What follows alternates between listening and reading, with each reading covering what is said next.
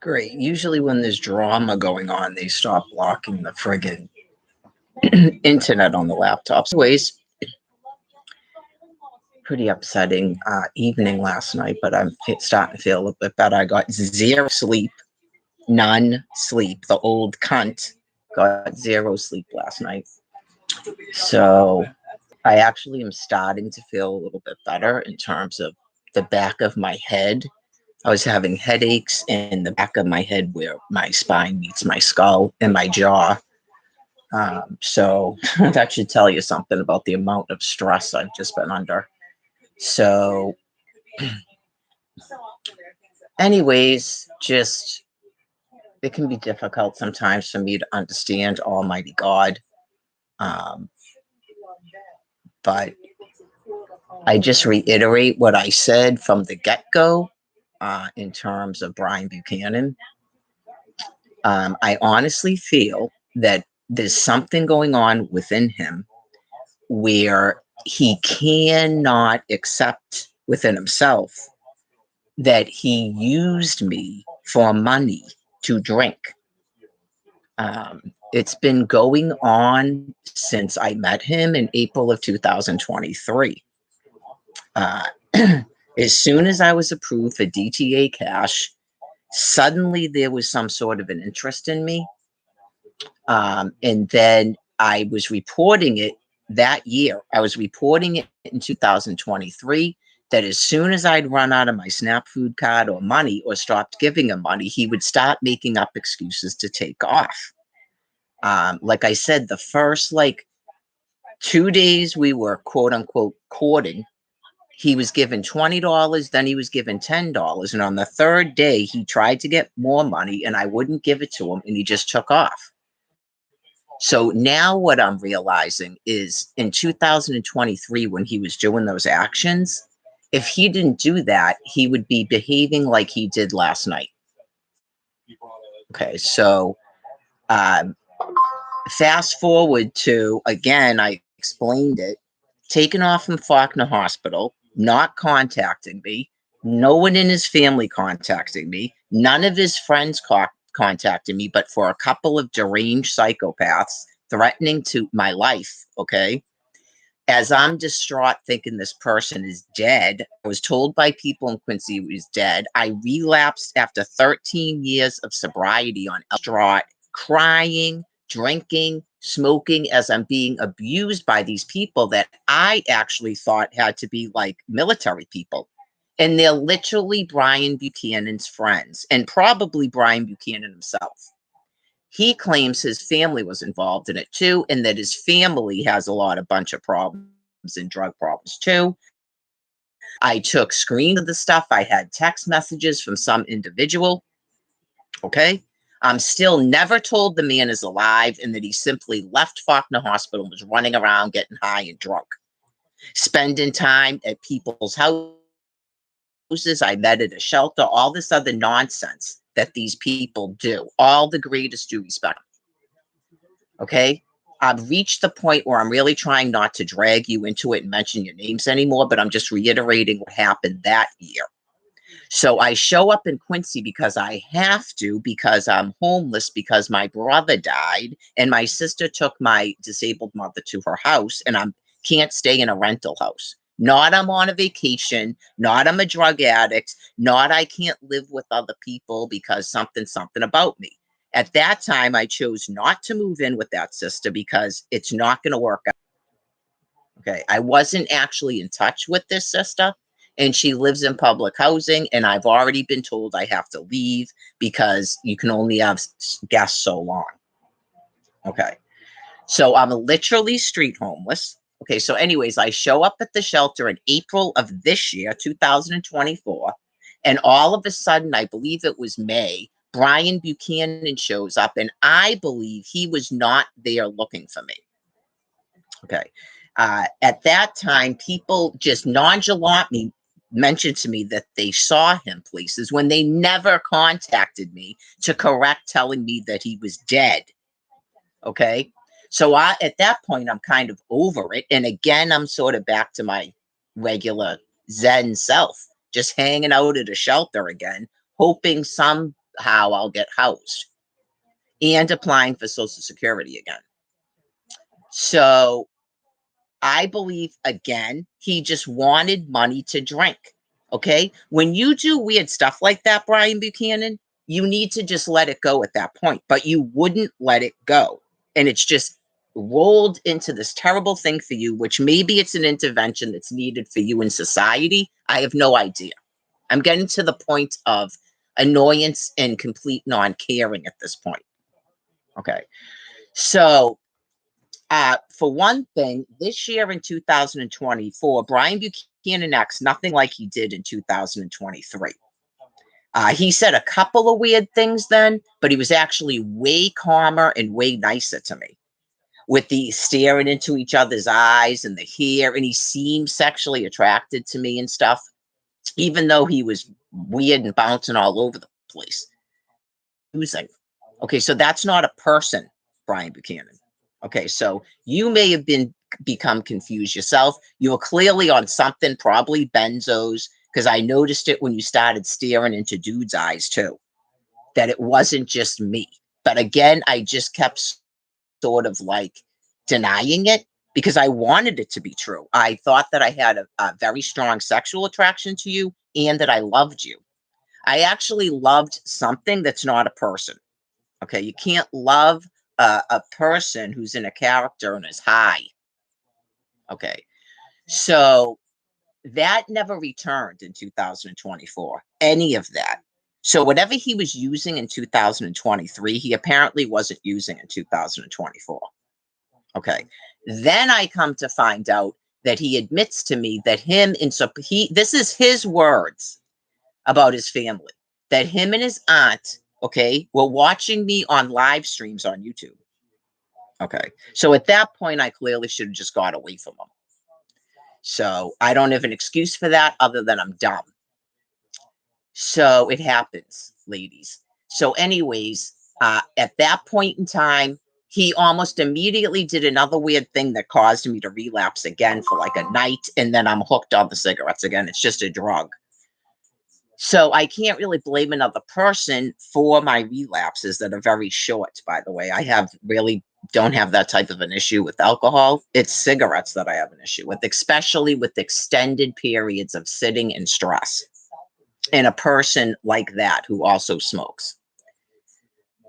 So anyways, none of that nice stuff returned.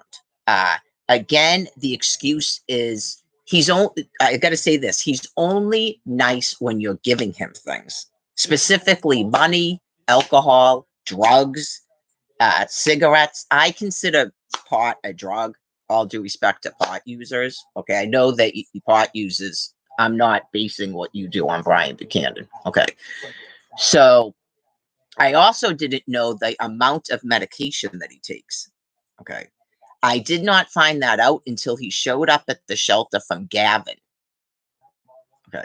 So the excuse was that he had a drug and alcohol problem. Okay.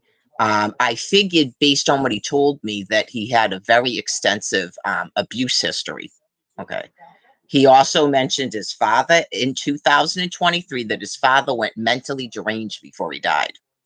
Okay. Just so you know that. I don't know if there's a genetic factor. And then this time he told me more about his family. And if it's not true, then his family should just leave me the fuck alone. I'm just telling you what this man told me, that many of the people in his family are crack cocaine users, and that his mother was a crack cocaine user, and that he was taken away from her by DCF and put in foster care. If that's true, he clearly was continuing to be abused in foster care.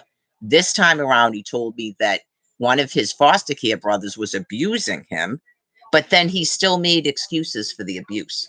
So that's a repeating thing that he does, where it's so ingrained in his brain matter, in my opinion, to the grooming, the misogyny, the abuse of females, maybe pedophilia, really disgusting people are normal and nice.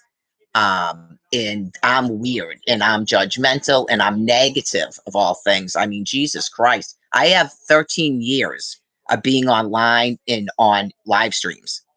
Okay. I'm the least negative person on planet Earth.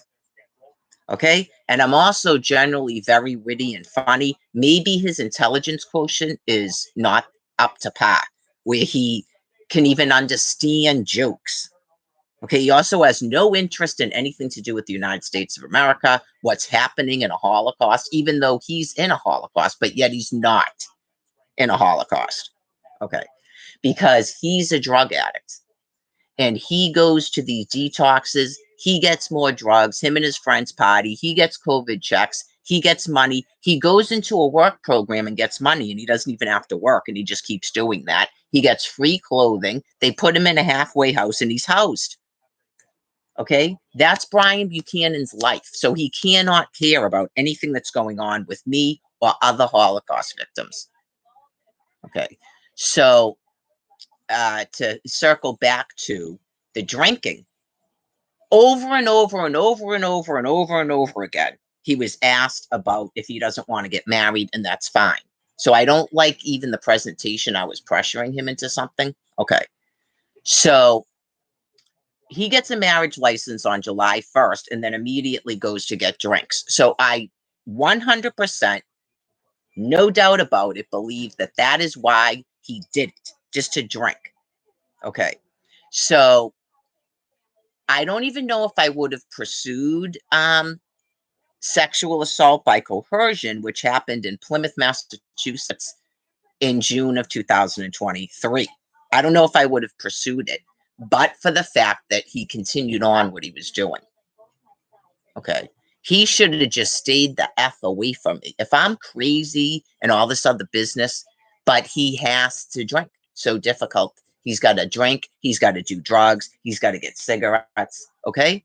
So he literally, again, used the same woman who's already been through a horrific um, 13 years of losing all of my children, everything that's happening with me in terms of housing. He's seen the conditions at the shelter. I can't follow a medical diet. I'm all over the place. He's getting attacked by the court, but I'm not getting attacked by the court. Everything that happened to me with the eviction and the train, I'm not being attacked. I'm negative and I hate everybody. Okay. So, why did you go out with me then? Just leave me alone. Like, I think that at a certain point in a relationship, a woman has a right to say that. Okay. Not I'm just starting all kinds of stuff. Uh, the second that you realize you don't like me, you should have left me alone. So, of course, I try to figure out for my own healing why a person is doing this. It's the only thing that makes logical sense. And he will not face it about himself. And I don't care if he ever does. This is for my moving on with my life finally. Okay. Because when I showed up in Quincy in April of 2023, I was in a really good place in my life. Just for some reason, even though the shelter was still messing with me, I was completely zen and happy. And then because of what he did on the third day of dating, I left the shelter. I was having a little bit of swelling in my eyes and my ankles, but I really believe he was the reason. He emotionally upset me, and I had to get away from him because I knew the whole entire time he was using me for money, and he should have just left it alone. And unfortunately, I should have left it alone. He never made any attempt to contact me, and I walked out to Quincy. And he would just go like that, not because he liked me, because he wanted more money. Even when I said I wasn't going to give him money. That's what got me a little bit confused about it. But I think it's because he was so sick that he needed a break. Where typically he'd call an ambulance and go to the hospital, or the cops would pick him up. So that would make logical sense as to, but you weren't giving him money at that point because I had stopped doing it in 2023. But each and every time he was in terrible condition. So I think that's why he was doing it. Not he's ever had a romantic interest in me, and he doesn't even like me as a person, as a friend. He hates me, but he doesn't have any other person around him that can deal with him, apparently, or at least sit with him a day. So he gets 12 hours of not using, and then he can vomit, vomit, vomit, vomit. Okay. And I can see why, because if people have tried to help him in the past, um, that's why I don't even have to ask. That's why he can't live with this family. Everything else he says is untrue. Okay. So I think that the police and the courts know that, by the way. And Brian seems to be confused about it. So I was at court with him, twice? It needs to be explicitly explained to him, okay, what is going on? Because he claims he doesn't know what's going on and he keeps talking about it over and over again. He sounds like Barbara Kent, like there's a conspiracy going on. Okay. Um, as far as I know, he's never spent time in a psychiatric unit. He keeps going to a detox and he's clearly mentally ill. Yeah, he's a drug addict, all right, but I mean, he seems like he's in a constant state of rage and psychosis. So, anyways, um, he went to Gavin for 3 weeks. Over the telephone, he was repeatedly asked if he still wanted to get married. He didn't have to do that. I even said that if he needed someone to be like his next of kin of something, that I would do that without being married. And he kept insisting he wanted to get married. So I don't know at that time if he was already worried about charges by the police from what happened in 2023 when he put my hand on his penis and then said something fucked up right afterwards to cause a fight and take off. Okay, I don't know if he was already worried about it, who he talks to. Um, yeah, because after that, I was live streaming all over the place. So he seems to be very concerned about going to jail, and I think he thinks when he's being picked up when he's in an episode that he thinks it's about that, and the cops are just picking him up because he's so out of it. Okay. Because if he was getting picked up for that, Brian Buchanan, you'd be charged for that. You haven't been charged for it because I didn't officially report it until 2024. I just officially reported it to the Quincy and the Plymouth police. Okay. Right before you went into jail, I reported it. Okay.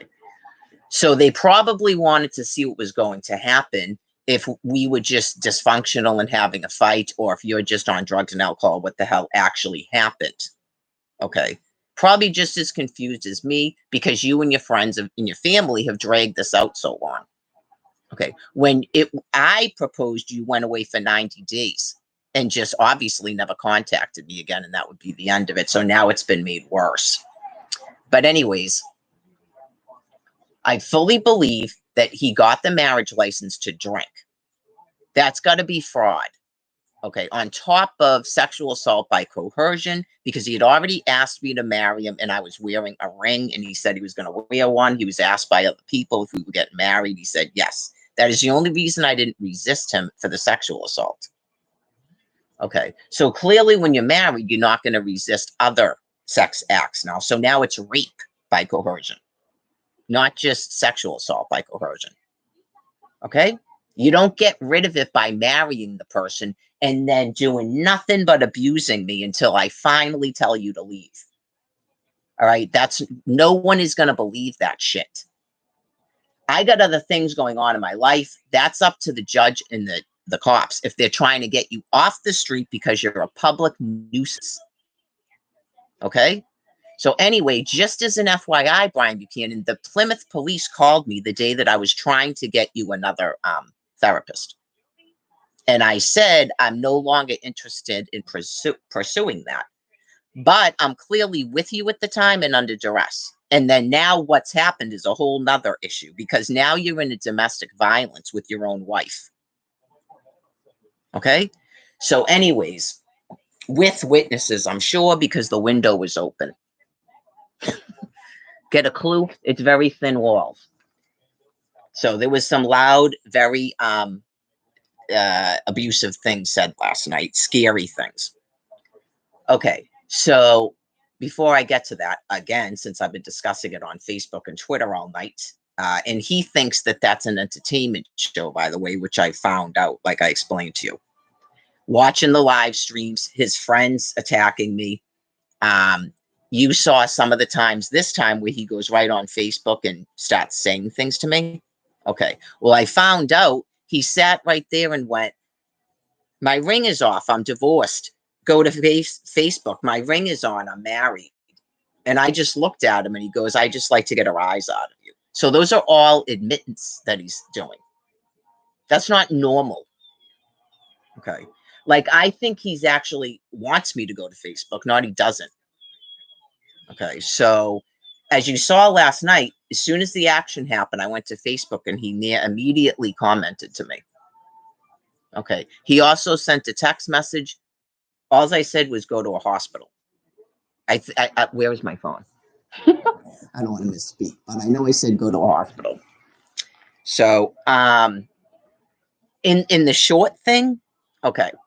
I think honestly, because he flipped out about the cops and stuff before we actually got married, I think he thought he had to marry me not to go to jail. In a sense, you do. In a sense, you did, but you didn't help yourself by what you did. You made it worse. Okay, because now it's rape by coercion and more fraud, and now we're at domestic violence. Okay, that's probably assault. It's not battery. You didn't hit me. You definitely came pretty close to hitting me. And then this morning or during the night, I went, did he actually say I could kill you? Right. I wouldn't state it definitely. He said that because I was in shock.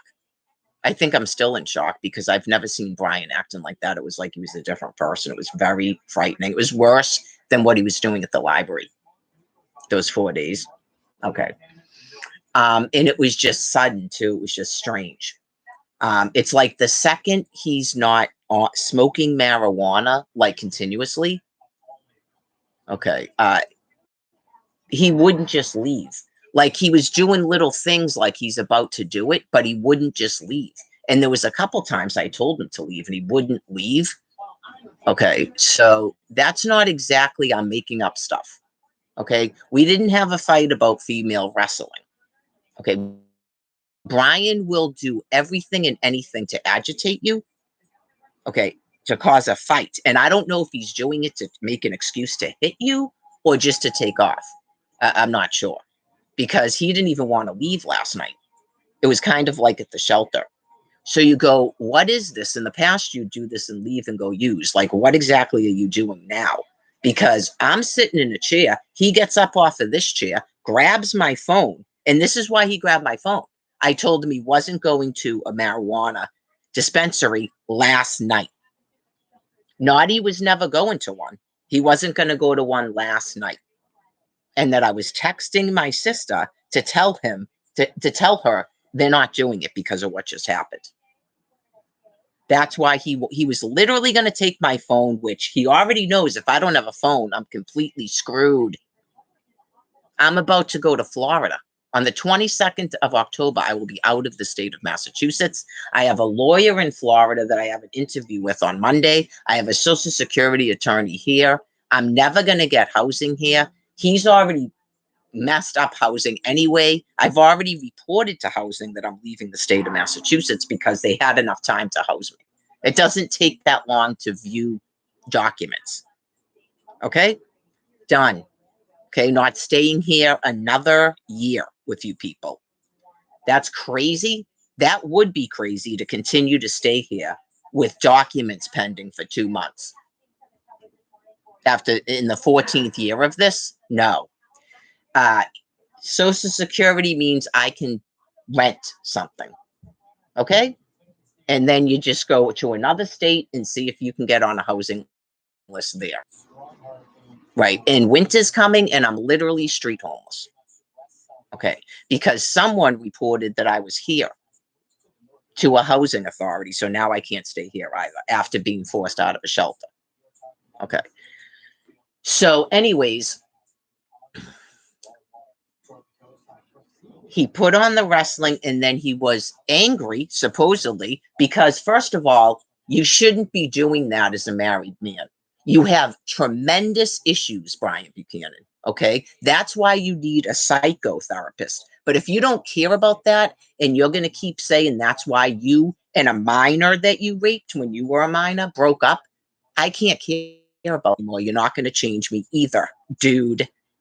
Okay. Because I know you, I saw you last night, and you're never going to be able to trick me with your bullshit again. Okay? Done. I'm an old cunt, and that is what you think about me. The second that you're not getting drugs and you're not getting alcohol and you're not getting food and clothing and a place to sleep, I'm an old cunt. So we're done. You finally fucking admitted it. Not you ever wanted to go out with me or ever wanted to marry me. Okay? That's up to the Plymouth police and the judge in Boston court to decide. It's a fucking public live stream. It's public Twitter and public Facebook, as you know. And wherever the fuck you went, now you've got to explain to the cops, where the fuck is your wife? Okay? So anyways, not my fucking problem. Done with you, dude. So you could kill me. You're going to smash my phone. Give me all of the money out of my purse. I've never seen you talking like that to anybody. Okay? You lunged at me, and I'm pretty sure you said you could kill me. Okay. So we're fucking done. Okay? No person says that to his fucking wife. I don't care how mentally ill you are, how much you're dope sick, how drunk and high you are. No way, no how are you ever gonna fucking fool me again with your bullshit. I don't believe you have ADHD. I think you're a fucking drug addict. Okay? You don't want to go. You lied to fucking Mass Health that you didn't know an address because you knew what I was doing. I wanted an insurance card so I could get you an actual fucking psychiatrist here that doesn't keep giving you Adderall. You don't mention any other medication you're on when I want you to get a new fucking psychiatrist and a new psychotherapist. All you fucking talk about is Adderall because you're a drug addict. You are not a nice fucking person. Finger in your fucking ear or not. Okay? Notice he isn't doing that anymore? Okay. And this? Okay. I don't believe you have ADHD. I think you're a fucking drug addict. And you're a scumbag. And whatever the fuck is going on, maybe you don't care about knowing that about yourself, but something's happened, probably because of the live streams after you took off from Faulkner Hospital, okay? Because you had to commit sexual fucking battery or whatever it's called against me. You had to fucking do it. Okay? It's a crime in the state of Massachusetts, dude. Can't help you anymore. Okay? Just like I told you last night. When you were fucking cruel and sick to me the very last fucking time, Brian Buchanan, had nothing to do with fucking wrestling. It's over and over and over again because you're sadistically fucking insane and you're a drug addict and you're pissed because you made up in your sick fucking head that you had to marry me to stay out of jail. It's a fucking 90-day, asshole. That's not fucking jail. Most people around here don't give a fuck that you committed sexual battery against me by coercion, and now it's fucking rape, and it's obviously fraud. Okay? That's probably fucking, what is that? Is that, that's not larceny, $40. Oh yeah, just to go and give me all the money out of your purse because you're threatening to fucking kill me or at least hit me. And you're gonna smash my phone. Okay? You don't get to do that because you're someone's fucking husband. That is not your fucking money. You didn't get paid yesterday. I did. Okay? You took your money out and you put it in a fucking house account. You already owe me hundreds of fucking dollars, dude, between 2023 and now. Not I fucking gave it to you willingly. It's called fucking fraud. You would never. Okay? You're a fucking drug addict. You're a scumbag. I know all about your grandiose fucking delusions because of all the shit you've been uttering around here about you're proud of the fact that you were supplying methamphetamine to these people in fucking Plymouth and all this horse shit. Good for you. That's really a fucking accomplishment, isn't it? Not a college education and a fucking work and being a homeowner and shit or having a fucking kid to do. No, that's an accomplishment. So anyways, it was going to be everything and anything because that's just what Brian does. He constantly fucking abuses me. So there was a couple little quips in 2023. Like I said, it's nothing like it is now because he's not drinking. And I think that he's getting increasingly fucking pissed because he thinks that I've destroyed his life. I mean, that's part of machinery going where a person's gonna fucking kill you. I didn't destroy your life, dude. Okay? You shouldn't have gone to Plymouth with me and put my hand on you. You shouldn't have done it. You knew you did not want to marry me. You were already staying at another woman's fucking house. And now you try to make up 14 stories about that. Oh yeah. First, she's hanging around with you after I'm gone. If there's anybody on earth you want to punch in the face, it's her. How many people do you not punch in the fucking face at this point? So, anyways, she needs to be told exactly what this guy is about because I've seen it with other dudes. All due respect, but just you're paying for dick, okay? And these dudes are not nice. I just went through it myself. You find out the second that because you think they just take off. Right, because they didn't get into legalities with you, and now they're gonna fucking kill you because of it. So, anyways, this one is put it in his own head that that's going on. So he wants to know right now if I'm gonna tell him he can't watch wrestling. But first, I got to tell you this part. I'm sitting there saying stuff about how their bodies are not that good. I'm a fucking fitness person. I'm a fucking athlete. You retarded fucking asshole. Yeah, I'm not too impressed with women doing that for a living. I'm a fucking lady. I went to college. What the fuck is wrong with you? I couldn't have made money stripping on a fucking pole. You are so delusional, dude. I don't like that shit, and you fucking know it. As do most women that are not whores. 14 years of fucking celibacy. You can't get near my fucking pussy until you're married. But I like women wrestling.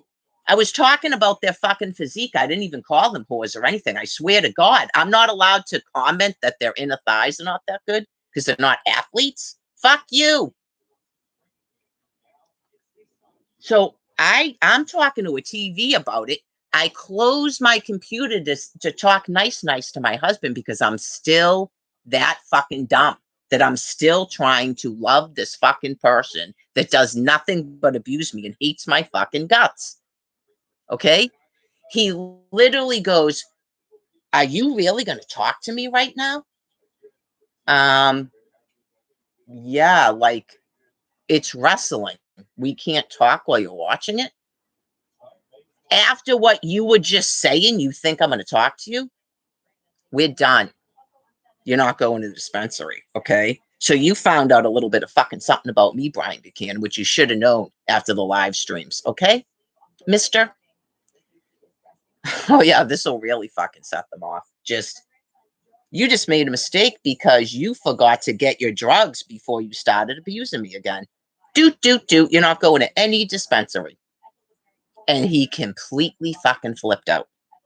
Thus, again, if you've never dealt with psychopaths and psychopaths and drug addicts and shit, they get mad like that because they know that you just fucking caught them and that you're right. Oh yeah. He knew, I think, at that point it was no holds barred. And this is what he actually did. He's so sick. Okay. I'm at my sister's fucking apartment. He just met her when we got married. Okay. I haven't even been telling her until last night the shit that he's been saying to me. She didn't know anything about our relationship because I wasn't talking to her at the time. Okay. He is really fucking out there, this person. I think that he is wicked grandiose and thinks everybody wants to suck his dick. He told me that he could fuck Heather at the shelter. That's what he told me the other day. Go ahead, go fuck her. Yeah, go ahead. See if you can fucking talk to her like that. I don't think she cares about your disgusting dick, Brian Buchanan. Okay? Anyways, that doesn't even fucking work, by the way. The guy is impotent. Okay? Because he's all fucked up on medication and he's fucked up in the head and he may have something wrong with his dick. He is impotent. He isn't fucking anybody. So, anyways, I don't think he was really as impotent in 2023. So it was probably he was probably on something that like the benzos that does that. even off of alcohol. He probably thought it was from drinking so much. No, he's 37 and he's impotent. He says it's from the Adderall and that he likes it because it takes him so long to get off. He doesn't even orgasm. You're not getting off at all. Okay, dude, I'm not stupid. I had the whole discussion with them. I've had sex before. No semen is coming out. You're not even pulsing. You're not having an orgasm, and your penis doesn't become fully hard. You're 37. That's what happens to men, and you've probably destroyed your dick by all those pills. And you have so much fucked up shit in your head you can't get off. So I'm sure you probably tried different levels of deviance. You already told me that you didn't even masturbate for a whole year because you're impotent. You have no interest in sex because you're so drugged down. All you care about is fucking drugs. Okay? So anyway, you're useless to me as a fucking husband. Okay? You're not some hot shot, super fucking hottie. I used to think that. But once you treat me the way you did last night, dude, you're nothing but a fucking scumbag maggot to me. I can see why everybody talks to you the way they do now. It's not exactly they're mean. They are mean, but they're not. Okay? So if they saw the way you would treat me, they'd say that even more. They shouldn't hit you or anything like that, but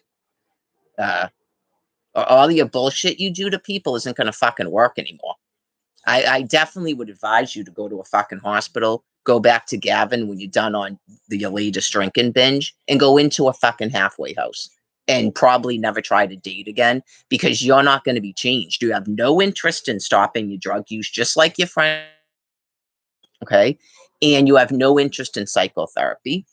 And I think you at least have early stage dementia. So it's pointless at this point.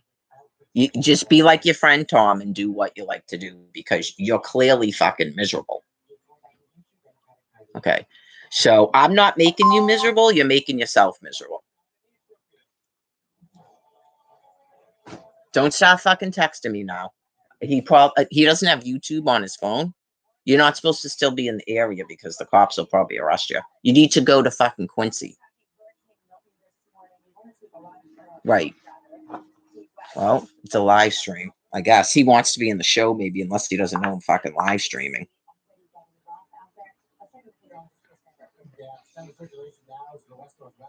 Okay.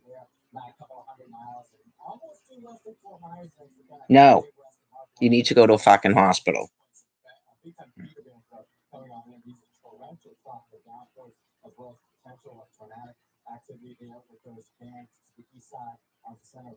That's all I'm texting. Go to the hospital.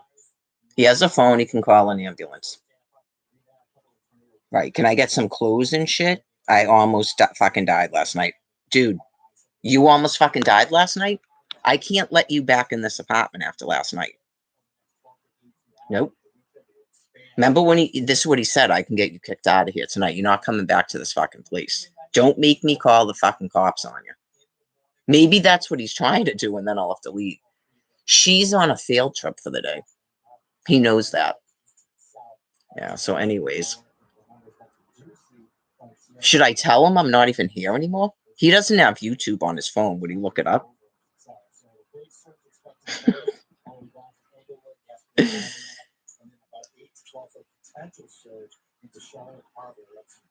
He has Facebook. I was up all night typing. I mean, clearly we're not getting back together. You didn't care about your clothes at the shelter. You don't need these fucking clothes either. I'm going to throw them away. I got to do it while Candy's out because, oh, sorry, I shouldn't even say her name. I got to go while she's out because she's not going to want me to throw clothes away.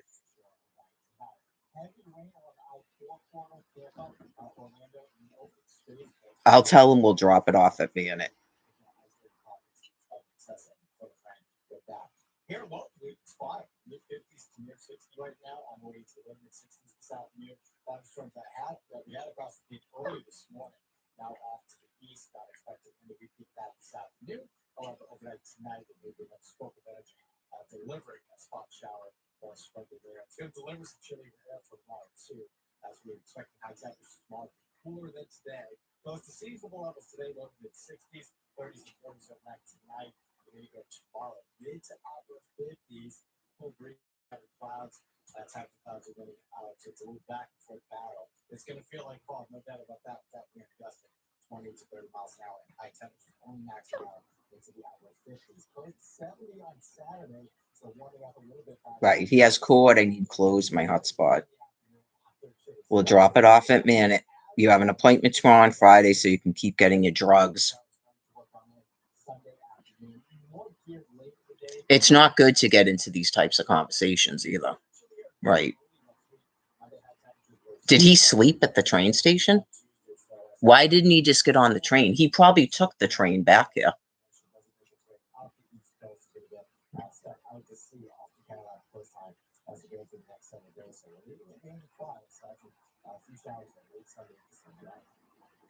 A medical helicopter making a deadly descent in Kentucky. That tower hit its Tennessee cable on Monday night.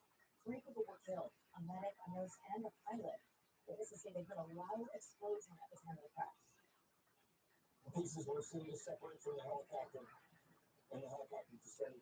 Basically, the body of the fuselage of the helicopter fell close to the coast of that point.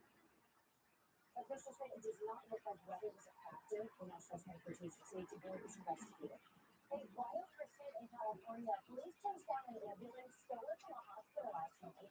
Investigators say the suspect took the ambulance on a joyride down a highway with the back doors wide open and the side door partially open. The entire ordeal ended when he got out of the ambulance and surrendered to police on the side of the highway.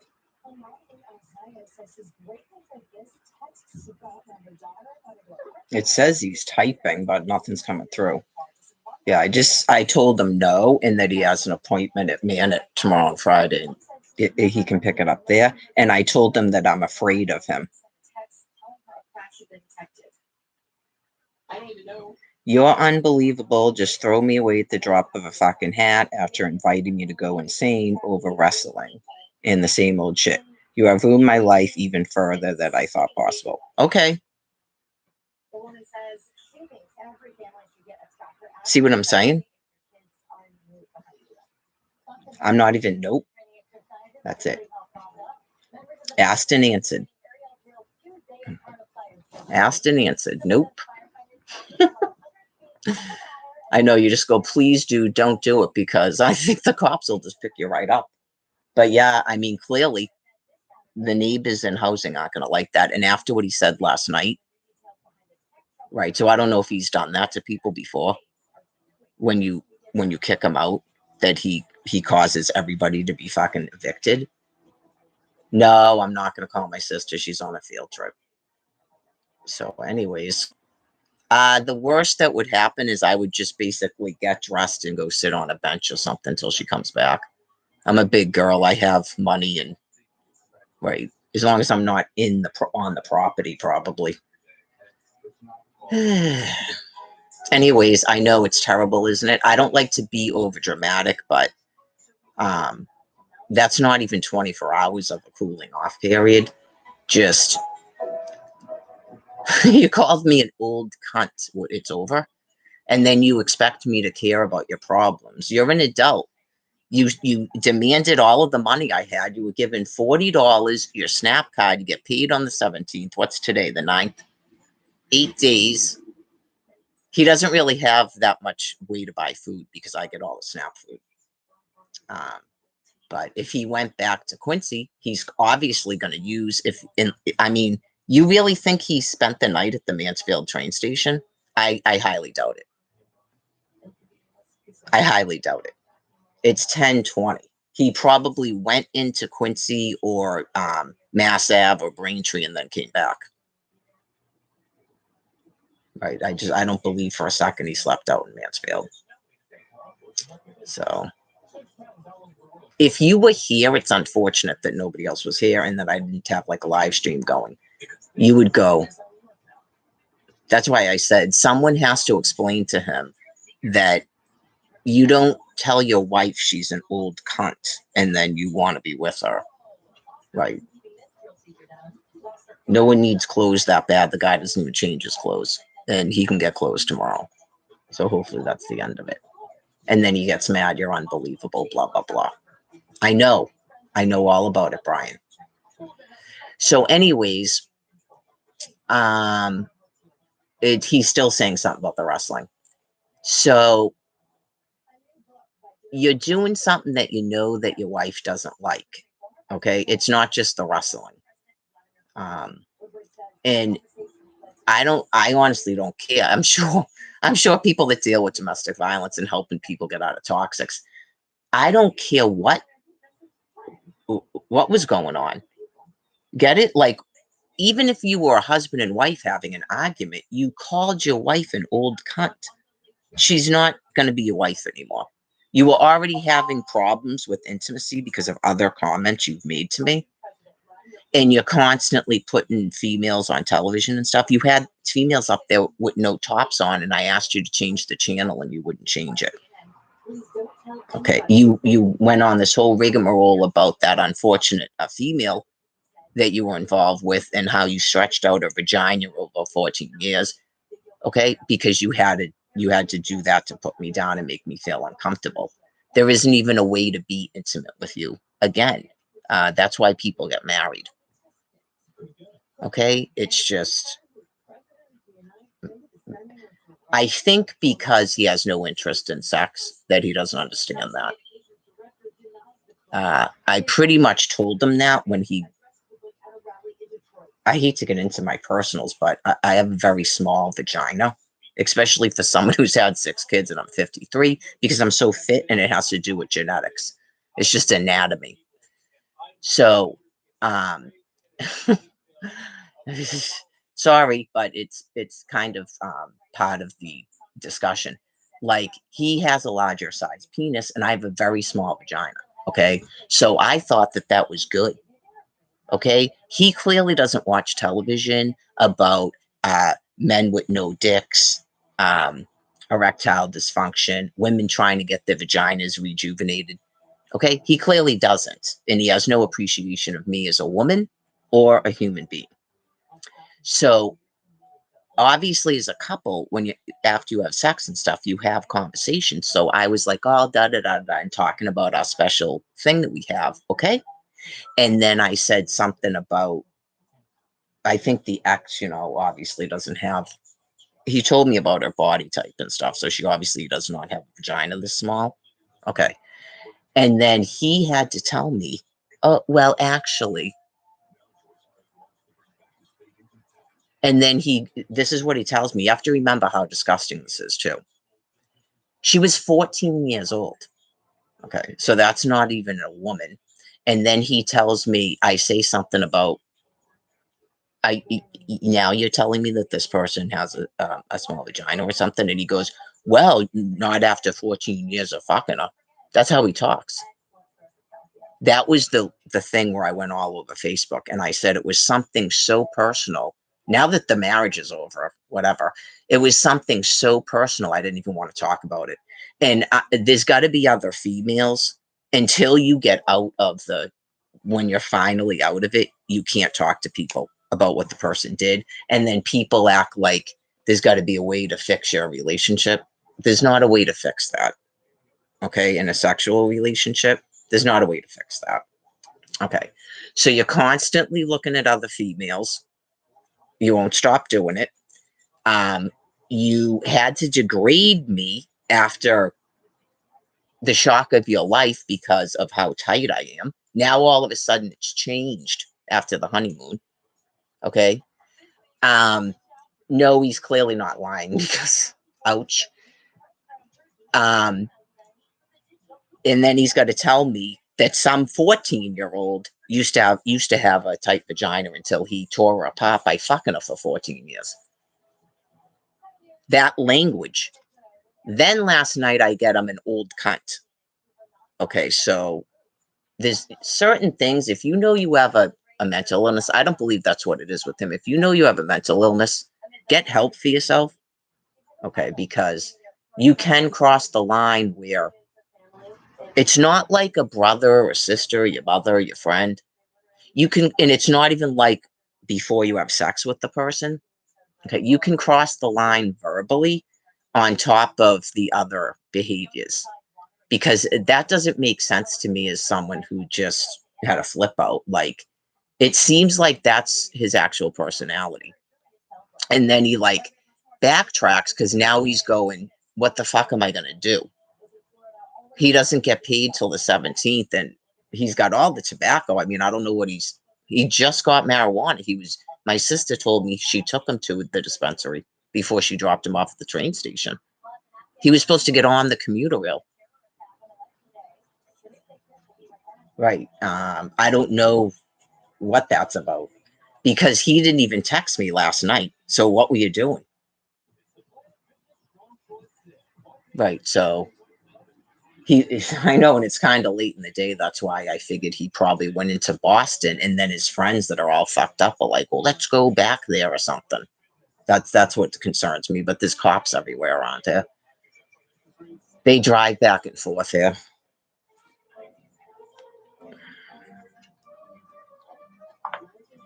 I don't think he texted me again, so that's good.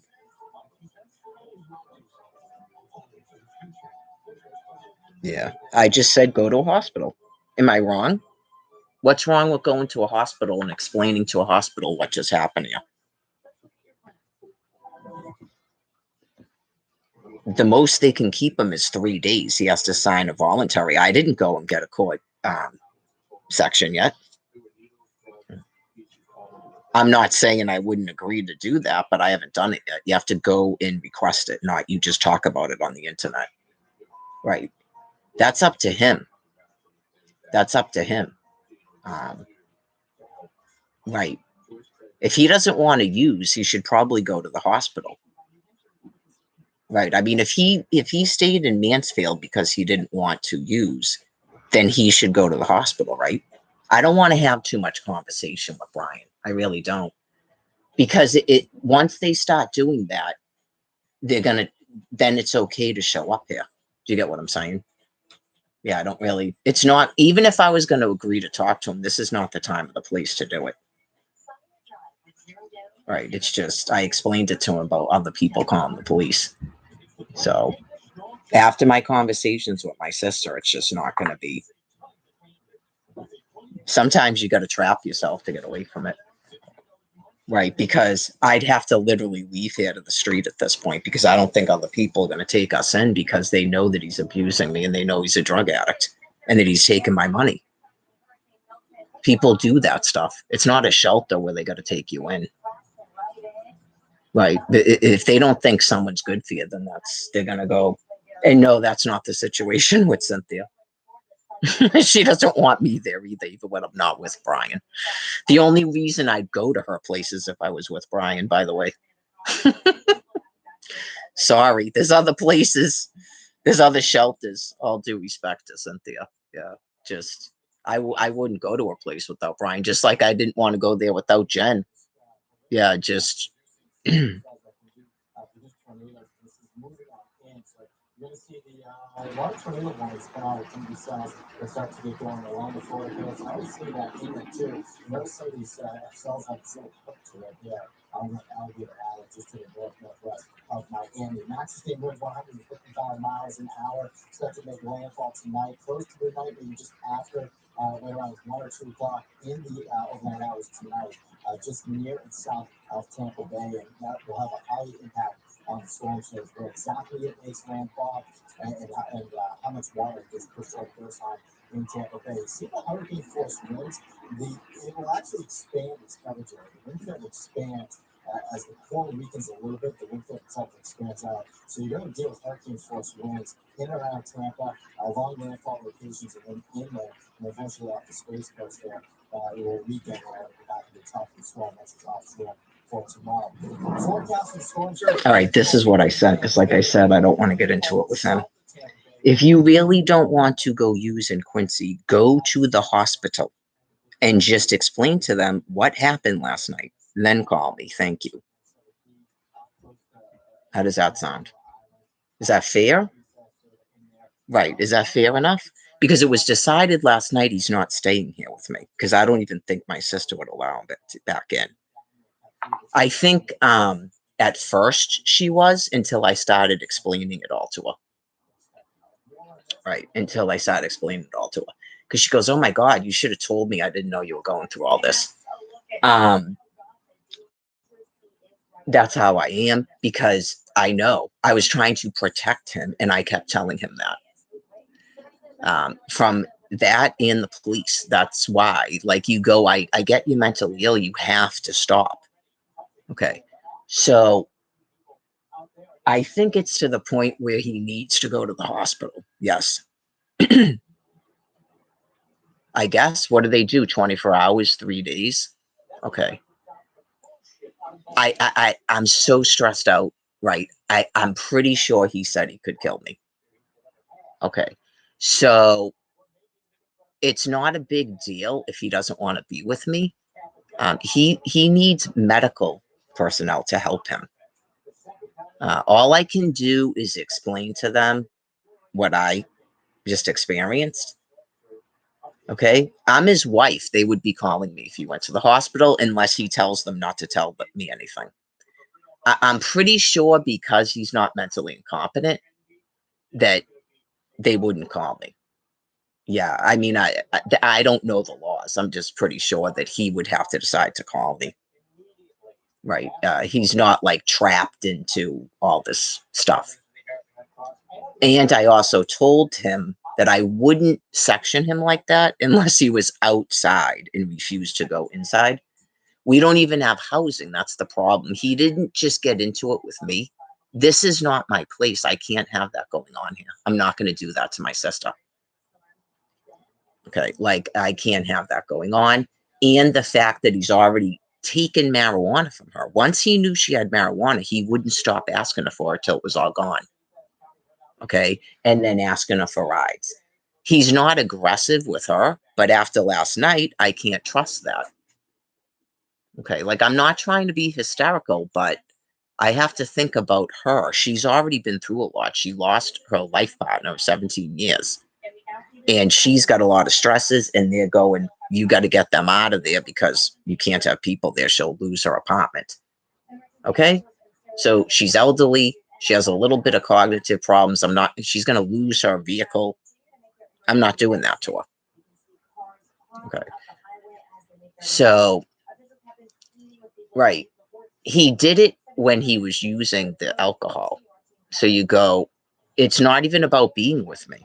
I think that's probably a good thing. If you go, did you actually sleep at Mansfield train station? Okay, is that because you don't want to use? I would say this is exactly why I didn't want him in Quincy. Because why would you sleep there and not take the train to Quincy? That's good if you don't want to use.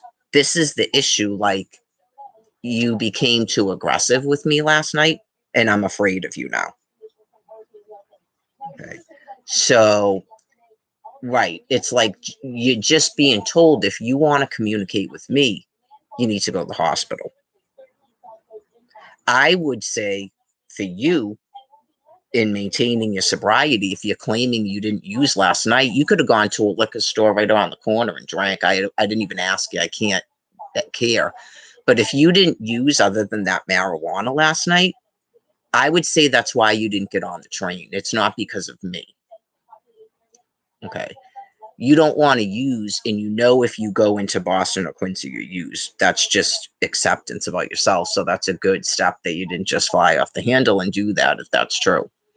I have wanted this person to have a week in a psychiatric hospital since 2023, and I don't understand why that's not happening.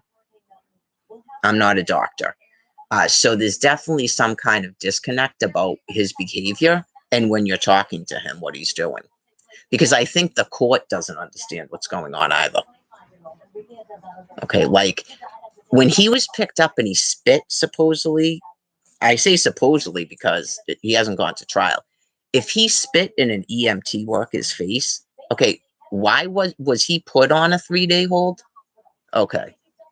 And he was found to be drunk and not a danger to others? Okay, well, now he's not drunk. Is that why? Because he's a daily drinker for 10 years? Okay, now he's not drunk. Okay. It is related somewhat to this marijuana use that is becoming just more and more and more of it. So he's using the marijuana like he was using the alcohol, as much as he thinks it's helping him. And he said that he knew that and he was never going to do that again. And it's like, he had marijuana yesterday morning. He hadn't even gone probably 12 hours without a hit of marijuana, and he was acting like that. Okay? That can't just be about wrestling. Okay. I'm not understanding, okay, why me talking about women's inferior inner thighs would get a man in that type of rage. So he's making it up. It's not about wrestling. Okay. It's a whole bunch of stuff. It's not just about wrestling. I told him to stop bothering my sister about a ride. Okay. Because she was taking a nap and she had other things to do with her friend. She's going to a Big Y to get bottles of water so that him and I can keep pouring stuff down our throat because we're so stressed out and we're drinking just coffee after coffee. He knows that. And she's paying for it. So she's going to the Big Y to get water, and I'm eating a meal because I haven't eaten all day. And he's upset because he has to wait longer to go to a dispensary. Okay. We could have walked there. It's only 3 miles from here. Okay. How would he get from the Mansfield train station to here, by the way? Is he going to take an Uber? Are you able to see how irrational that is? It's not about wrestling. I told him last night because he asked her. I'm sorry, he told me to ask her. That's what he does. He won't leave me alone until I ask her. And if I don't ask her, he'll ask her. I find that to be extremely inappropriate. Okay. I'm the person who's supposed to be controlling you. Yeah. So if I won't ask her, that means no. So I did ask her, and she said yes in the morning. Okay. And then she took a nap, and she had plenty of time. The thing was open till 10. So he's already getting kind of annoyed. Oh, we're not going to go. And he started looking up how far away it was because we would walk. So him and I discussed it, and I put food on because I hadn't eaten all day. Okay. He cares nothing about other people. No one cares how stressed out you are, Brian. You can't be possibly more stressed out than I am. Okay. So it's got to be more than that. Okay. It's got to be more than that or some sort of tough love. Like, I had him we started a walking program and then we were notified we had to leave. So those types of stresses are affecting us. Yes. Yep. Those types of stresses are affecting us. So anyways, and this is one thing after the other. I'm eating my food and Candy goes, well, I'm going to go to the store so Mary can eat. Get it? She notices things too. He was already fed. He will immediately, when he's got to eat, I better get food there. But then when it's time for me to eat, like a child. So, he's probably like, why would I go to the hospital? Because of what happened last night. You need to be evaluated. That's why. You need blood work and a psych eval. And you need to tell someone exactly what happened last night. Okay. I want you to tell someone at a hospital what you did last night. Okay. Even if you walk into a hospital and go, I don't know why I'm here. My wife said that she won't take me back or she won't give me my clothes unless I come here. Okay. That's probably pretty effective to get a psychiatric eval. If you just walk into an emergency room and go, my wife kicked me out. I just wanted my clothes back. And she told me to go to a hospital. No, you go, you're just going to throw me away, blah, blah. She told me to go to a hospital because we had a fight over wrestling. Because if he forgot what he did, then he needs to tell me and tell the hospital that.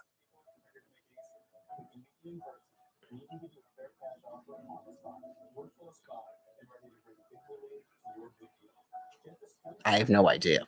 But if he forgot what he did, then he needs to tell me and tell the hospital that.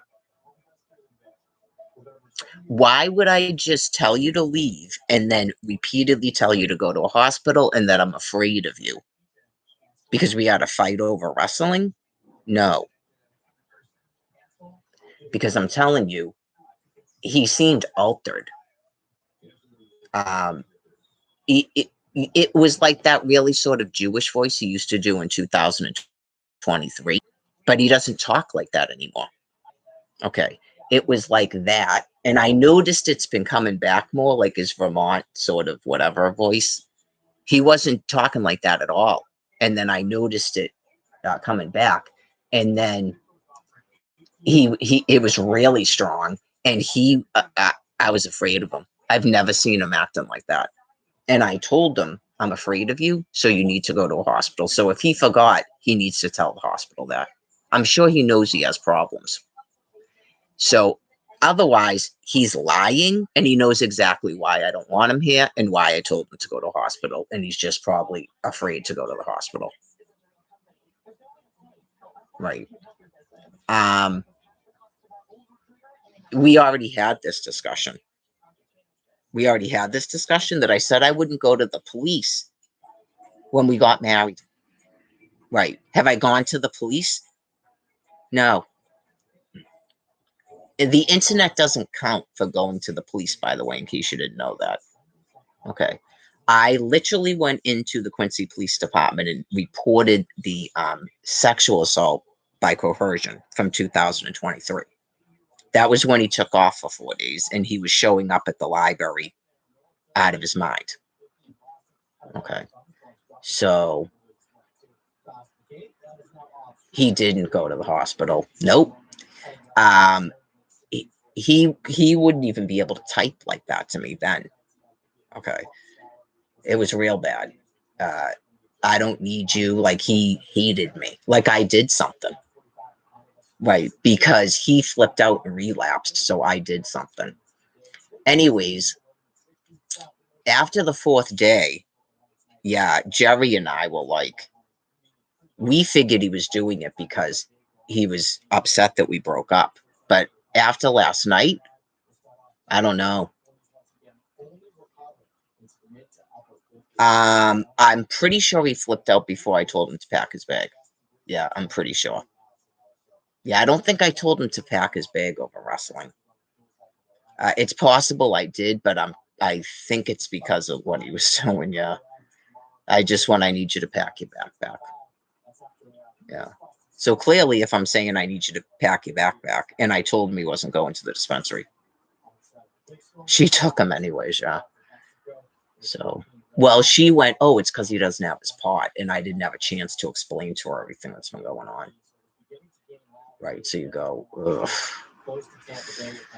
Some of us, yeah, been there, done that. So you just go, oh boy.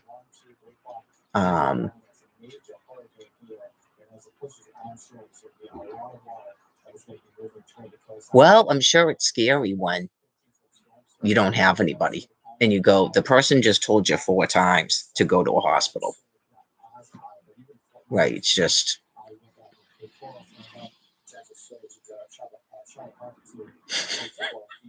You have a phone, call an ambulance. He did it before, so we'll see. Yeah. He did it on what, July 3rd he did it because I wouldn't go back with him. Got the marriage license on the 1st, his birthday. He immediately took off on July 2nd the next day to party with his friends. Remember the phone message?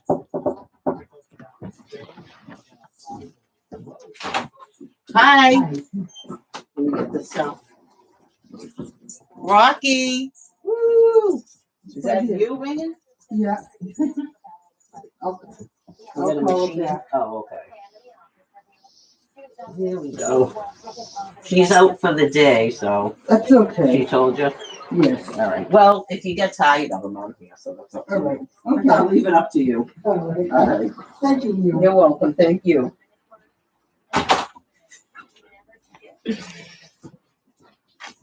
Well, as far as I know, the people here don't really want me to go, but obviously someone reported us, so it could have been the people working here because it's right where the housing authority is. How do you like that, considering what I've gone through? You just go, okay, so you're clearly never going to house me because you're one of the towns I applied to. I'm street homeless, and I've been like this since 2011. I'm a victim of domestic violence, like repeatedly. Yeah, because some of us have emotional problems. and we end up in it because we don't have anywhere stable to flee to, and that's what emergency housing is supposed to be. Okay? Not everybody claims they're in an emergency. So, anyways, well, it's so new that you still sort of deny it until you finally realize that you're not going to get back together. But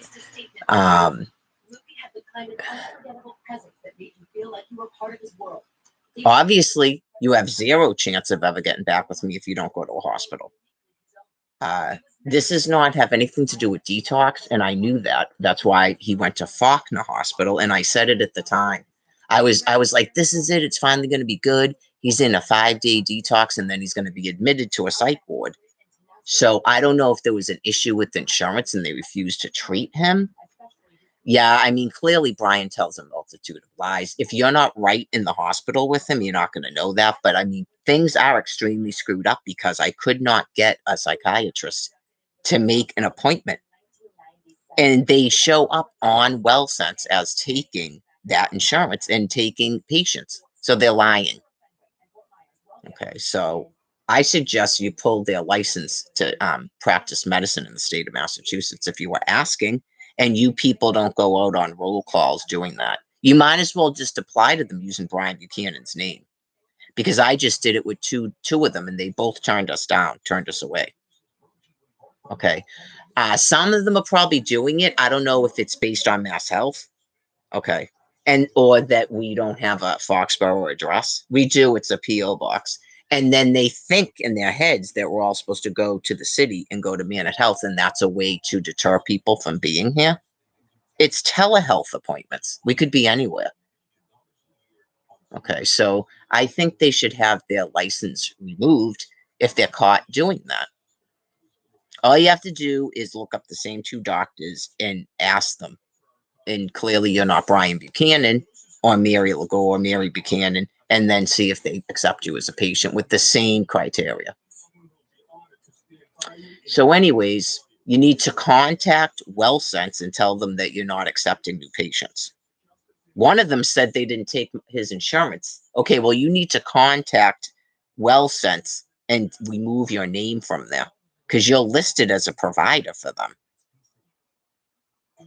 Okay, so you could still have remnants of these people. That's not Obamacare. It's Mass Health. It's been around since I was a kid. Okay, cut it. Anyways, an actual psychiatrist, I don't know what's going on at Man at Health. And that's like a telehealth for like 40 minutes. When's the last time he was admitted on a psychiatric and not a detox? He told me and Gavin that he had to see a psychiatrist. They don't have psychiatrists at Gavin Foundation. No offense to them. They probably just don't have the training for that.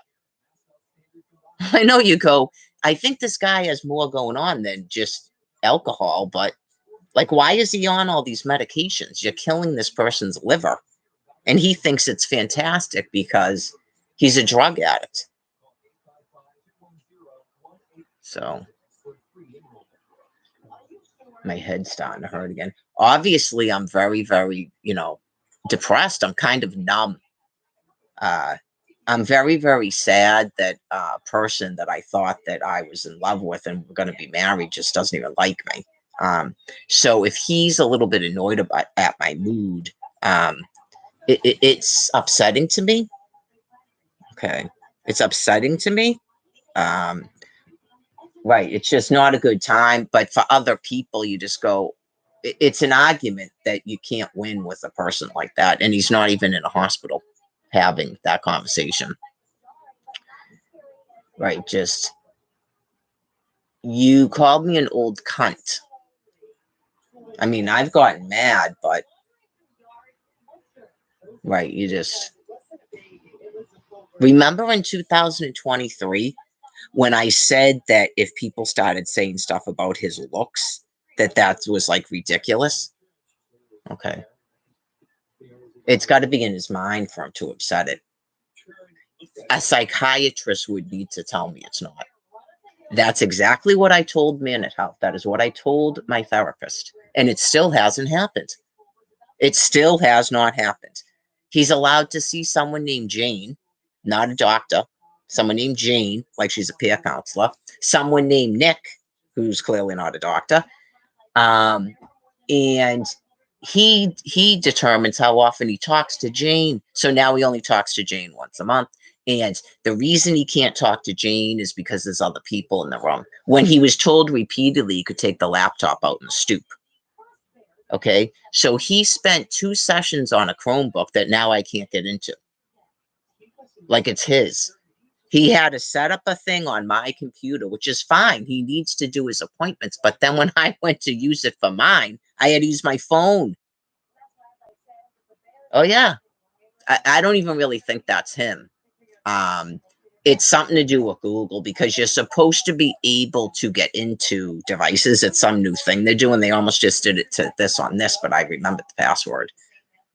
You're not supposed to have any problems like that with Google. So now someone's messing with Google again, and people are going to have to go in and fix it. They text something to your telephone. That's why this is your main thing, and that's why Brian Buchanan, I really thought he was going to do it. He said he was going to smash this. Do you have any idea what would happen to me right now without this telephone? Talk about a psychiatric ward. Okay. That is truly, truly trying to destroy my life. Okay, so a hospital? Okay, like I understand getting mad. Okay. I handed you your EBT card. I handed you your MBTA fare card. I made sure that you had the 2 phones in the portable charger because you left them on the chair. Thank God, because my phone was here. Okay. And I made sure you had your medication because that's the most important thing to you. Okay. And I gave the money that you demanded. You didn't ask for $20. You didn't ask for $18 for the pot. You specifically said in the way you said it, and give me all your money out of your purse. Like it's almost like something you've done before. I don't know if you've robbed people or what that is. Okay, like it was weird. So I don't know if he has he ever robbed anybody before like that? And he was in like a flashback or something. Yeah. He told me after he left Faulkner Hospital, this is what he said, that he was all screwed up. He was having hallucinations and stuff. Okay, so that's why go to a hospital, okay, and just tell the hospital that your wife told you to go to a hospital. That's all you have to say. They might call me and ask me. Right. If I was that threatened, I would have called the police. I know how to do that. I went right to the Quincy police station when I was in Quincy, and he was flipping out at the library. Yes. Right. Was that when he was flipping out at the library? It must have been because it was all like when he took off. That was right after Gavin. He relapsed after 4 days, and then he went to jail for 3 days, and now he's been sober for 2 months because he was married to me. I'm sort of a hard ass, but like I feel like he can't understand that. He clearly is not getting sober on his own. But I mean, for his self-esteem, yeah, but he's clearly not getting sober on his own. He's sober because he's away from Quincy, right? And his wife is a bitch, and he has no money. And then he demanded money, so I'd be kind of surprised if he didn't drink last night, which would be another reason why you have to go to the hospital, because if you started drinking, you're not going to stop drinking. This is what he does, folks. He lies about the seizure, he told me. So that's why not talking to me, family, Faulkner Hospital, all of you people, okay, he lies about the seizures so that he can get the Librium. He's never had a seizure from detoxing off of alcohol, just so you know. He's a drug addict.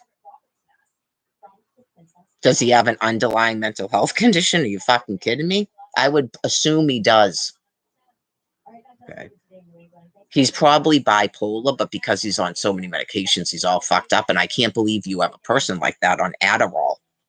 Remember Fat Karen that they murdered because she was taking her boyfriend's Adderall and gabapentin, and she had mania? She had a stroke in her head and died. Okay, so You need to get him off of that Adderall. I don't think he has ADHD.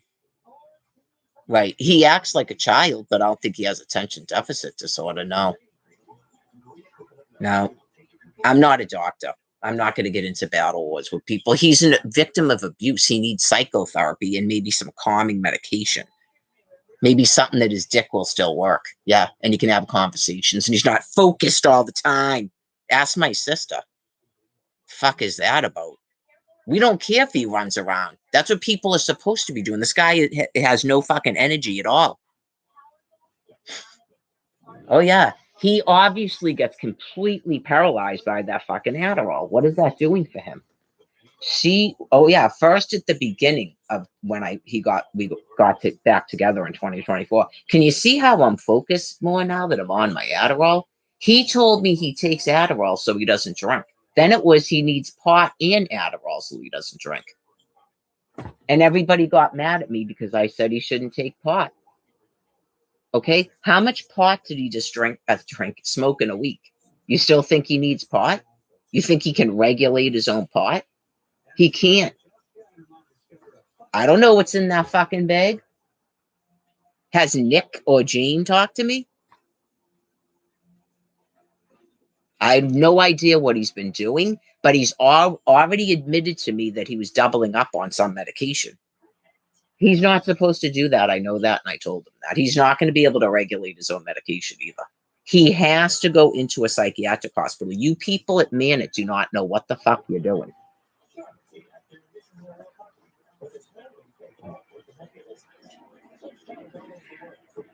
Right, and you're responsible for him even being involved in court. This shouldn't even be going on. This should not. I hear him talking to you. He tells you he's smoking marijuana. I hear him telling you all the medications. I can hear him lying to you, and you're still prescribing him more medication. You're incompetent. How are you doing that without observing him for at least a couple of days? How are you even doing that? On a telehealth?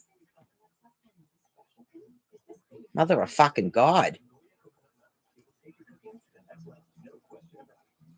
I have no idea if they block comments or block people from seeing me. I know, you just go, thank God for a fucking phone. He hasn't texted anything. Is he going to the hospital?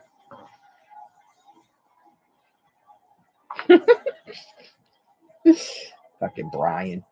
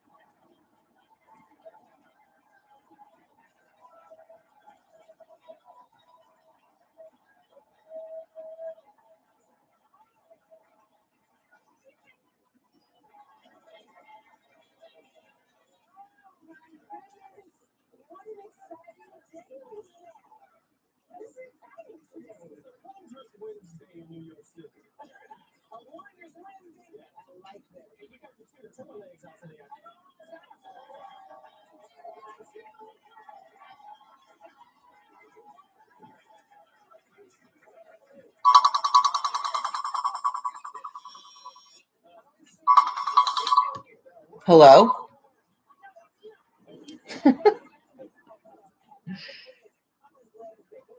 It's a message for Brian from Nana Community Health Center.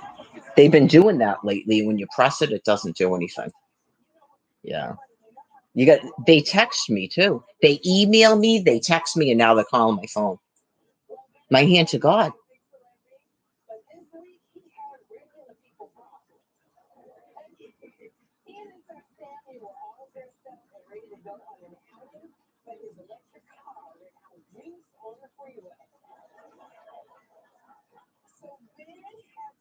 Should I say if you? I know I shouldn't even be doing this. I just said I wasn't gonna because he hasn't texted me back.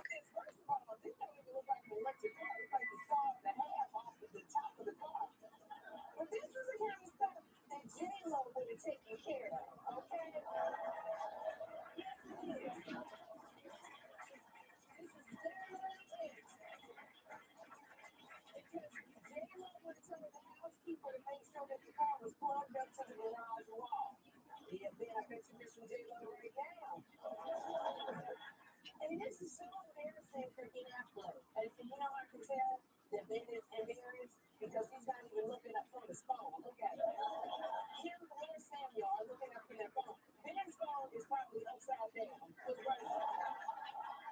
Because you know, when you're a celebrity, it's even worse because people recognize you.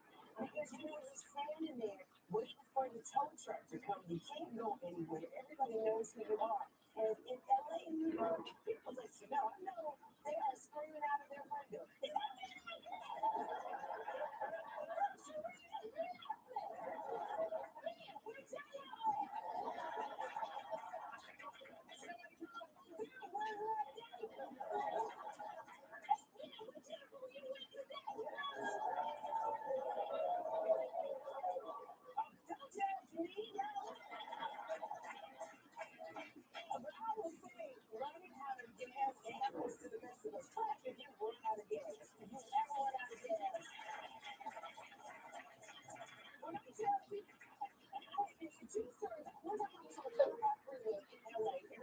It's probably because it's not what he wants to hear. He's hoping probably it's just going to go away. It's not going to just go away. Not this, not what happened last night. Yeah. I mean, I wasn't even really, I've been bitchier before, so I have to think about my safety and his. Right. Doing the right thing for a person, too. You just go, if I just keep letting him back in here without talking to a doctor, I don't think that's a good idea.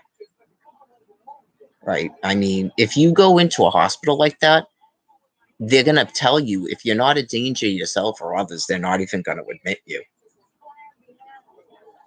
Right. So all he's being told to do is go to a hospital.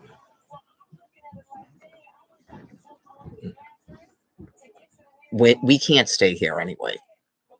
Right. It's just, I was planning on leaving tomorrow, to be honest with you. I was hoping to be able to stay till the 22nd, and then we were supposed to go to Florida, but we can't stay here anyway. So it's, I mean, I would expect a person to go, all right, well, if you're staying with him, you have to leave. Yeah, obviously. That's why I was trying to control it and not let anybody know what he was doing. Yeah, just, I explained it to Brian a million times. Right. It's not exactly throwing a person away. Just, typically, if we were in our own place, I don't even think that would really happen if we were in our own place because that entire scenario wouldn't happen. Right. I don't drive, so we'd have to walk to the dispensary. So I think did he forget all of that? Like he gets into these things and he doesn't let you talk. He won't close his mouth and listen. That's one of his problems. He's got to be taught some sort of proper communication because I explained some of the issues where he thinks people are interrupting them when he's actually interrupting us. Tom Kent did the same thing. He's not as bad as Tom Kent was yet. Okay. He was supposed to talk and then say the word go when he was done talking to stop that from happening. He hasn't done that, so he forgot. He also has some sort of an issue, and I don't know if this was something people had him doing, where I have to repeat back everything he says, or he accuses me of not communicating with him and not listening. That's not what I do. Yeah, like when people are talking, if I have something to say back to it, then I do. And if I don't, I say nothing. I guess it's just presumed that I'm listening to you. Okay, so that's going to be some sort of transference where he was taught a weird thing, okay, or he thinks people are not listening to him all the time. Maybe they don't agree with him if he says a lot of weird stuff or his conversations are not that interesting. Did he feel a lot of times like his mother wasn't listening to him? That's why he's supposed to be in psychotherapy. I'm supposed to be his wife, not a psychiatrist, and he won't let me speak. That is what a psychiatrist does, dude. That's why I like them. Therapists listen. Psychiatrists listen and then talk. If you get a really good one, that's what they do. Okay? And they usually have a meeting with their psychiatric nurses and they all talk about you. Okay? So they have a lot to say. That's their job, not you're a wonderment and they just wait for you to unfold week by week. Okay. A psychiatrist goes, yep, yep. And then it's sort of like me, but I'm not a psychiatrist where you go, in my opinion, this is what a psychiatrist does. All right. They don't tell you because it's pointless. Some of them might, but you go, okay, this is this person's deal. So he needs this for psychotherapy. And then a therapist gives you psychotherapy as it rolls out as you're ready to get into it. Okay. A diagnosis would be great. Okay. And just straight out, this is what we feel is going on with you. Like you have a lot of unresolved sexual abuse. Okay. Like you're heavily groomed. Okay. And there's a lot of violence involved in it. And you're having a little bit of an issue with communication skills.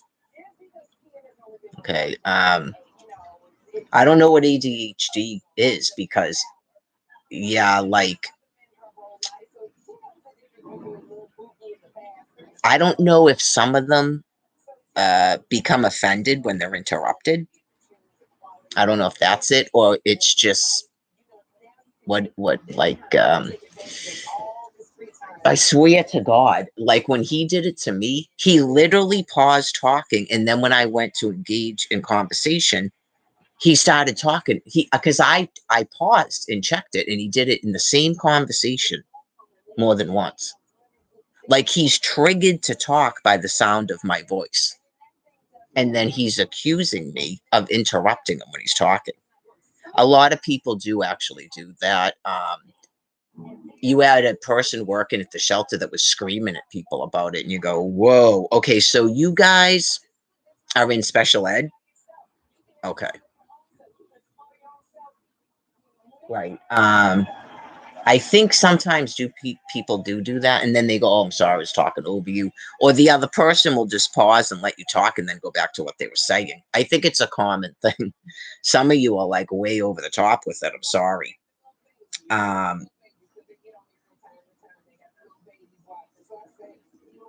Sometimes I think sometimes if you say that's so weird though, like conversations just flow. But say you went, this is what I get from Brian too, because he does this to me. He literally does not listen to me talking. I explained it to him in a text message. I don't know if he thinks that's crazy too, where some of the stuff I think is God trying to give him psychotherapy, but he won't walk. And he's typing the shit to me and talking it to me because he becomes a little bit agitated sometimes on the walk. Okay. So, does he not see people walking around talking? Okay, he needs to be doing that without me if he feels he can do it without stopping at a package store or asking people for money. That's the problem. I don't know if he can do walks alone yet. Okay, and I'm not like isolating. It's just his level of addiction is that bad. He told me. That's why he tells me things. So I would be shocked if he didn't use last night. And that can't be my fault. That's why he needs to go to a hospital, especially if he ended up using something. If he ended up hooking up with someone, sleeping at someone else's. He didn't say that he slept at the train station, did he? In the text? He said, I'm still in the area. No, maybe he did say that. He said something about Mansfield, didn't he? Check.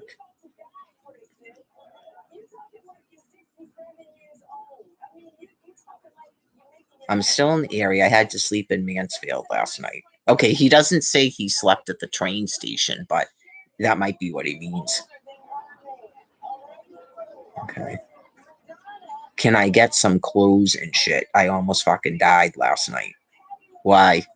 It wasn't cold last night. He keeps saying that. Yeah, he keeps saying that it's cold. I don't find it to be cold. I've been outside all night long. I don't know. Maybe he has the flu or something. That's not him right now. That doesn't look like him. Okay, so I said, go to the hospital. No, I have court. This is what he used to say about not going into detox, by the way. He did the same thing in 2023 and 2024. Okay. I need clothes in my hotspot. He doesn't have any the dress clothes. He left that at the shelter because he didn't take his bag of clothes when we were kicked out. He lost all his court clothes because he refused to take the bag out of the locker. I don't know if he was just upset or he was altered or something that night too. This was the other thing too. When we got kicked out of the shelter, he was vomiting. He kept vomiting and vomiting. So it's like, of course, you go in your mind. You're like, was he actually taking something at the shelter, or he gets that stressed out that he vomits? Right? Because I was wondering with the drinking if he was having a panic attack, why he was vomiting like that every morning. It could be from all the medication, combined with the drinking. I know that's. No, he doesn't vomit now. It's when he's drinking alcohol. Yeah. So, yeah, I mean, is it possible that when he's outside, he's panicked like that and he's vomiting? Yeah.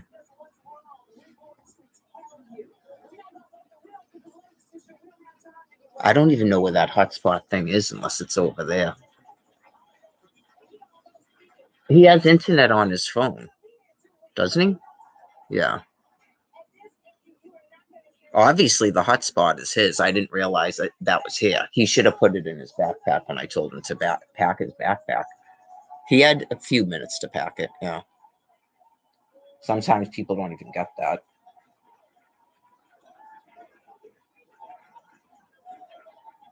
You're unbelievable. Just throw me away at the drop of a fucking hat after inviting me to go insane over wrestling. And the same old shit. You have ruined my life even further than I thought possible. He says that all the time, that I've ruined his life. Okay, well, you should have got on the train and went back to Quincy then. Or some other place. I'm not trying to be a jerk, just that's the whole point. That's the whole point. If I've ruined your life and you're miserable, then you need to move on.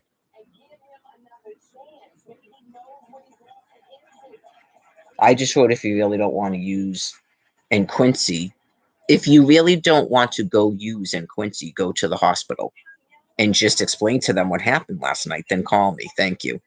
And then I wrote, are you going to talk to the hospital? Because he didn't respond. You called me an old cunt. So if you don't want to use again or you don't remember what happened, just tell the hospital that. The most they can keep you is 3 days, right? Okay. So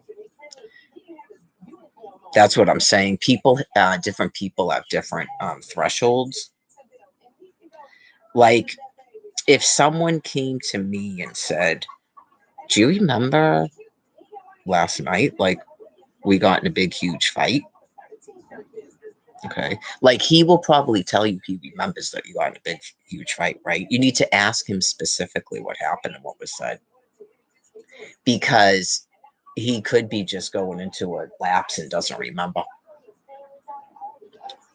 I think at first he acted like he didn't know what I was talking about when he tried to pull his penis out at a tree to urinate. I mean, if you saw this, it's a little courtyard with the main street and there's benches and there's like 4 trees, but the windows, everybody can see right there. Oh yeah, it's not a place where even if you believed in urinating outside, which I don't. Yeah, there's a toilet right there. I hold your cigarette and you walk back in here and use the toilet, okay? Because otherwise you're a sex offender. And that's got to be addressed too. No, I've never seen him do it. Well, in 2023, he would go in behind bushes and stuff and do it. Which, right, you go, is there something wrong with the toilet? But I think that was just, he's drunk and lazy, honestly. He took his medication and then he got up from his medication to go smoke a cigarette. And after that night, I went, never again. And he's never done that again either. He agreed with that. But as it was happening, he was not awake. I'm convinced of it. He was not awake. He took his medication and he was literally walking around smoking a cigarette, not awake. He went right up to a tree and started doing this like he was going to take his dick out. And I go, babe, no, you can't do that. Like the person's drunk or something. And he literally was angry with me. He doesn't even go, Oh shit, really? He actually got mad. He goes, "There's no one around." Like the way he was talking. So I don't know what it is you people put him on for medication. You're like, is he supposed to be behaving like that? Okay. And that crossed my mind too, if he took his medication. Yeah, and I didn't notice it last night because he knew we weren't going to go. That's why he was looking up dispensaries. Yeah, he did a very bad mistake. Obviously, he did a very, very bad mistake last night. So I don't think he can regulate his own medication. We're going to get to that. This doesn't help doing this to us. Okay. I got to get a pill bottle and he's got to agree to give them to me. I don't think he cares about that. I have to know exactly what he's supposed to take and when. All right. Because if he's starting to forget things, one morning I said, "Did you take your medication?" He said he couldn't remember. He goes, "Oh shit, I don't remember if I did or not. I think I did." And then you can't take it until the night because you can't take it twice. So sometimes he takes it real early, and I think it's because he can tell he's starting to get a certain way. That's got to be why he does it. He's clearly not telling the doctor that. That's not him. He's clearly not telling the doctor that. Yeah, because you do probably get admitted when you explain that you're feeling aggressive like that. Yeah. I'm not sure what he tells them when he goes to the hospital. I would assume he tells them that he's detoxing off of alcohol. So if he didn't drink last night, this is the first time he's that I know of that he would have to go to a hospital just on a psychiatric. And my hand to God, I don't think he's ever had to do it. I know you just go, I don't know how he got all these medications. I don't know. Tom Kent was never admitted to the hospital, you know? Can you believe that in all those years he never went to a psychiatric ward? Okay, or even just an overnight for 24 hours. If he's been drinking for 10 years, does he only go there and it's always about alcohol and drugs? You know, the bathroom, terrible. Absolutely terrible.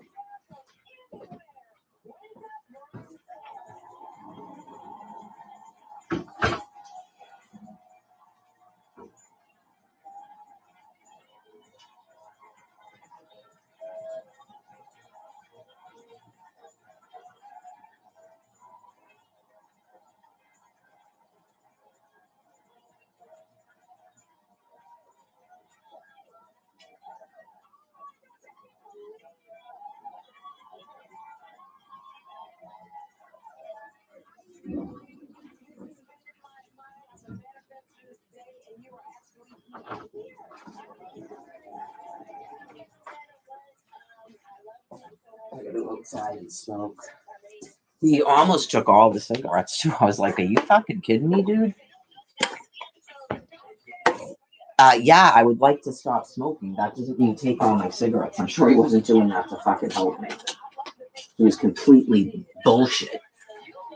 That's not good. You're gonna smash a phone so I can't get Social Security, and I'm going to Florida all alone, and I can't talk to a fucking lawyer. Oh yeah, that's real nice. But I'm the person who's throwing everything away, and I'm abandoning everybody. You go, you don't even see the things that you're doing. Anyways, I'm sure it's going to be difficult for people that are mentally ill, right? If that's what it is, okay. If you're mentally ill, then you're mentally ill. Then you've got to be in a hospital and see an actual psychiatrist and get proper medication and have psychotherapy. Like he has to realize he's mentally ill and stop these fucking arguments. Okay, for real. Um, I'm sure it's difficult for the mentally ill when a person who is like this, okay, it talks to you now like this. That's too much to expect from a person, Brian. That's too much to expect from a person. I can't repeatedly have my heart torn out of my fucking chest. Okay. In 2023, just here I come looking like a fucking goddess, the old cunt. Before I had to be forced to fucking relapse and smoke cigarettes and go 14 fucking times and not sleep. Okay. looking like a fucking goddess, walking to Quincy from High Park. I saw the photos. Okay, dude, you called me an old cunt. So here he comes. I already explained it to you. He wouldn't stop saying I love you until I said it back. And the next fucking time I saw him, he walks right up to me and goes, "Oh yeah, Greg Ryan and I spent the night talking about all these women I could fuck." My hand to God, and his head was fucking doing this. And I swear, just that was the moment. That was the moment, Brian Buchanan. Just my entire face just went, I can't do this. Okay? So there was supposed to be some sort of rebuilding from that horrible fucking comment. That was like the first 2 weeks of fucking dating. Okay?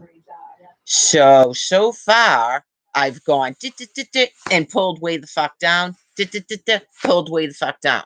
So honestly, if I'm an old cunt, okay, then I can't help you with the clothes that you say you need, other than dropping them off at Man at Health because you have an appointment there Thursday and Friday. Okay. I don't know if you need a bag of food, if you're going to go into a shelter. Okay. I tried to get other therapists. Something happened. It was probably when they told us we had to leave because I was already in the process of doing that and they kept denying us. Okay, because people are mentally deranged, Brian Buchanan. You refuse to fucking accept it. Okay, because you think I'm mentally ill. Okay, so someone needs to explain to you my exact diagnosis and if they believe I'm mentally ill, and they can explain that to me. Okay? Okay. You keep telling me I'm insane and crazy. You're telling me that I'm making up fights. I'm throwing everything away. I'm destroying your life. Okay. It's like, just like Kevy told you before you went to a fucking hospital in July.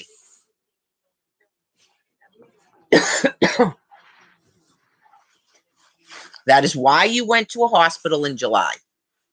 Okay, because you left a message about how much you love me and you were definitely going into the shelter that night and you don't want to drink that much. And then you ended up partying your fucking ass off and like 24 hours later calling me. Okay? Where the fuck did you stay in Mansfield last night? Do I even want to know? Like, because it would be weird that you would even fucking contact me if you were drinking or getting high or fucking someone. I mean, but you've done weirder things, so I don't know. But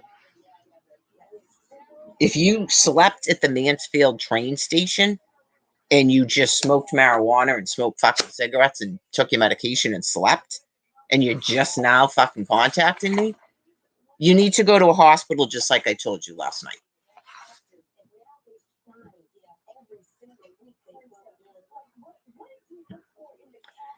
Right. Because you're not even apologizing for what you're doing. You're making up fucking excuses to contact me, which is like typical abuser behavior. Okay. I'm trying not to be mean, but you are abusive towards me. That doesn't mean you go to fucking jail per se or whatever. You don't have to go to a hospital at all, but you need to stop contacting me and definitely don't come here. Okay. That's what you're being told. It has nothing to do with wrestling, but obviously I already went into a big fucking to-do about that already today. I think you already know about all of that. And clearly somebody else has to explain it to you if they're fucking sane. If they don't agree with me, then just break up with me and go away. Because I'm not going to change. Okay? I find this population to be completely fucking morally depraved, and you're not going to change my morality. So if you're going to keep hardlining that for the rest of your fucking life, then move on to the next person, please. Obviously, I never agreed to be turned into an amoral fucking beaten down housewife when we met. That's why we proper courted. That is not a fucking surprise to you.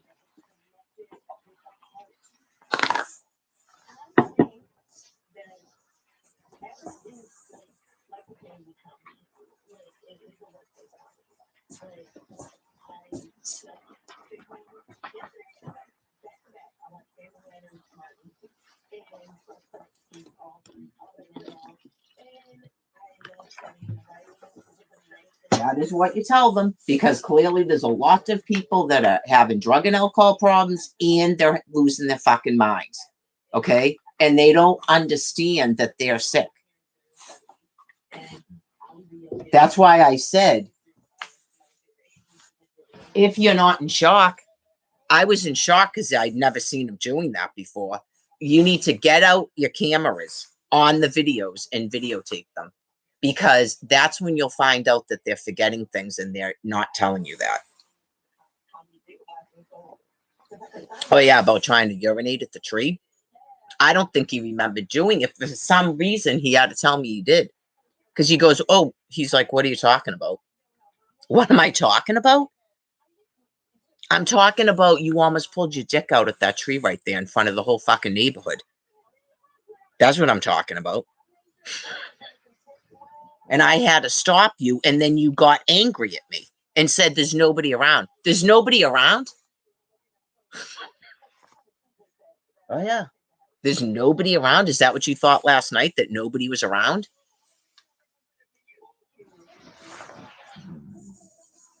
If I can hear a person talking in her apartment, Brian, in a regular voice, she heard you screaming at me. Right, you can't be staying here and making old people scared. Candy had to tell you to lower your fucking voice last night, too. Okay? Hospital.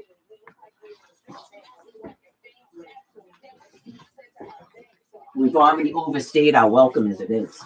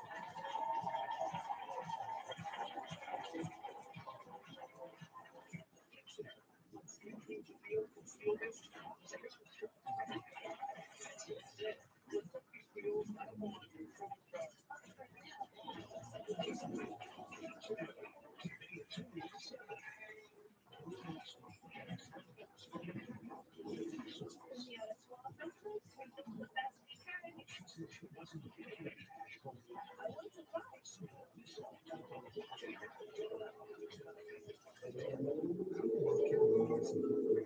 you with coverage that cares, bringing together doctors, hospitals, and community resources to simplify your healthcare.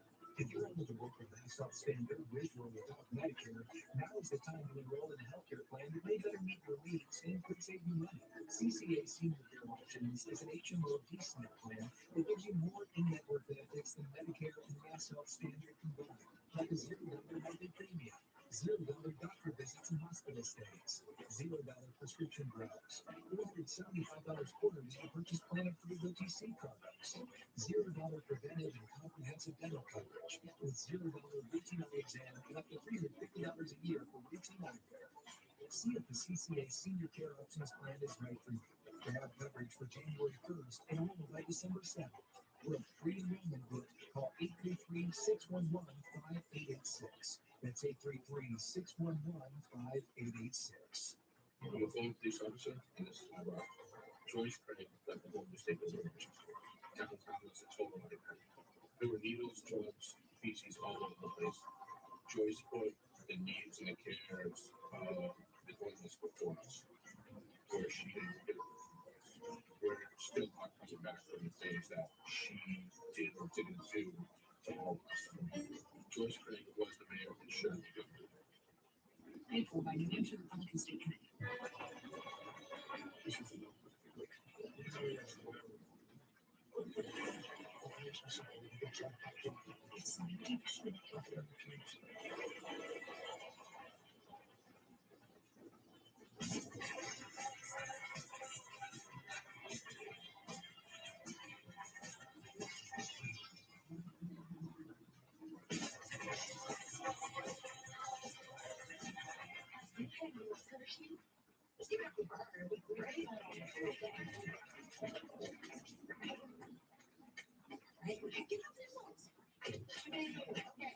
Okay. So, my school year's goal for 2024 is to take us all to a field trip to Baltimore Prairie. Yes. But before I get into it, I think we should ask ourselves, what is an aquarium?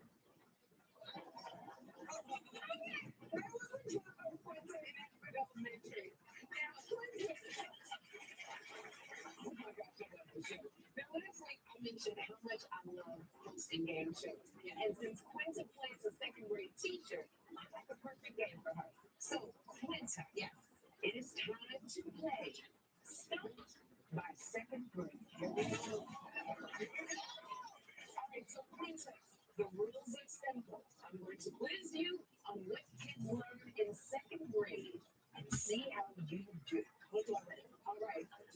Okay, you all from back. You gotta start from the beginning first. Okay, because I know you're good at this. We got something. I don't know. I played a second grade teacher. I haven't been in second grade in like 30 years, so I don't know. All right, well, we got to take you back. We got to take you back. When the school bell rings, Quinta, that means the game is over. All right, well, that wasn't the question. You are in a little trouble. Okay. So I hear, Quinta, are you ready? All right, yes, it's time to play Stumped by Second Grade. So, Quinta, how many sides does a trapezoid have?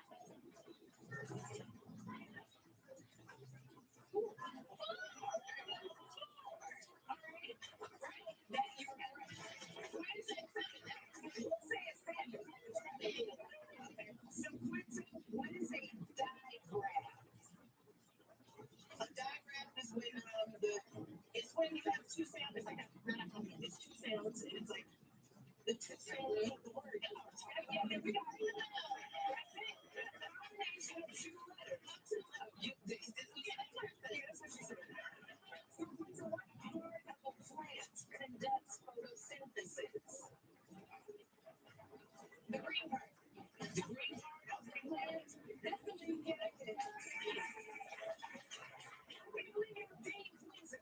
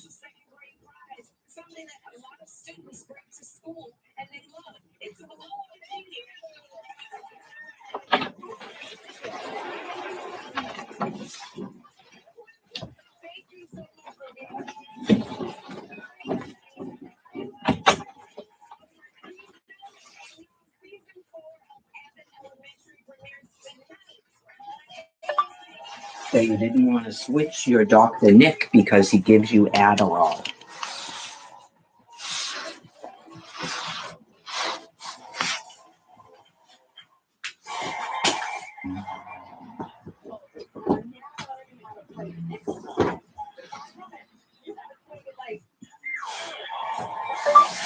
That you at least on one occasion admitted to me that you took 2 Adderalls at once instead of 1.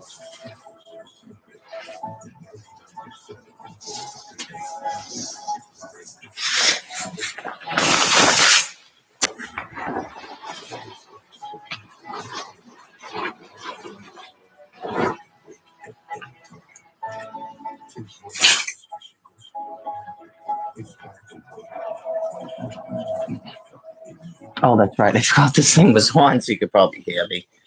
Hello. Well, it's Facebook. He does sometimes read that, as do others. I was going over about going to the hospital and explaining to a group of nurses that your wife will not take you back until you go to the hospital and explain to them what happens.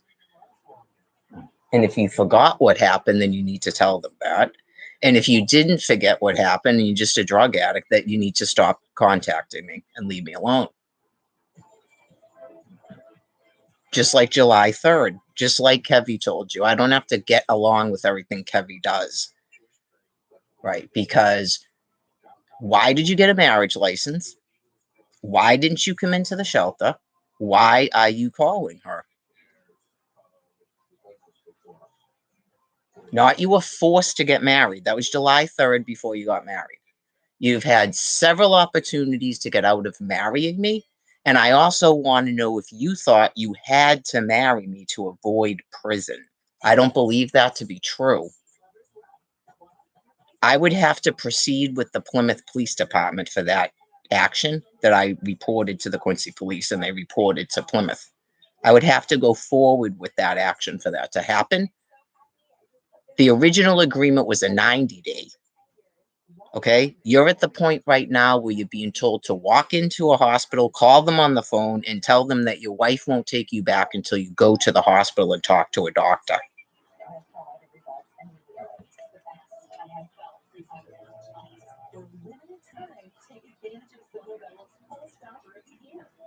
Honestly, I think the last thing of marijuana is significant because my therapist asked me a couple of weeks ago how many times I have purchased you marijuana. Okay, like clearly something's wrong, and that's up to you to decide because if you're not a danger to yourself or others, if you've decided as a mentally competent adult man that I don't make decisions for you, I can't section you on all of those things, and you don't tell me that you need to be sectioned, you have to do it yourself. I'm not even going that far. It's just after last night, you created a situation, not Mary did. Okay, as I told you repeatedly the other night to close your mouth, and you did, and you went to bed because you knew that that was true. And last night you just snapped. We've had fights all the time, and you haven't done that.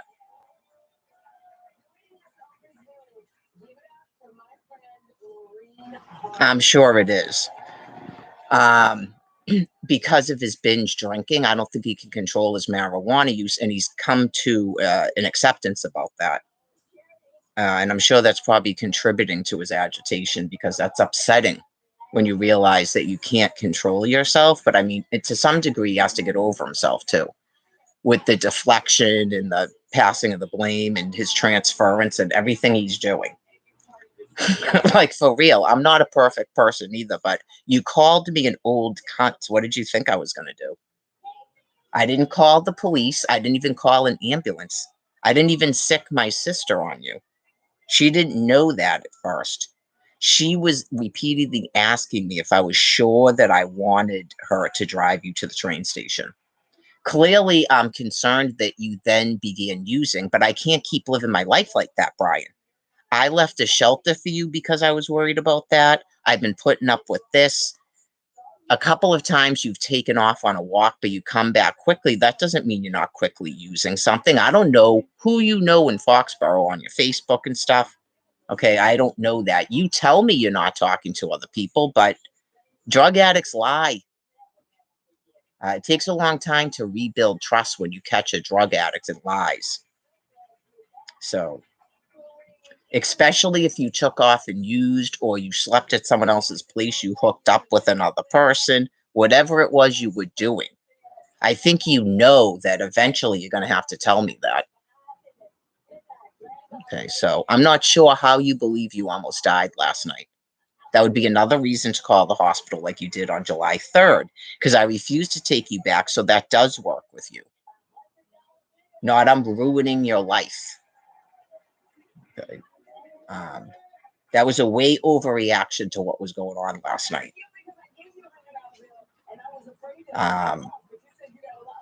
We have a lot of stress going on right now, and you're not helping that. You're not helping that, not I'm doing it. I'm at the point of walking on eggshells, trying not to react to your weird behaviors that you do to me, which I still believe is indicative of your using. Okay. It's like a weird behaviorism that drug addicts do to cause a fight as an excuse to use. So if you did spend the night outside, you didn't use, that's good. That's a good step in your recovery. I can't care about your feelings towards me in terms of your sobriety and stuff. It seems really weird to believe that a woman has ruined your life when you had over 60 days sober being with me. Unless you're like Ryan and you're not admitting that. Like you've had little doses of admitting things to me, and I don't know if you're admitting it because you don't want to keep doing that. Like that Tom guy lost his wife, and now he has to walk around telling himself that he's happy about it and he just wants to use the rest of his life. I don't want that for life, and I didn't think you wanted that either. So I think I said that. If it's true that you didn't go back to Quincy last night and you didn't use, then you don't want to go back to Quincy. So if you could stop talking about your reminiscing feelings about Quincy and the Braintree step, you haven't really done that in a while, and talking about Cambridge and work programs to get money, that is not a good environment for you. You can't stay sober in Braintree and Quincy and Boston. You just can't. I spent summer 2023 running around like a madwoman trying to help you be sober. The only way you got sober was me doing this, and you went to a hospital, and then I walked you to Gavin, and then I demanded you be in a shelter with me, and then when we got kicked out, we came here. That's the only way you've stayed sober, whether you like it or not. I guess if you don't want to be sober, I am ruining your life. So I don't have to keep doing that for you. It's like I said, I'm sure it's difficult for people that are mentally ill. It doesn't mean that things that you do are completely non-repairable. I'm sure some things are. Some things are. Like you're on the cusp of it by your words. Like if you went out and you were sticking your dick in another person, I myself wouldn't see a reason to keep staying married to you. Like you're on the cusp of either beginning to hit me, becoming more and more angry where you just hate me. Um, it, it, what's the other thing I was going to say? And possibly taking off and cheating and things. You've told me a lot of things about your history and your parents. Okay. So I know you seem to be somewhat falling into a pattern that people do because you haven't had enough psychotherapy and you don't want to talk about those types of things. You could be just role modeling your father and you're not aware you're doing it because you're acting like you're a married man now or a father, and that's how people act. You don't know how a proper father acts because you didn't have a proper father. Trying to idealize your father when you already told me things about him is not possible to do so. That's a bad sign. You weren't exactly doing that in 2023, and you started doing it this year, which is not good. Right. A man that's sleeping with your friend's mother is not a good father. I'm sorry. I didn't have a good father either. It's not a reflection upon you. And it sucks when you realize that you're acting like one of your parents. I've had that happen to me. Believe me, No one wants to find out you're acting like Barbara Kent, and then you have to work on not doing it. So I have listened to you and tried to change some of my behavior, but I'm not going to change my reaction to female wrestling, critiquing people's physiques. I do it all the time. I don't envy them, but you just go, why am I watching this? It seems offensive to me. Yes, it seems offensive to me as your wife, especially when you haven't been the most attentive towards me and you're not being very loving and giving me compliments and things. And now you're calling me an old cunt. You just go, I think you just answered your own question, right? You just go, okay, well, I mean, what's going on? Why are you having so much anger towards your wife? You can have a person that you don't like that's helping you stay sober. You don't have to be her husband. We said a bunch of stuff in 2023 to try to encourage you to go into a 90-day program, not to literally force you to marry me. That wasn't the intent. I think, honestly, sometimes I say stuff and it turns out not to be true, but I try to think the positive. They did us a favor by putting you in jail for 3 days, Brian, because you ran off and you were insane for 4 days. And you were pretty mean then, too. I don't know if you turned into loving I love you so much, Brian, just so I bail you out. That's for you to decide. I would assume you're not texting me from a jail or a hospital. I know you just go, you might want to mention that. Right. So, right. If you stayed at the train station, I told you last night to go to a hospital. You just walk into the emergency room. Right. Just you're in early recovery. You take all these medications. Just what's going on with your life? You're under a lot of stress. And you ran out of marijuana and you got agitated, and then some sort of a fight. You know if you remember or not. And if you don't remember, just tell them that. That's important. I don't know if there's a such thing as going into like drug-induced psychosis. I'm sure there probably is. Apparently, that's a lot of pot. I mean, I didn't even notice that you were smoking it that much, but yeah, I think you were honestly smoking pot every time you were smoking cigarettes at some point in the day. And we smoke a lot of cigarettes because we're so stressed out. So, right, just you made an agreement when we bought it because it was such a large amount and it cost $55. Okay, you made an agreement that if that didn't last you 4 weeks, you would never do that again. So you agreed that that was an excessive amount of marijuana. Okay. You also know that you have a very serious drinking problem, that when you start drinking, you can't stop drinking and you're frightened by it. And that's why you don't want to drink. You don't want to end up like you were. So thoughts, when you start romanticizing stuff, you need to realize that that's like a demon voice in your head. Okay. If you got frightened and that's why you flipped out because you got frightened about being outside, then just tell them that. Just tell them that. I know it sucks, but I don't think it's a good idea to stay with me just because you're afraid to be outside. Right. You qualify usually for housing. Your problem is you married me and I'm the woman these people won't house, not Brian. As you know, you were in a halfway house. I can't get into a halfway house. I can't get into a sober house. I can't get into a rooming house. I can't get public housing. I can't get a Section 8. Okay, so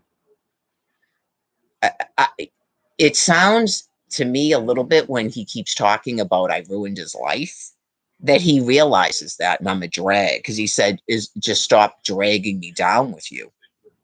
I don't know what to tell you, Brian.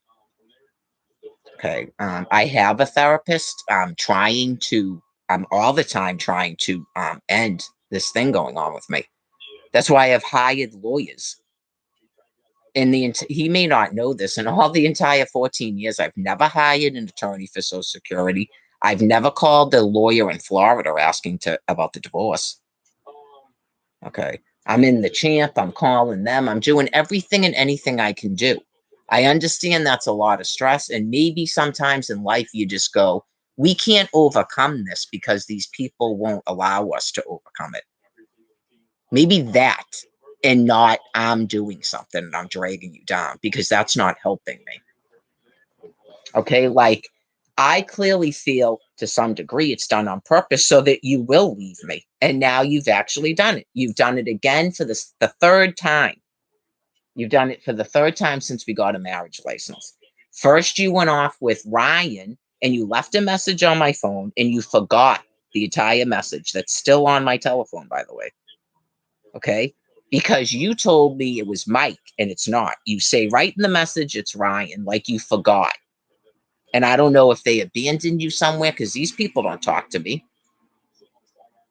Right.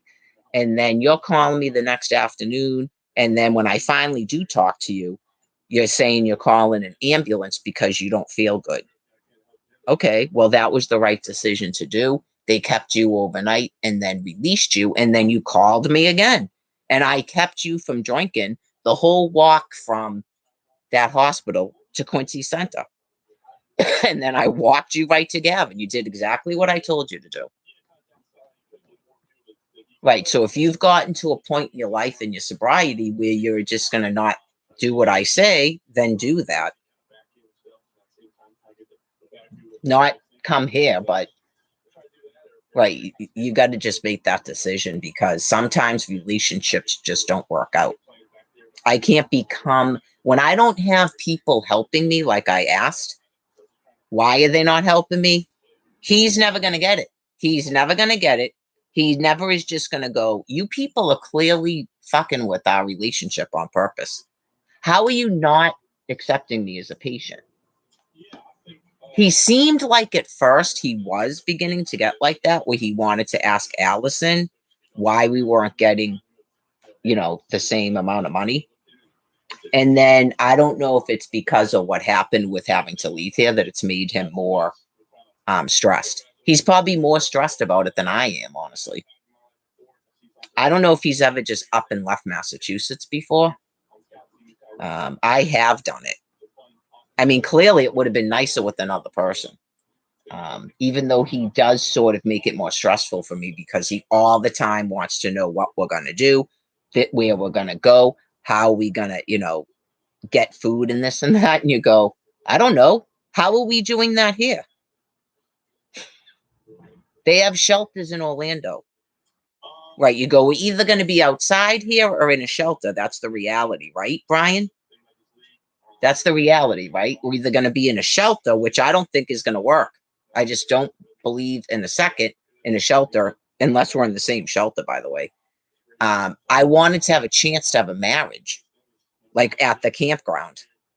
I mean, really, you just go, we're either going to be outside or we're going to be in a shelter, because they're not giving us housing here. So leaving here and going to another state, in my opinion, is not crazy. Right. You had every opportunity to decide that. And then, like, sometimes when people are that agitated and nervous, you just don't want to do it. So you have to make a decision. I have nothing going on for me here. And I have to settle a divorce in Florida. I have no chance of ever getting housing here. Okay, so decide what's more important to you if you're that unhappy in the relationship. Right, like you just told me like 3 weeks ago that you wanted someone to direct your life for you. That's what you told me. Okay, well, you're not watching female wrestling with me in the room, in particular if I can't critique their physiques. Right, like, why am I even watching this? You know that we're having issues in our relationship where we never have an opportunity to have sex. You don't really seem that interested in it. You want to take Adderall, which you told me is affecting the function of your penis. To me, I'd be more interested in the function of my penis than taking Adderall. That's me. So maybe you're not really that attracted to your wife that you called an old cunt. Okay, and you married me for the complete wrong reasons. I told you that I would do that without having to actually be married as a married couple, and you said no to that. Just, I'm destroying everything. I ruined your life. Because I was talking about women's inner thighs. Okay? Tell the truth.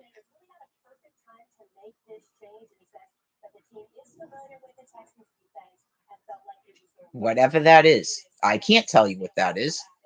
Clearly, there's a whole bunch of other shit, but I can't tell you what that is. You have to explain to another person what that is. Everything was fine. Everything was fine, even though I wasn't happy that you asked my sister to drive you somewhere when you said you were going to walk with me today. I don't know if you forgot and you're getting upset because you're realizing you're forgetting things. It's the amount of marijuana that you're smoking, Brian. That's what it does. You're going to not, your brain's going to go between Adderall and marijuana. Yeah, you're not going to remember a conversation from 5 minutes ago. There's a reason why other people don't smoke marijuana, you know, especially that amount of it. You just go, and you don't know what's going on. And then usually you laugh. You don't even laugh when you're on that stuff. I've smoked it. Right, you just go, maybe you're getting paranoid from it too, and you just don't realize that or accept it. I don't know if there's a threshold of intoxication or whatever, toxicity of marijuana. That's why you need blood work to find out what the hell just happened last night. Isn't that what happened after Faulkner Hospital? Okay.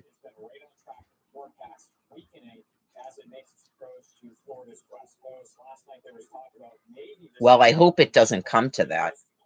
Right. That's why other people have to explain what they're doing with Brian Buchanan, because dealing with Barbara, I don't know. I can only guesstimate my guesses and thought ideas. Not I know either why other people are doing things because they haven't told me.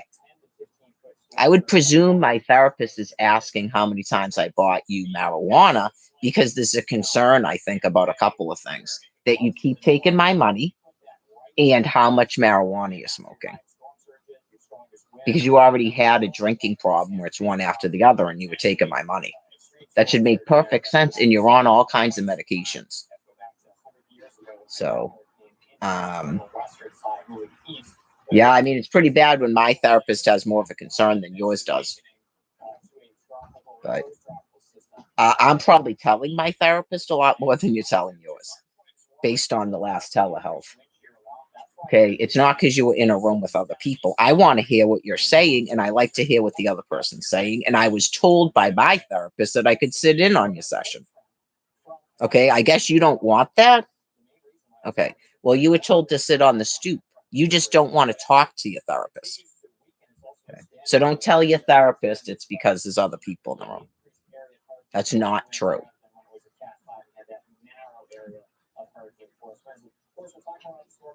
Probably. If he has a lot of abuse and stuff in his background, he doesn't want to talk to his therapist. He's depressed. You talk to them anyway. That's what they're for. So, no, I don't really talk to him like this. No, this is like me being like pissed, I guess, and just at my fucking wit's end. See how this is a lot better than Facebook and Twitter, by the way? Okay. So if he was able to actually talk, can he talk in a calm voice? Because he has sometimes a difficulty with that with me. And then the typing is like a little bit concerning. I can see why he doesn't like to do it. Okay. None of this is real. Lies. You all know her. Okay. I would go to the hospital. Like, they're not going to keep you in there. I've been to a hospital. Okay. You have to be a danger to yourself or others. Okay. And then you go for 3 days unless you sign a voluntary. I don't even think the cops can court section you. I think only I can do it currently. Someone told me anyone can do it. That is not what the police told me. So if that is actually untrue, the cops lied to me in Quincy. Okay. Because some people were telling me that that's not true, that anybody can do it. I don't know if they know what a court section is. Okay. They might be just saying a 24-hour hold or something. No offense, homeless people. Okay. Um,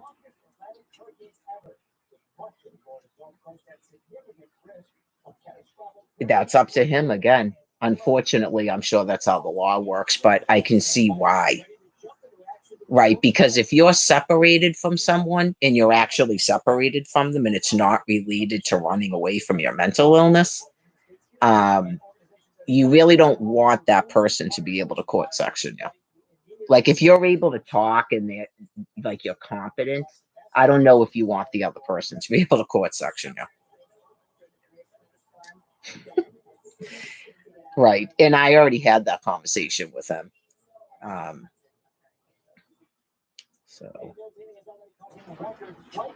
I don't know if we ever got into abuse situations. What was discussed is if we had our own place. Okay, this is not our own place, and he knows that.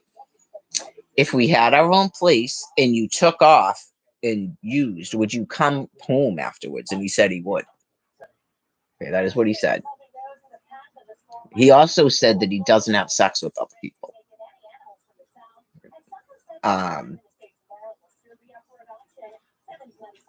He said that he sections himself.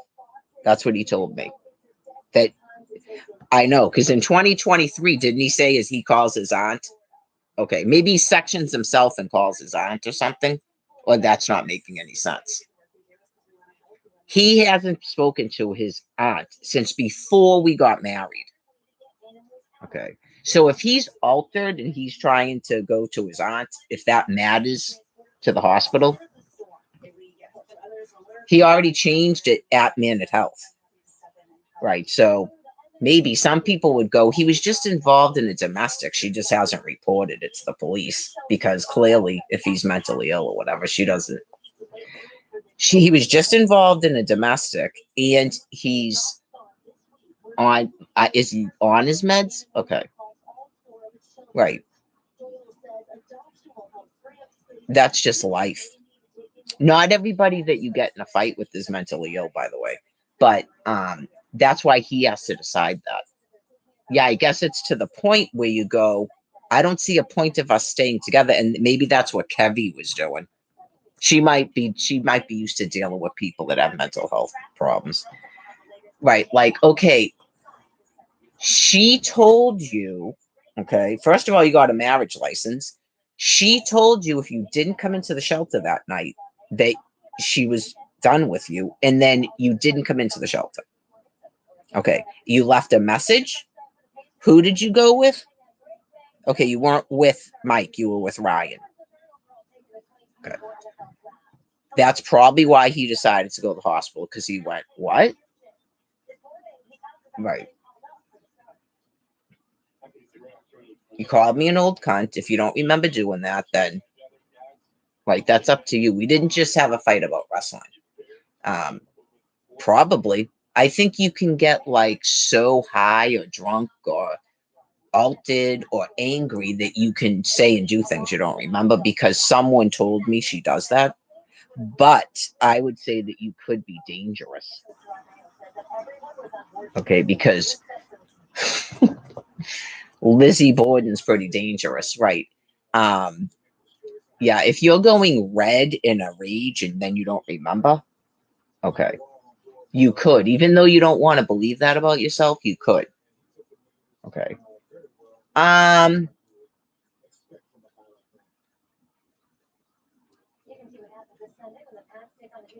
Yeah, like honestly, I'm not a doctor. I shouldn't even say anything like rapid cycling. Yeah, like rapid cycling. I don't know if he took his medication and then decided he could go for a car ride afterwards. He can't go for a car ride after he takes his medication. I had to learn this about Brian too. He literally has to go to sleep after he takes his medication. He will be outside, like I explained, and he's not awake. So I don't know when he's on the street if that's why he stops taking his meds. He can't take his medication and then go outside because he's not awake when he's out there. So if he was getting ready to go to bed because it was 8 o'clock at night, sometimes Brian does that. And I don't know if it's because he can tell he's getting agitated or he's just bored. Okay. I know it's pretty early, but if he went, okay, we're not going to the thing tonight because he knew he wanted marijuana. So that would make sense if he took his medication and then he decided to ask her to go to the dispensary still when we had already said we were going today.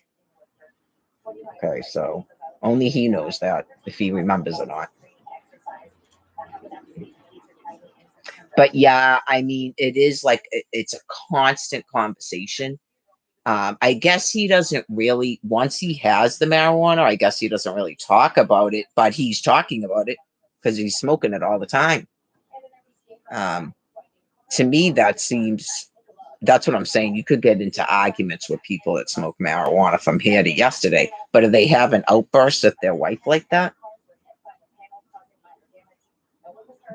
I know he doesn't like it, but I mean, at some point in time, you go, I guess I can understand why she would think that. Like if he never sat back and like had to listen to me talking, and then he went, yeah, that is true. I haven't even tried to like initiate sex acts. And then this is another thing.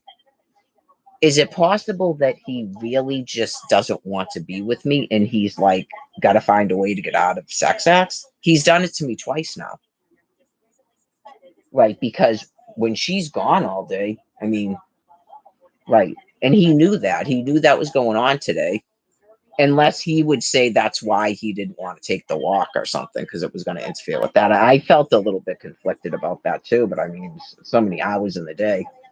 The whole situation just sucks for the two of us. But anyways, when you don't have good communication skills and you keep just flipping off and getting mad like that, and he does.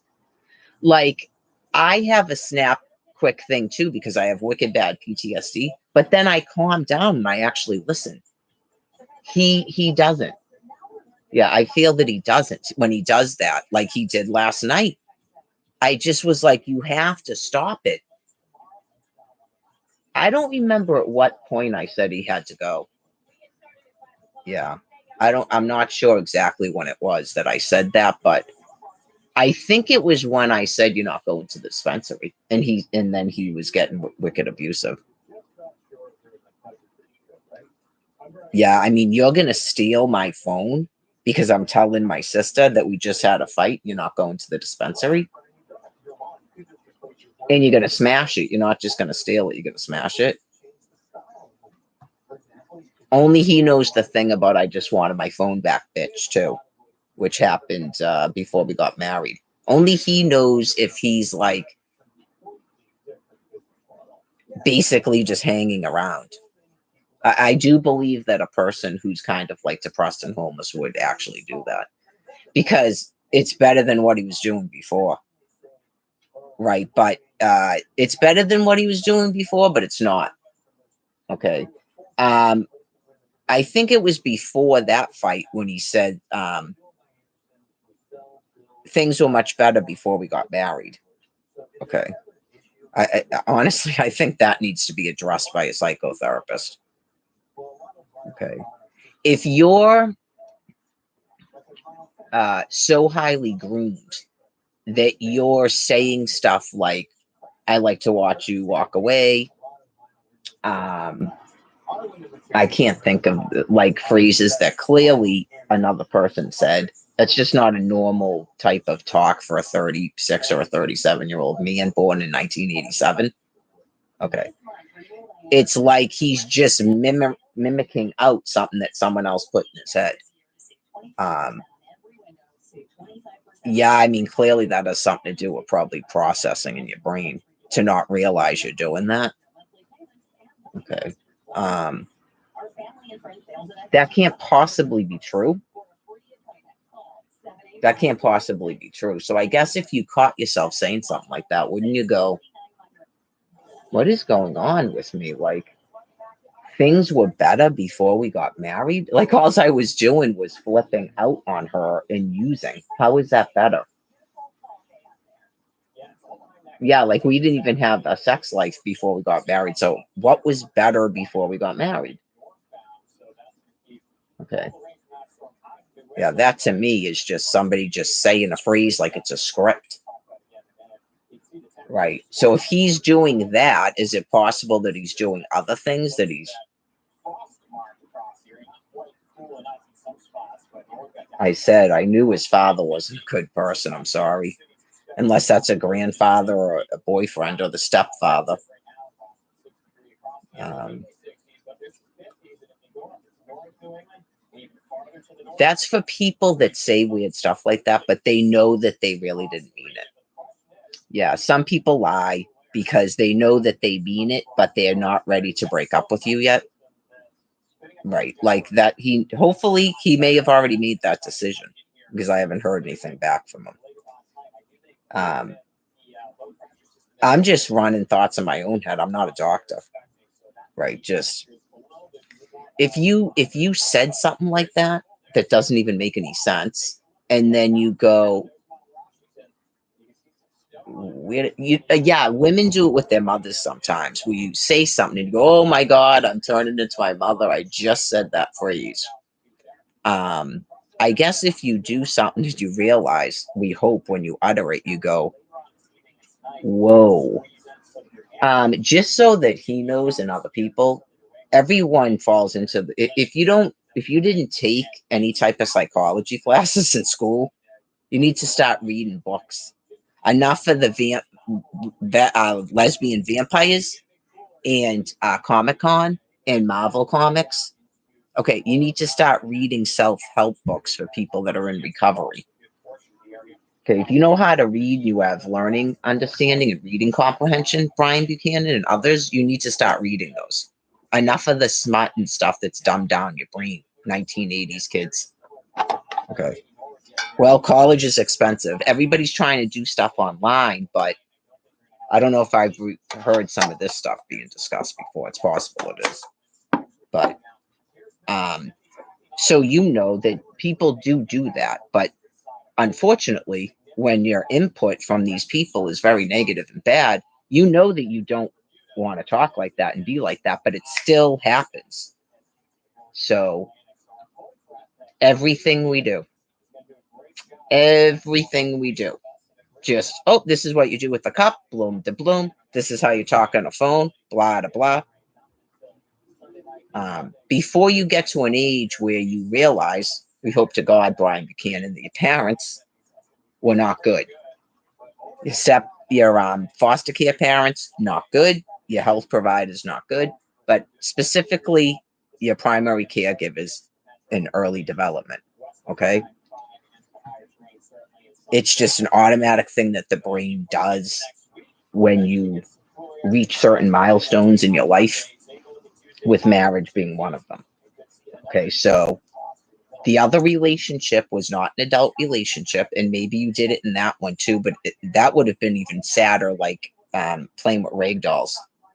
Okay, that's just children being abused. Everything about it is going to be sad, disgusting, and pathetic. Okay. He seems to be doing pretty good with getting rid of that thought out of his head, which I said, every time that thought comes in, I'm glad that he doesn't hide things from me, but he needs to stop thinking about it, just like the drinking. Okay. It will go away. You have to let it go. Okay. There's a whole bunch of other emotions involved in that have nothing to do with you were in love with a woman, because you weren't. Okay. Children cannot have those types of feelings. And it's clearly screwed up your head. Okay. So I don't want to hear about 14 years of your life, that's a major significant part of your life. No shit, and it's all bad. Every part of it is bad. Stop romanticizing it. You're equating something in your childhood with that time period in your life, and you don't want to accept that it was nothing but abuse. especially when you have no contact with your family and you're telling me you don't talk to anybody anymore on Facebook, but me, you don't get text messages from anyone. And I just lost my train of thought.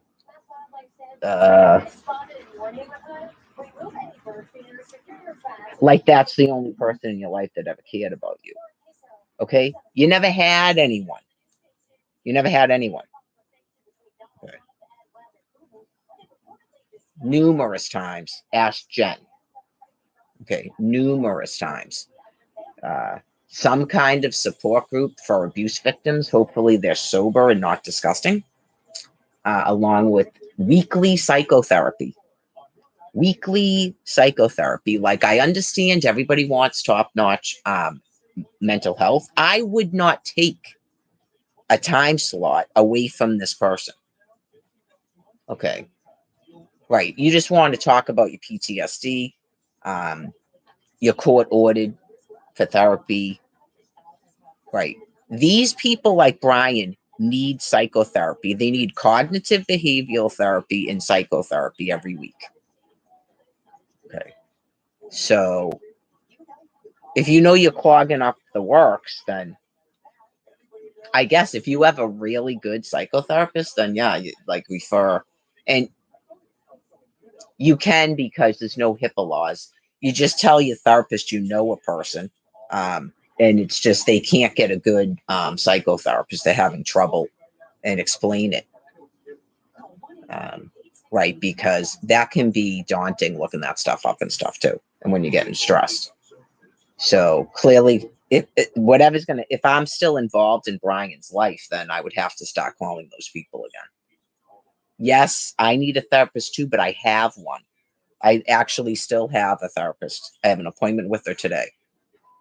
So this business with Jane once a month is not helping us. Okay. I explained it to my therapist. Was it right before the wedding? Before we got married, when he flipped out and left, she said, "What do you want to happen?" I go, "I need to know what this man's diagnosis is. And I want him to be told what's going on with him. With me in the room, I want to be told as he's being told, and he sees me being told. That has not happened." Okay, so it's been 60 days plus, and that hasn't happened. And we've been to that office numerous times and had telehealth appointments with these people. I have no idea. Nick has never asked it. His lawyer calls me, but I don't get a call from Nick. Go right ahead. I don't care if my people call Brian on the phone. Go ahead and do it.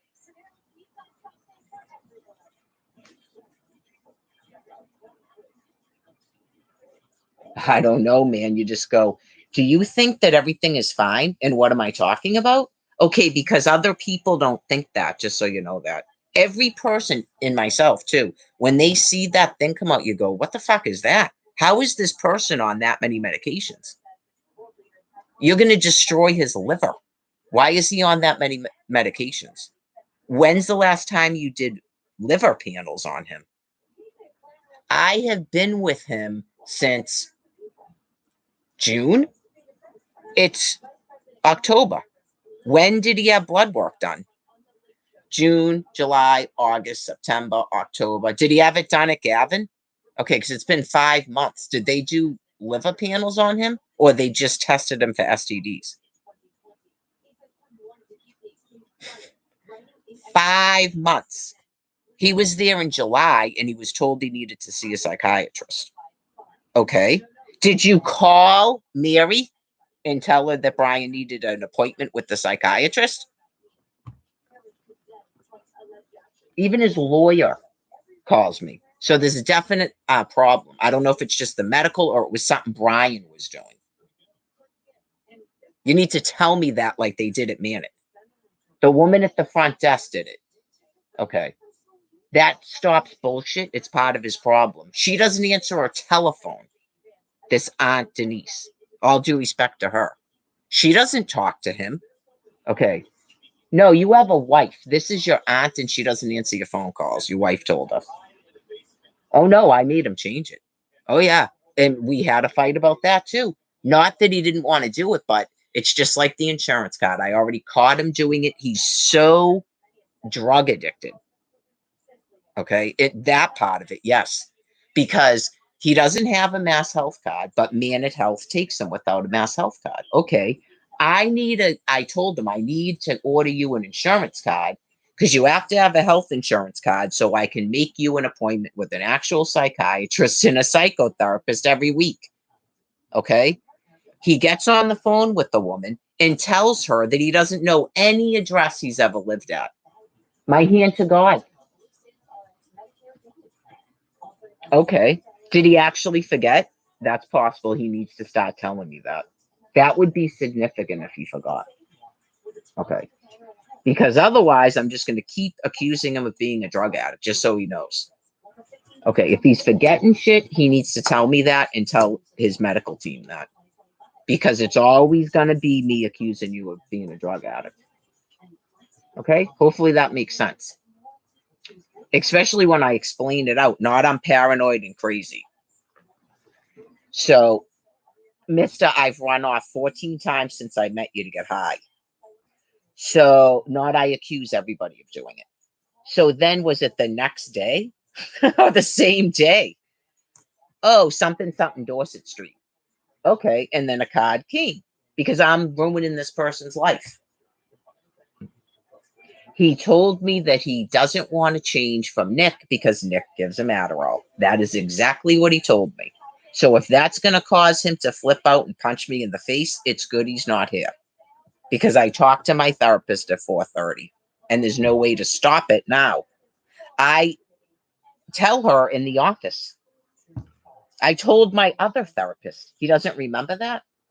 The one that got mixed up and started accusing me of holding his Adderall and shit. I think he got mixed up about tobacco cigarettes. I don't have anything to do with Brian's Adderall. I don't even know what's in that bag he took. I'm sure I'm supposed to, but all of that's not happened. Okay. So, anyways, well, someone needs to tell me what the laws are because I know you just go, wait a minute, what is your wife doing? Trying to prevent a person from killing himself? Okay, because he was on a phone with, I presume, a doctor who said some medication she's going to add, okay, and that he was on 10 and he's supposed to go up to 15. He started taking 20.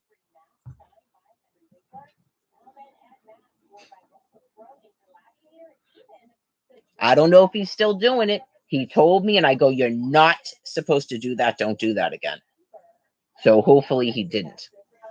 It was just like 2 days ago, I asked him about his medication because I ask him every day if he took his medication. He always takes it at night. I ask him every day if he took it, and he couldn't remember. So he had to go the whole day without taking it. Okay, so I think after that day, right, he doesn't usually give me a hard time. He sometimes he has that look in his eye. You're always going to get that. Right. It's just acceptance. Sometimes people forget to take their blood pressure medication. If you're not using one of those things, if you want me to stop asking you, you got to get one of those things. And it's all going to be sorted out because then you're not taking 2 Adderalls at once. See why a person like that, if you asked him if he wanted one of those, he'd tell you no. Start questioning some of the shit that people do. Why can't we get a new insurance card? Okay. Well, it's one thing or the other. You forgot the address for the halfway house, or you didn't want the insurance card because you don't want to let go of Nick, who gives you Adderall. Which thing?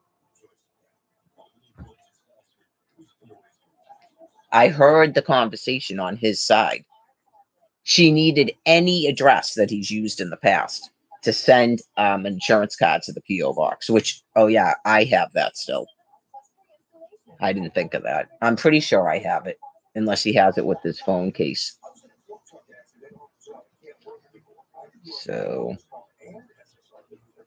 I do sometimes a lot. I feel sad. I feel sad about it, I gotta say.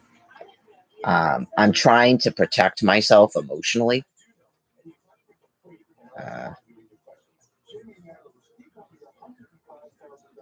The latest time was the thing about the vagina. Yeah. That was the latest time, the thing about the vagina thing. I just I want. understand selling your family home is a big deal. Home investors, when we buy big houses, people are going to make it easy. We can meet you in person. We can give you a fair Oh yeah, I'm a total bitch. But her vagina got loose, right? Okay, well that's what I was saying. Okay? Because clearly the two of you broke up for some reason. Okay? I'm too angry to vote. I work a day and night. Fucking God. I get it. So many feel frustrated. Yeah, it's like an automatic bring me down, automatic bring me down, automatic bring me down. I don't know if it's from major clinical depression or what. You just go, whoa, okay. That's why people like to marry sexual virgins. Bet your ass. That is why people are so fucked up, in my opinion, because there's certain things you have to block out of your fucking head. That's why I was celibate for 14 years. That's why I don't go out with the baby daddy. Right? You go, you were 13 and she was 14. That's not even a relationship. Okay, and you're a drunk on the ground and you haven't been with anybody in what, 7 years? Okay. I guess get off the ground. You know what I mean? I didn't know it was going to be like that. You just go, seriously, dude?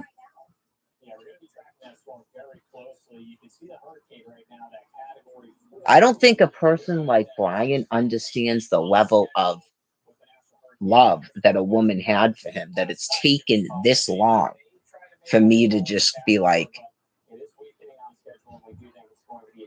look, you're at that decision point again, dude, like just like July 3rd. There's no way out of it. And it's good for me too. Just if you feel and your doctors feel that you're stable and all of this and it's just not going to work out in a relationship, then just, I mean, clearly you don't care about clothes. Right. We don't have any property. You don't care about clothes. You left him at the shelter. Right. If you made a mistake, then you need to go to the hospital. That's the only thing that I can see that would help anything right now. It would sadden me if he started using, but I can't. Yeah, just it would sadden me if he started using, but I could tell that something was building up and building up and building up. Remember, I explained about the tension, and it's like gone away now.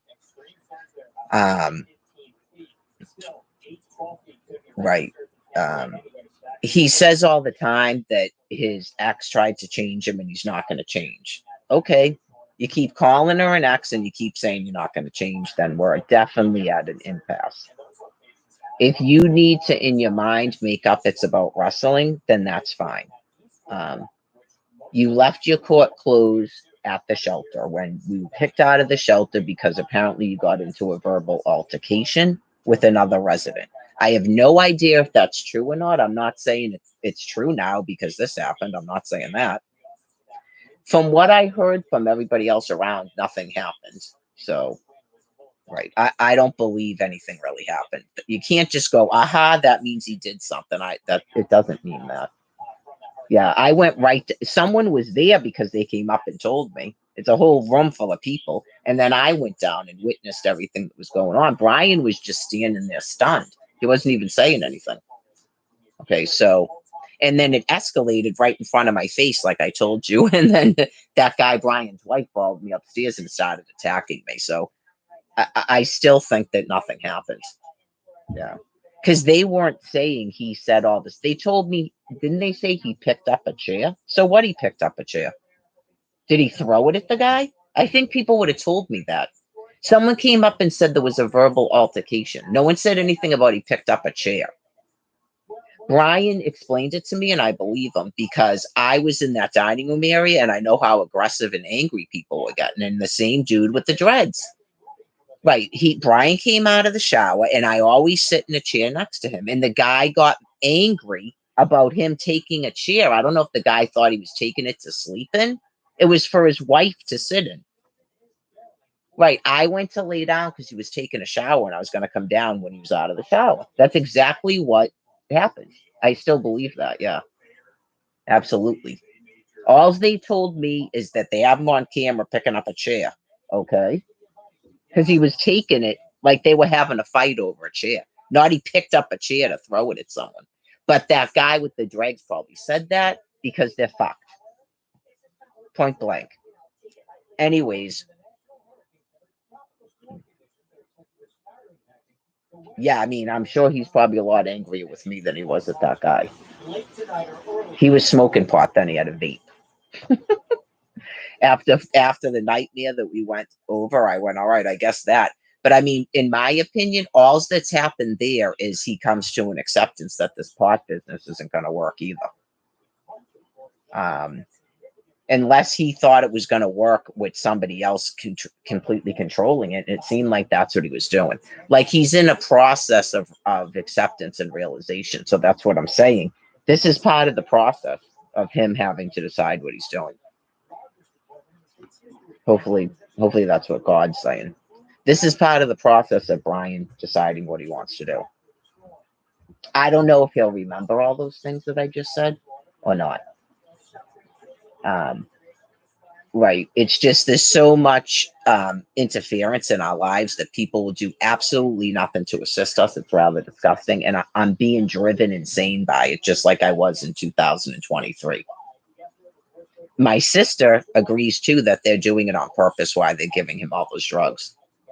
He shouldn't be on Adderall.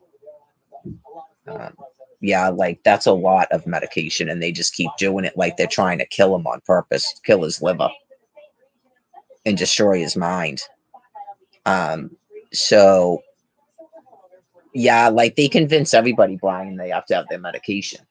Right. I mean, I would think maybe what, 1, 2 medications tops. How long has he been taking medication? That all has to go through your liver, and he was drinking for 10 years. So anyways,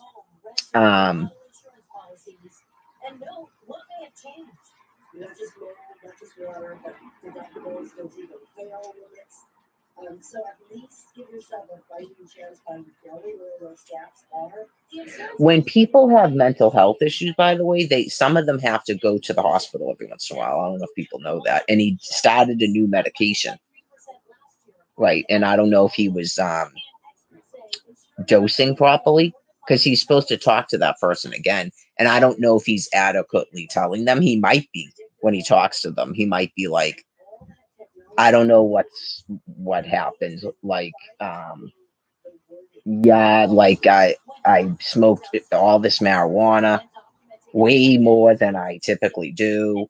And then apparently I flipped out on my wife. Yeah, I mean, sometimes medications can do bad things to people. So he has to decide that. Yeah, I'm not trying to be mean, just I guess I want somebody telling me that, I guess. I was scared of them.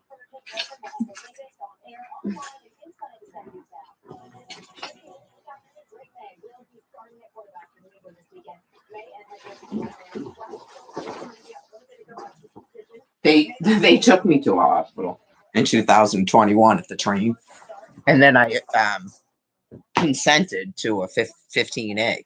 So it's called 15A at the court. Yeah. That's why I seek out psychotherapy. I put myself in a psych ward in 2016 for a week. Yeah, if I felt I needed it, I told Brian that I was trying to avoid it, and I feel better now. It seemed like every time I felt better, another thing happened. So, right, I don't feel better about losing my husband. It's just, I was getting really stressed out about everything, and then he was stressing me out.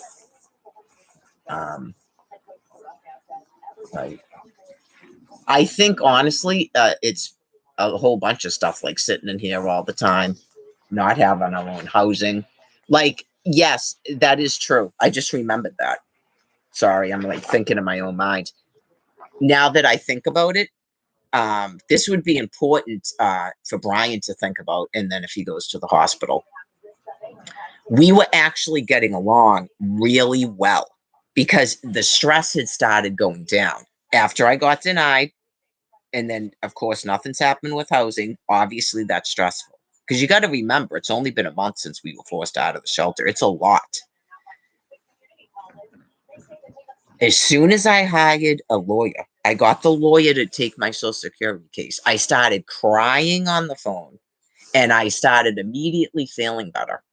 Okay. And Brian and I were getting along really well. Like we had a lot of like issues and stuff, and we were getting along really well. I don't know what was going on. So this is like the first month he's been on this medication, right? That he used to take before. I think I know someone who took it, and that person had to stop taking it. Yeah, I don't know if that's going to come up because I might mention it to the person when I talk to them again. If that's like a topic of conversation right now, because yeah, there is some sort of new medication, and I think he was taking too much of it, and he took it before and stopped taking it. Maybe he forgot why, or he didn't know that was why they took it off. Sometimes there's reported interactions and stuff with medication, and they don't tell you that. Okay. Yeah, I'm pretty sure I'm just remembering that now that the person said they stopped taking it, unless that's some other med he doesn't take anymore. But anyways, right. I think if you start a new medication and you have something like that happen in your life, you should go to the hospital. Anybody. But I lost my train of thought. I gotta go smoke. I should probably think about brushing my teeth and getting dressed too. Oh, we were getting along really well, and then the letter was sent here that we have to leave. Right. So clearly that's even more stressful than anything that's happened to us since we got kicked out of the shelter. And the night we got kicked out of the shelter, he was vomiting. He was so upset. Oh yeah, from stress. He was having like panic attacks. He does not like being outside. He looked me in the face before he went into detox, and he was like scared. Right, he was like scared. He does not want to end up like that again. Right, so hopefully that fear will get him to go to the hospital. Like I hope he realizes you don't have to be drinking to go to a hospital. It's called a psych admit. Doesn't mean they're even going to admit you. They might just put you on a friggin' gurney for 3 hours and then you go home. It's happened to me in Orlando. I think they let me sleep overnight. Yeah, especially when you're homeless. They go, here we go, another homeless person flipping out. Right. Having my soda. That's how negative I am. Having my soda. I haven't been able to live stream. I was in a good mood on my live streams. They're all recorded on YouTube with Brian here. He was in a fine mood those days. Right. It affects me not to be able to do this. And then I'm yapping stuff at him or containing it inside, and it's causing problems. It's like a nonstop therapy session.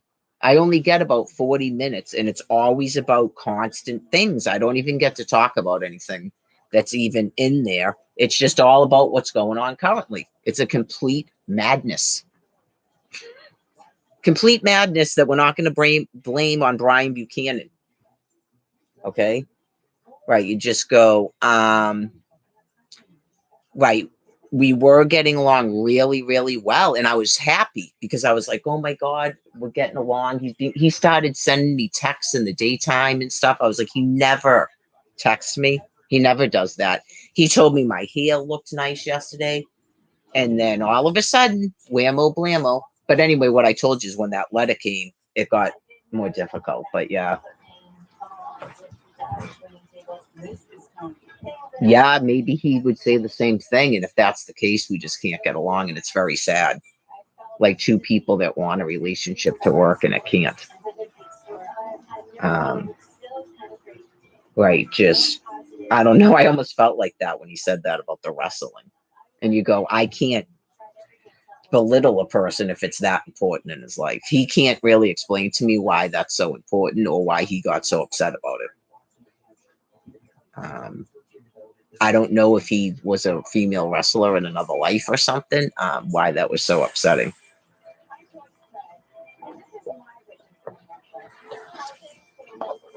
He doesn't even watch Wheel of Fortune and Jeopardy.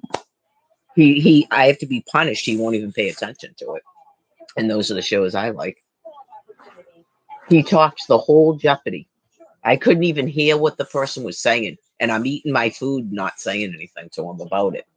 He does that stuff often, yes. And then as soon as his wrestling comes on, I'm talking, and then I go to actually interact with him, and that's when he was mad. I know that's why if there was an observer, to that, okay, Brian, did you notice that you were talking the whole time that Jeopardy was on? Like she couldn't hear the questions. Did you not notice it? Okay. Well, there you go. You didn't notice it. Okay, so apparently Jeopardy, where Mary has to hear the question to be able to partake in the show or just listen to it, and mentally she's partaking in it's interesting and she learns things, and then you're supposed to be like talking to each other and stuff. That's how couples interact when they watch films and stuff. Okay, so then when your wrestling was on, she's talking and then she's trying to interact with you and you got pissed, and it just seemed odd to me. I'm sorry. Why are we defending females that you don't even know? Okay. Why are you defending your step brother in the foster home that was beating you? Why were you defending him? Why do you defend whoever it was that said it was okay for a 13 or 14-year-old to have sex? Why do you defend those people? Why do you have to defend Raggedy Ann's vagina? Why? Why are you doing that? When you're telling me that her father was showering outside naked and you could see his penis and how big it was and stuff, and I think that's disgusting. Why do you have to defend that? So you think I'm negative about everything, and I think you have a psychological problem. So maybe negativity is a psychological problem. Okay. I'm not going to change. That's my morality. That's my morality, and I find it disgusting what happened to you, and I still think that you haven't dealt with it. Okay, and it's got 85% to do with what's wrong with you. Right. So I wanted you to have an actual psychotherapist weekly, and unless that was again confused. Obviously, I'm a human being. I'm supposed to be your wife, and you're upsetting me, and I get upset. But I still think that that's where that part of that stuff is coming from. I don't know if that's what makes me negative. Okay. It's also my experience through life and reading and stuff that sometimes when children are being abused, that adults sort of kind of know it. And so they have kind of like a weird look on their face or something. And then your abuser has to explain to you why that's happening, because children pick up on that and they don't like it. They want to be accepted. So your abuser would tell you that that person is jealous and they're just negative when they're disgusted, because it's disgusting for a 13 and a 14-year-old to have sex and be in a relationship. That's disgusting. And it's disgusting that it went on into adulthood. As you know, I told you that's why I felt you started drinking to get out of it. Not your father died. It may have coincided with your father dying, and also your age, because you were becoming an adult.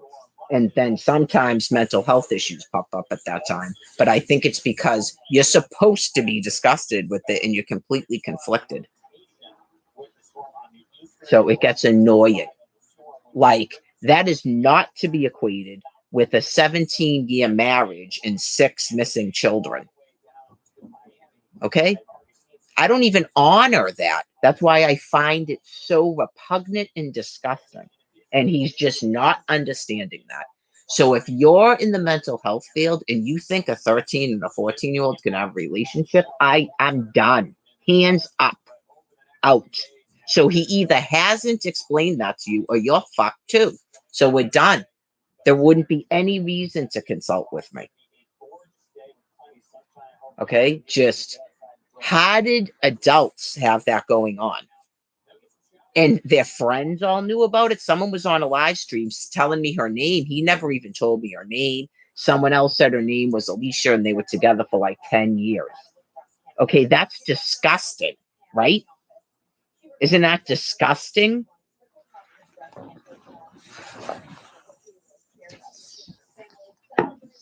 Yeah, negative. Oh, she's just negative and envious and uptight. And she just wants to be a man. That's what he told me his fucking friend said about me, and then he wonders why I don't like him.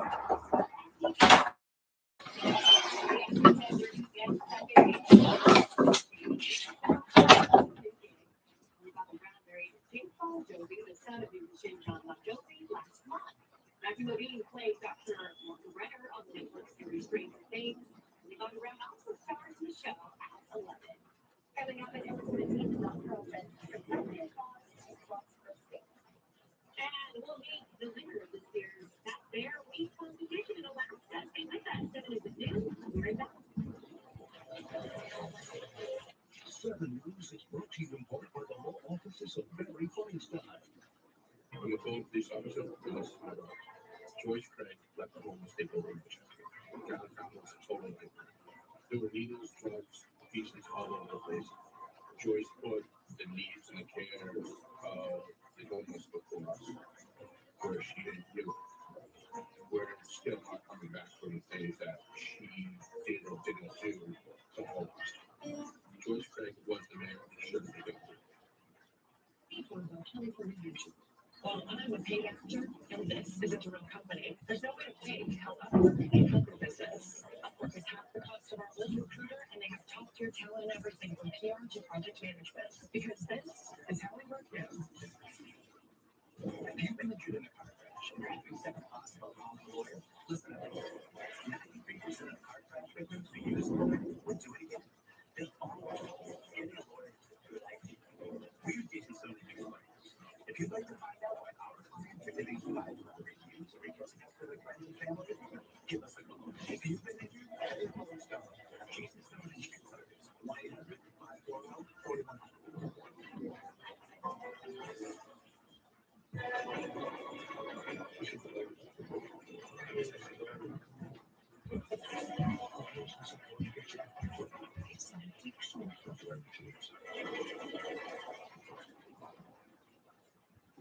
Joyce Craig was a disastrous mayor.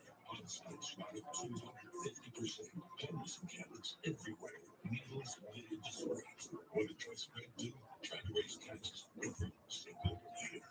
Now Joyce Craig wants to bring back a state income tax, raising taxes $160 million a year on small businesses, seniors, even retirees. Joyce Craig, a liquid disaster, is going to raise our taxes. Paid for by the Hampshire Republican State Committee. A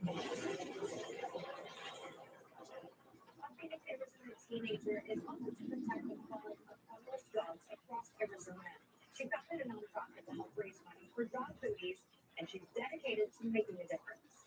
A teenager in Arizona making a positive impact in her community. She's donating protective pet boots to dog owners who are homeless. Would you like to download for your dog? 15-year-old Jordan Sakatu has raised more than $10,000 through her nonprofit Laws for Cause. Wearing mesh, rainbow rubber bottom to protect the dogs from the ground. Sakata says she was concerned by the extreme heat over the summer and the impact it would have on the homeless population and their pets. So she took matters into her own hands to offer some relief to those furry friends. I'm very concerned because the fact that it's too hot for dogs to walk. I mean, it's a family. It's who they surround themselves with 24 hours a day. Her mother says it's inspiring to see the immediate impact her daughter has had in the community. They literally go from thinking that they're going to be judged to just being so grateful, and you can just see their whole expression change. The teenager and her mom also provide other services to pet owners out on the streets, including water, treats, and access to vet services. The people she served couldn't be more grateful. Teenagers today, it may have known of like this world is not in the best place. And so that was made that hero to animals by Dan Cornwell. Coming up next here on the news station, a back-to-back championship win for this fat bear in Alaska. Why this year's title was even more personal.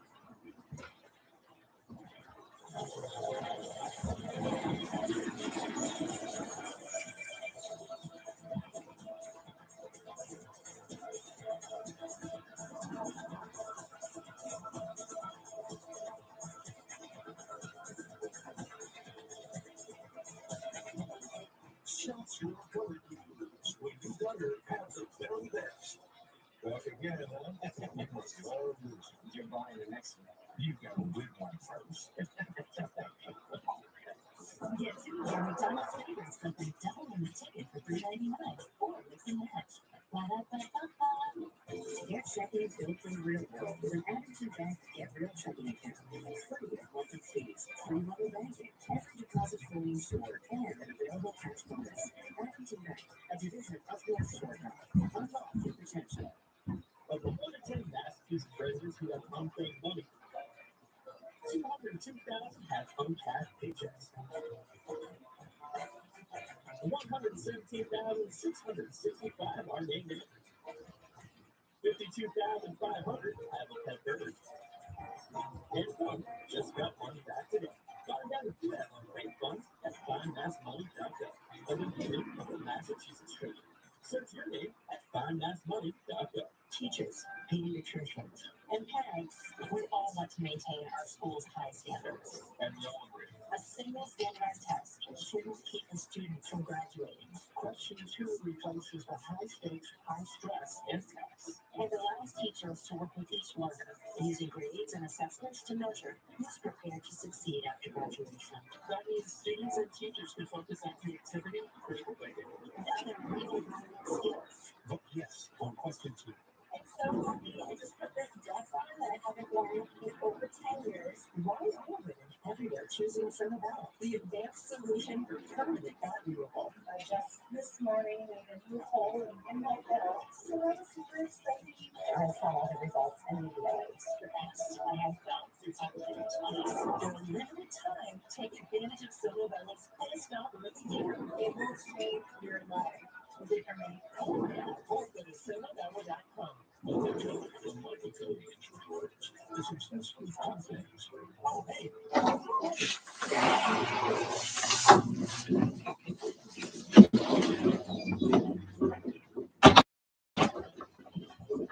Oh, thank God for live streaming. I gotta get dressed though.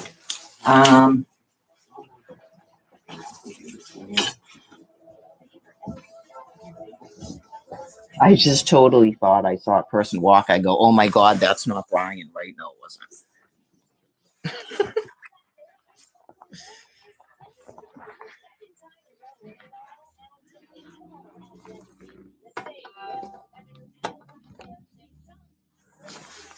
Yeah.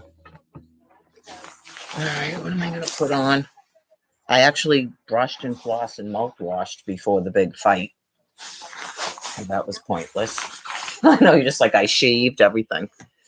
Anyways.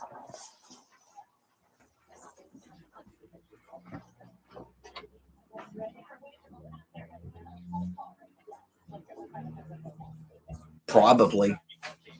If I if I was talking like with all due respect, but like I've met some female psychiatrists, so I can like tell, I can like hear the woman's voice in my head as I'm talking. Right, you go, yeah, we understand your plight, Brian, but the thing is, okay, you're depressed. Okay, why are you not seeing a psychotherapist every week?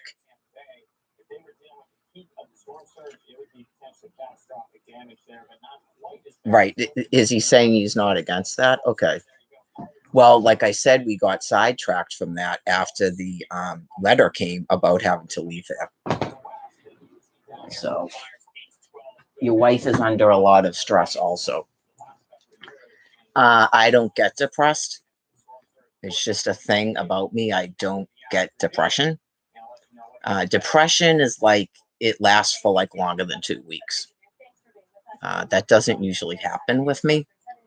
I'm definitely not as chipper as I typically am, but lately, it's just been a lot of things close together, one after the other after the other. So it's not that I don't recover from it, but I have to be given a chance to.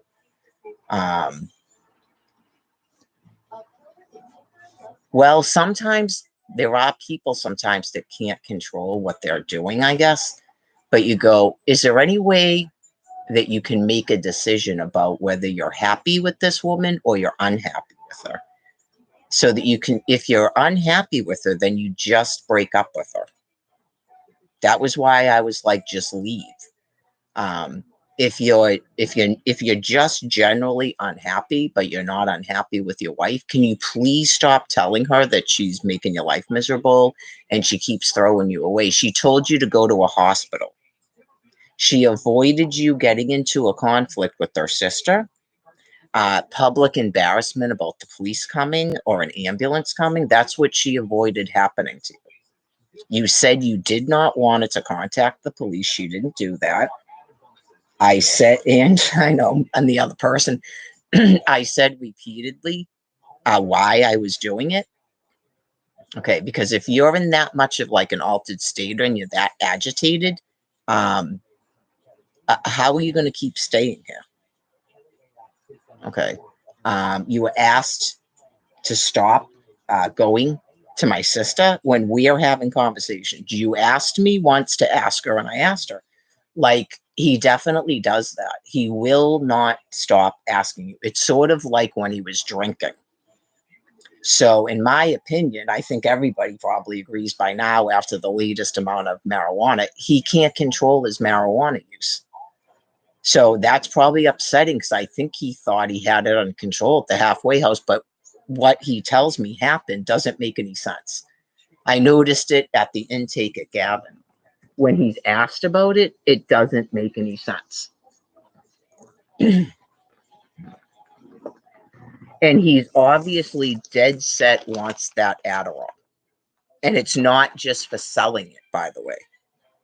Right. When you're taking 2 in the morning like that, you're a drug addict. You're over medicating yourself. Just like the other medication. You're a drug addict. You're over medicating yourself. It's wicked common with Adderall. I've met people that were prescribed it and they over medicate themselves.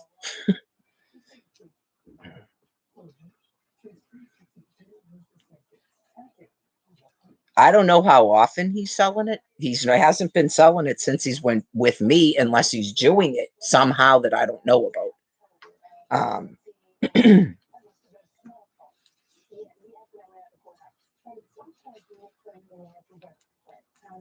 I really don't think he could be drinking without me knowing that, aside from yesterday and the day that he took off to the library, and then the day that he took off in the center just recently.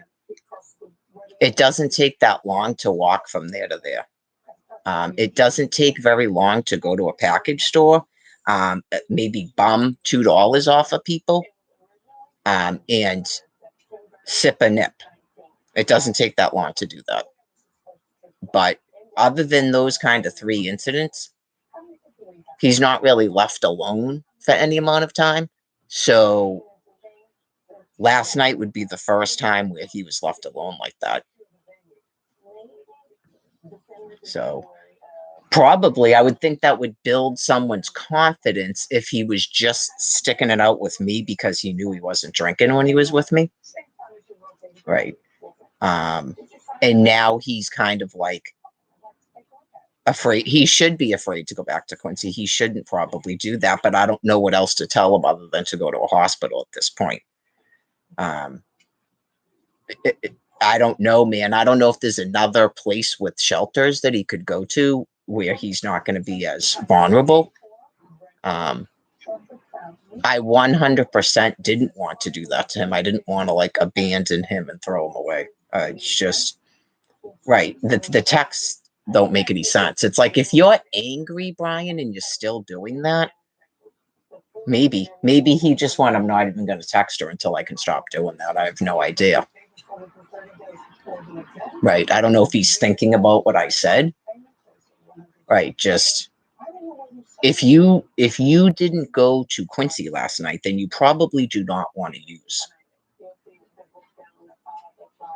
Right. That's what I would say.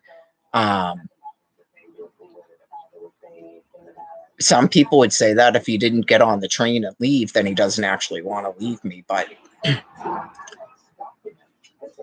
yeah, something's got to be addressed about what happened last night and just the ongoing thing, I guess. That's a good way to get proper mental health help, because you're not in Quincy. So even though these psychiatrists and shit are saying they don't take your insurance, you're already here. Demand to be taken to a hospital here. You're not in Quincy. That might be a good idea. Maybe God or somebody else will go, yeah, you're not in Boston or Quincy right now. And if they're constantly just got you in a revolving thing, maybe try a different hospital. Yeah, because they might. That's what they do to him. He goes in there and then they tell him to leave. Yeah, unfortunately. So that's why he sent me a picture of himself with the hospital band on. Especially after what happened at Faulkner Hospital, because I couldn't believe that they did that. But they did it when he showed me the paperwork and stuff. But I think he was there on an alcohol detox. So I don't know if he's being honest about what he's calling them about. Maybe he didn't know that's why he was calling them. When you're sober for 2 months and you're having these things happen, if that's the first time that's happened to him, he could be pretty upset about it. Yeah. Oh.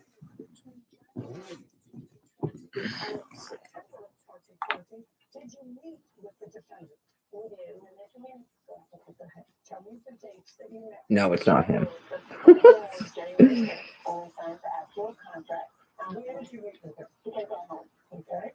the contract that day. Okay, but you contacted him the beginning of January when you first took the hall, the venue, and then you said, "Well, come to the house." I wonder if she's coming back now. I better get dressed. Yeah, my sister. She's checking on me.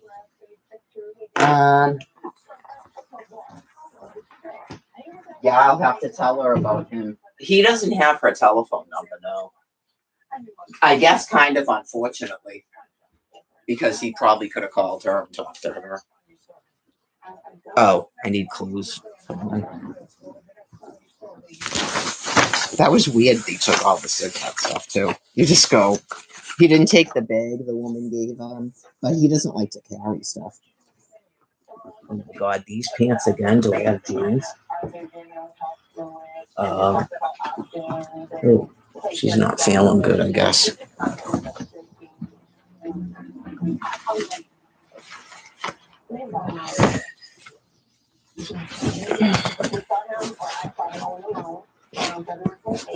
I know some people would say that. He's a little bit of a whiner, yeah. Oh, you almost died last night? Then I guess you should probably go to the hospital. I almost died last night. Okay. And Mary said to go to the hospital, right?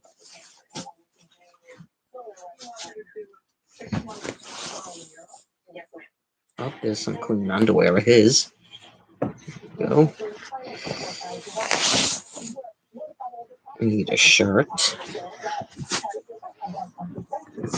Oh yeah, I did the whole shabam yesterday because and today would have been great. We would have had all this time together. People do get sick. I mean, if the man is sick, then that will all come out in the wash. Right. It's just the same kind of thing because he keeps telling me stuff and then I'm not getting anything from anybody in the medical community whatsoever. Even though we're now married, I'm still not. They might say, well, how come you're not like calling and stuff? You go, doesn't he have to be a danger to himself and others? I don't know how that works. I'm obviously going to tell my therapist about it today. That's his medical people right now that I'm clearly not really satisfied with. I've mentioned that publicly. I've mentioned it publicly that I'm not too happy with it. That's why I've tried to get him better medical care. Yeah, I mean, we'll see. If God knows, if it is actually something like that, then maybe he'll be brought to a hospital out here. And then somehow, some way, he'll get a good psychiatrist, and then maybe they'll be able to get someone out. We're not staying here, though. That's the issue. But it's a start. Stuff like, how is this going to work with you're constantly moving around? That is not my problem. Right. That is not my problem. Right. We're homeless, so we have to move around. That is what other people are doing to us. I know it sucks, but don't come at me with that. Yeah, like I am not staying trapped in Massachusetts outside of the ground all winter. Already determined. Right. So that's something for him to think about too, in terms of if he still wants to go to Florida or he's going to go into a shelter, a halfway house, or he's got a friend that he can go stay with that wouldn't let both of us go, like happened in 2023. And if that's what he wants for himself, then that's how it's going to be. Because he clearly opened up that other Facebook page for a reason. He claims he was trying to contact his brother. Yeah, it's way too early in his recovery for that, but he was probably looking for another place to stay. But I would guarantee you he's probably got a slew of people because people are so disgusting that he could stay there, but I couldn't. And so it is what it is.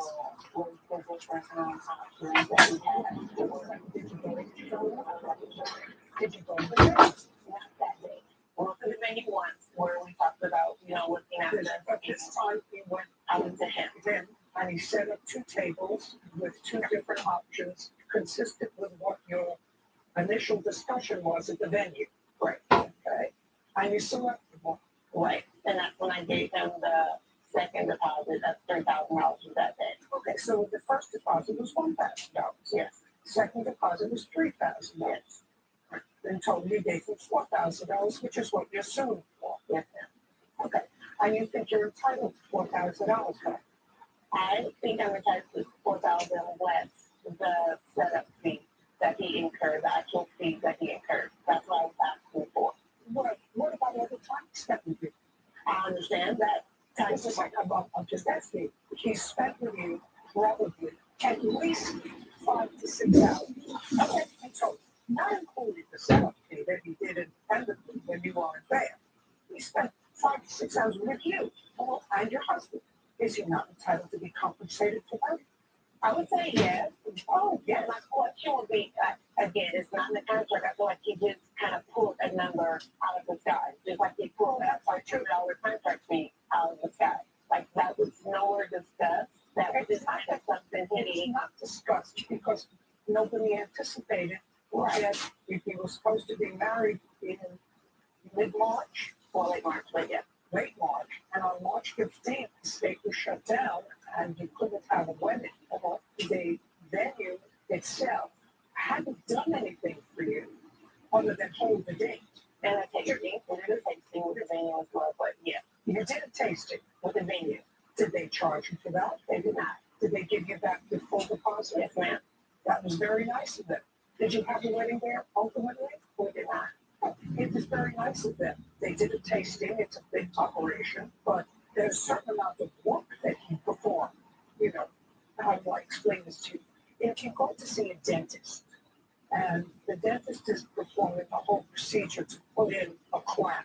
In order to do that, there are procedures that you have to do. First, sometimes do a root canal, then they may have to shave down a tooth, and let's say the patient dies before they can get the crown put in.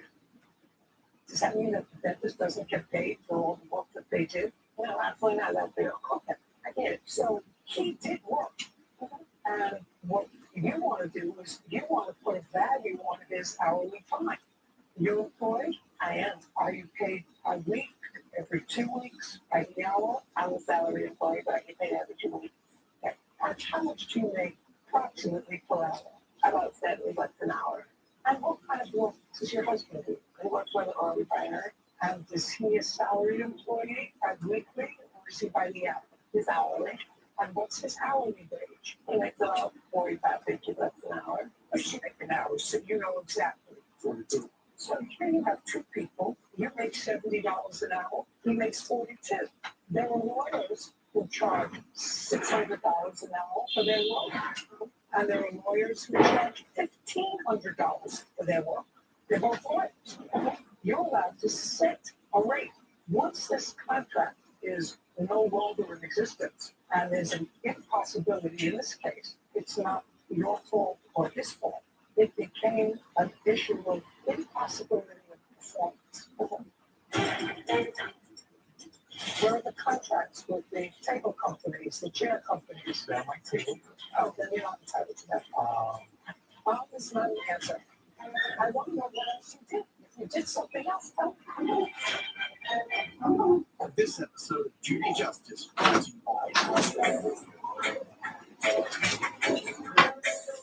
you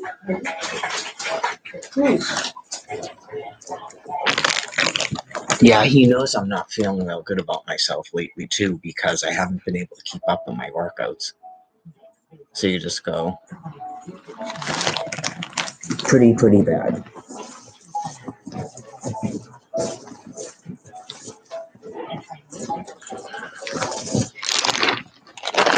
Just if you could see the amount of compliments I give this person. Super hottie, blah, blah, blah, blah, blah. And you just go, okay, so what you actually think about me is that I'm an old cunt. All right. I know you're afraid to be homeless and alone, but emotionally, I gotta cut it off. So I guess maybe that becomes confusing, or he's just, I don't know, like, because if he was out drinking, I think it was like 10 a.m. when he texted me, you just go, it's a little late in the day, isn't it? For someone sleeping outside? Right. Like,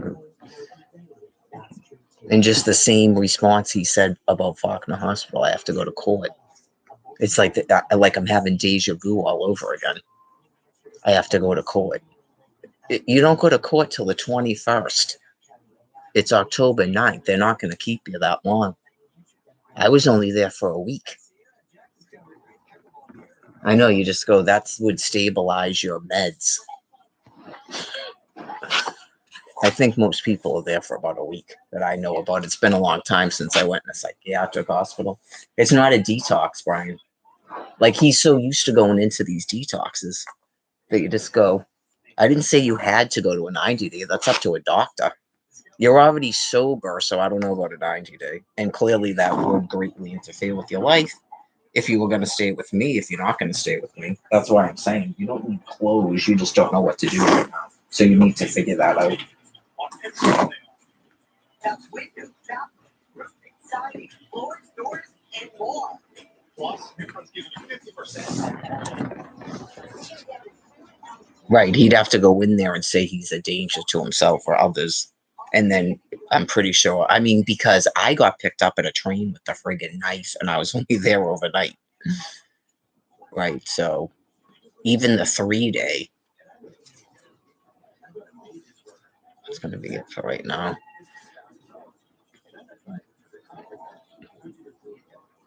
I never say anything about his looks, man. And believe me, Candy had no idea. I just started telling her today. Oh yeah, if she saw the way he was before, I'm sure she would probably go. I don't know. I don't, because the people he talks to, you just go, dude.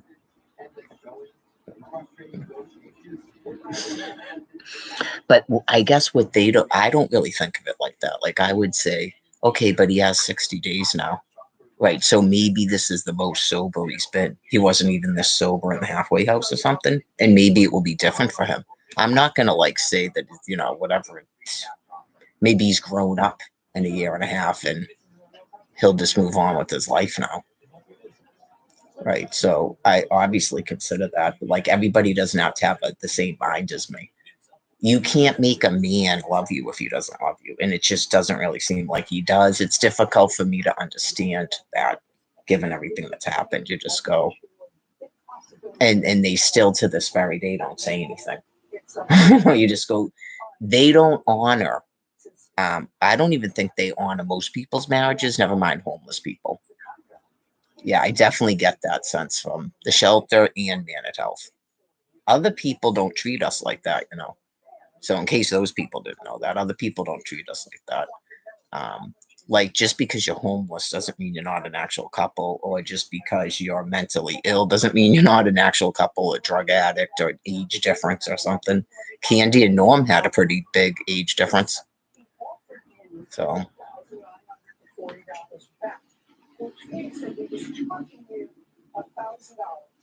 you have to be able to support your person, I guess. So maybe if you don't feel you're getting the proper support, then it can be scary when you've been with someone for, I don't know, a couple of months and you haven't had to do anything for yourself, basically. I guess what bothers me, but I have to kind of let it go, because if that's what he wants for his life, that's what he wants for his life. Is his worldview seems different than mine. And yeah, that could be something that's never going to change. Just, I find it scary beyond him being with me. Like, it's scary that he would just go back into the community, because to me, that's gross, where they just store him in a halfway house. And then he has acceptable people that he's hugging and friends with, and a suitable sexual partners and stuff. You just go, and they all think that I'm crazy because what are you talking about with boobs? And no, she's so insecure, and nobody sort of like does that and stuff. And you go, it's just a different worldview. Like, you're looking for something else, and maybe you're never gonna love a person like that. And if that's not on earth, then I just stay single. Like, I'm not going to be converted into, it's okay to watch women's wrestling, it's okay to have tits on after I asked you to change it. You do all those things when you met me. I'm like a nun, as you stated with your own mouth. Like, you don't convert me into whatever. So, like, you should have thought about some of that, about, you're not going to change me, she couldn't change me. Then why did you go out with me? I mean, if you made a mistake, that's what adults do. They don't just keep having these fights and go, it's not going to work. And then, oh, it's going to work. That's a toxic relationship. At one point in time, is it going to work? Right? When you're not sober, Brian, you don't have time to discuss these things. So it's just an impossible task. And I was getting so stressed out about it, like, because I've been so abused and I'm under a constant barrage.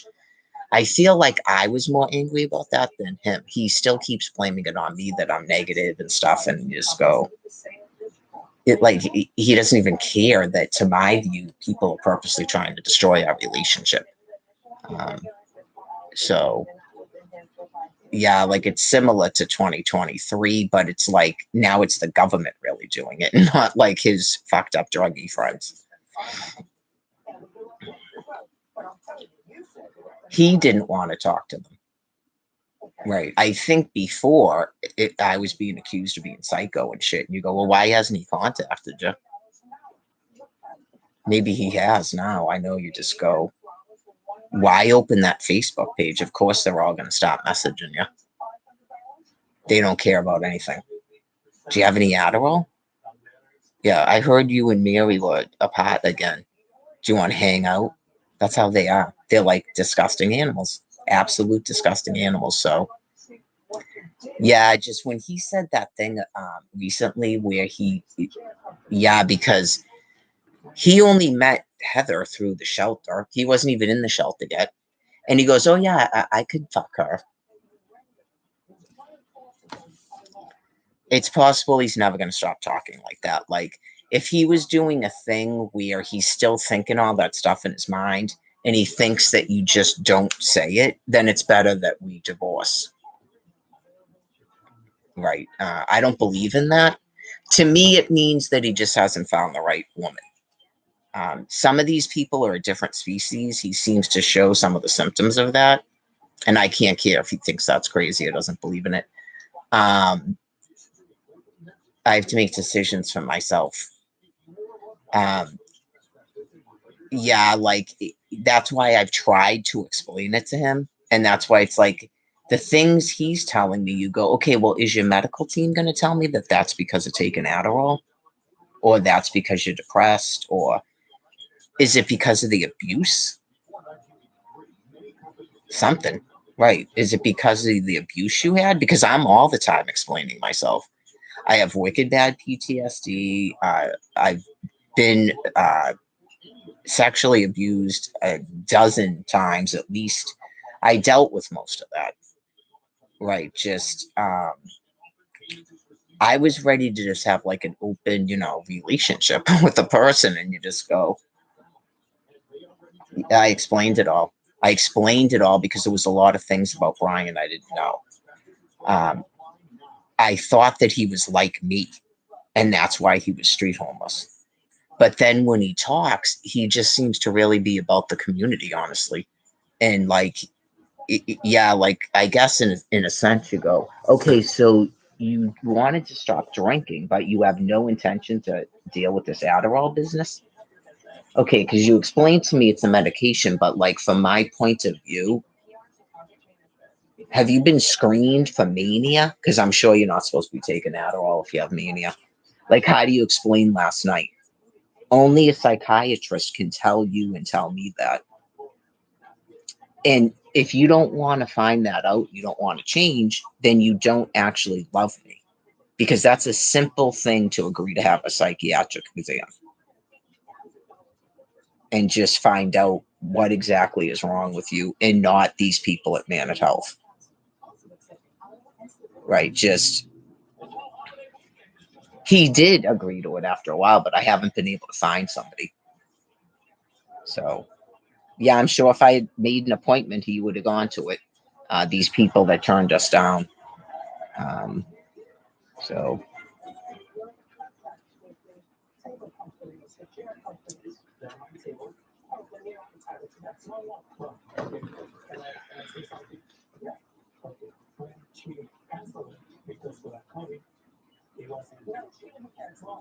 right, I agree. I would agree with that.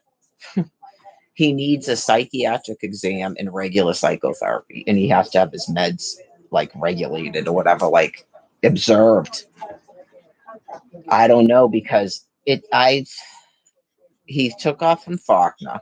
I think, did he spend any time in a psych ward at all since I met him? I don't think so. He told me about being in jail. Um, he went to detox and then went to a halfway house, but he was smoking marijuana.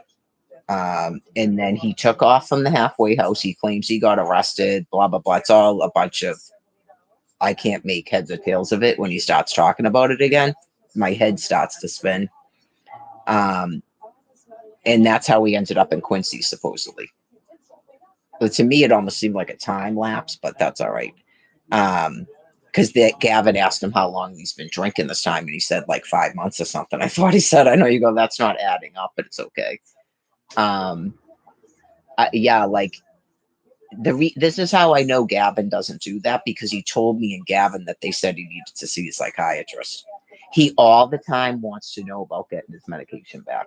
I don't know if he thinks calling a doctor and getting pills prescribed is having a psychiatric exam. Yeah. I don't remember that. Did that doctor ask him if he was having anger outbursts like that? If he was like forgetting things? Was he having trouble keeping track of his medications? Like, how is his hygiene? Was that asked? Okay. He has to really be told to take a shower and change his clothes. Yeah.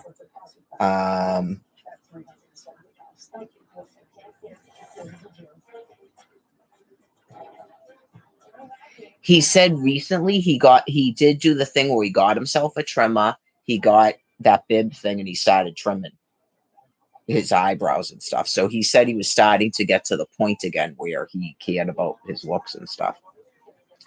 Right. So yeah, we could be getting to the point he was at last year when he was in the halfway house, and that's why he never contacted me. I know. Could you imagine going through all of that, right? Like, that would be a nightmare for someone in recovery, I'm sure. Where you go through that whole process and then you sort of like, quote unquote, wake up and you go, oh my God, how the fuck am I with this person? It would have been nice if he just told me that. Yeah, it would have been nice if he just told me that, because things like that, rationally, I can understand. I don't get mad at stuff like that. A lot of the anger and stuff is just the constant denial that something is wrong. And then I just give up on things and I don't work. He's always like, well, we're going to work through this and stuff. Yeah, I was all on board for that. And then, like, last night was something that has to be addressed by a psychiatrist.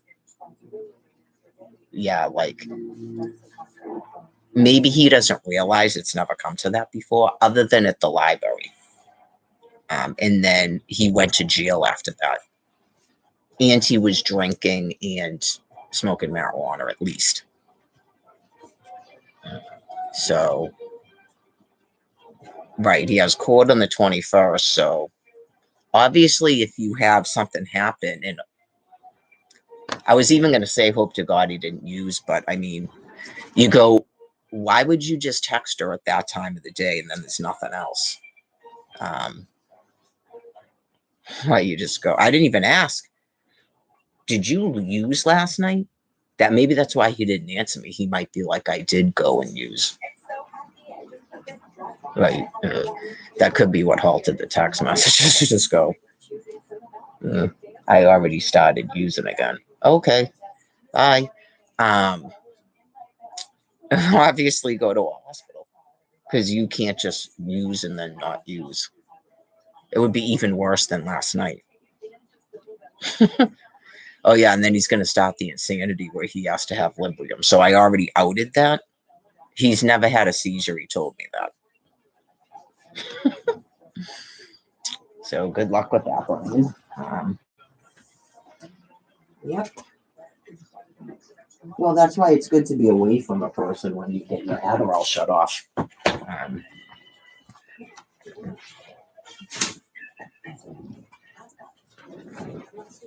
Or you're detoxing off of something I wasn't aware you were using. I don't know. In recovery, that's always going to come up. If he's not aware of it.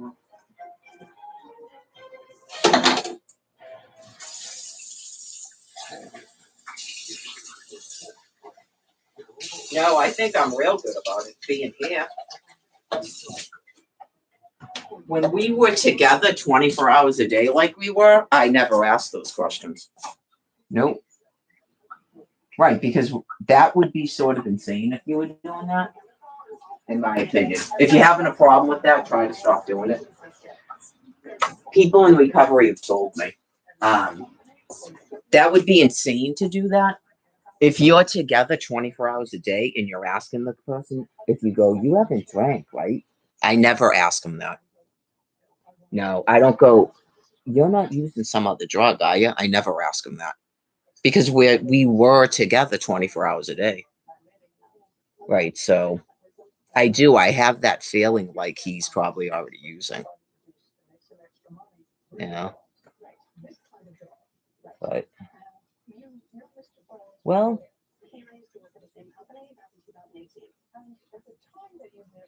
I think it's both things. Like if he wasn't using, I think it's both things in terms of why he texted once. Right. Like he either goes, yeah, this sucks. This is going to suck. Like, but I've been through this before and I'll just go into a shelter, because he might be equating what's going on with using, and he doesn't have to do that. It's going to be tougher, but he can still do it. He has over 60 days. Right. If he's like worried about using, I don't think that's necessarily a reason to try to get back with me. But it's understandable to be afraid. He should be afraid. That's a healthy fear that keeps a person sober. And then you go to AA and you reach out to sober people and you explain to them what's going on, and that you don't really want to be with me, that you came to sort of an epiphany about it, but I was helping you stay sober. So you're like more afraid of being outside and being homeless, sitting up in a chair in the shelter because the winter's coming. You don't want to end up hanging out with Donnie and John and stuff in the stairwell anymore, but you don't really want to be with me and you don't know what to do. That's plausible. That's definitely plausible. Guess it's got to be one or two things at this point, like maybe that, or he had some sort of psychotic episode and he's got to go into the hospital to find out what just happened. Right, because now you're sober, you're not detoxing. He keeps saying that too. He'll probably tell you he's detoxing off of marijuana. He did it before he was using marijuana after Gavin. All right, so Right. And he did say after Faulkner Hospital, he was having hallucinations and shit, and he had to be. He said as soon as he left the hospital, he was picked up again because he was probably on mad drugs or something, or not on his medication or something like that. Yeah. Well, he left with his medication, so probably. If it's anything like it seems like people I've seen that have mania and stuff, it's like waking up from a drunk and they go, it like when someone dies or you wake, say I slept last night and I woke up and went, oh my God, this is actually real. That actually happens. Right. But like for them, they just, it's like waking up from a drunk where they go, oh God. I felt like we've had a bunch of those happen in our relationship. And then basically the two of us put up with it. Yeah, that's what I felt like because I have such PTSD and I'm not perfect. And I've never physically came at him like that, though. Yeah, like it. I think it's different when you type stuff on the internet. I do than when you're actually talking to the person. Right. Like he's presenting to people, not that I care about this. Like he doesn't say anything online. And some of them think that because you don't flip out when you're typing and stuff. Okay. He does it in real life though. Oh yeah, he's doing that in real life, even though he's embarrassed and he thinks if you don't type something on Facebook or something. He's doing it in real life to me though. Just as an FYI. Right. Like some of the verbiage, it's freaky because it reminds me of the summer of 2023 where you go, do you all talk the same? Is that where that's coming from? Are those family members or like childhood friends? Yeah. People could begin to wonder if you're all the same person because the verbiage. You're tapped, you're nuts, you're psycho, you're so negative. I can't stand all this negative. So I don't know if you're a group of friends or family. If you're family and I know a little bit about your family, I hope you guys are in psychotherapy and probably avoiding talking to each other. All due respect. Something what Brian told me.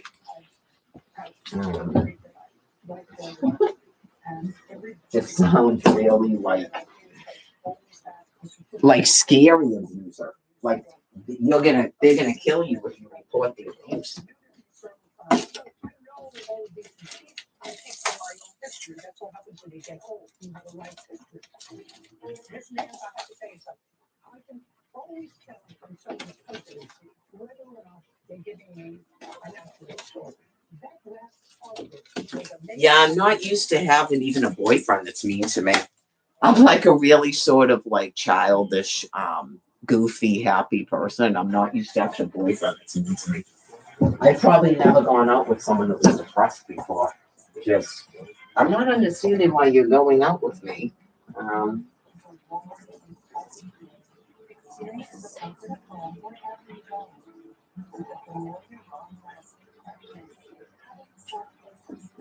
I don't think it's really possible for me to drag you down. Since you keep telling me that you're wicked depressed and that's why you're acting like that. So that doesn't make any sense.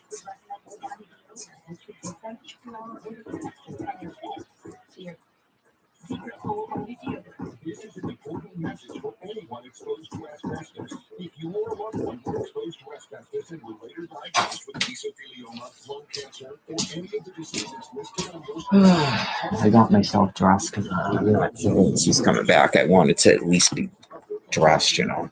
I can't believe I didn't sleep all night. I really don't feel that bad. That was like really bad.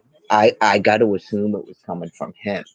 Like I'm not even saying he was stressing me out to that degree. Like I think all that tension was coming from him. I've explained it before when I was in the house with Barbara and Tom.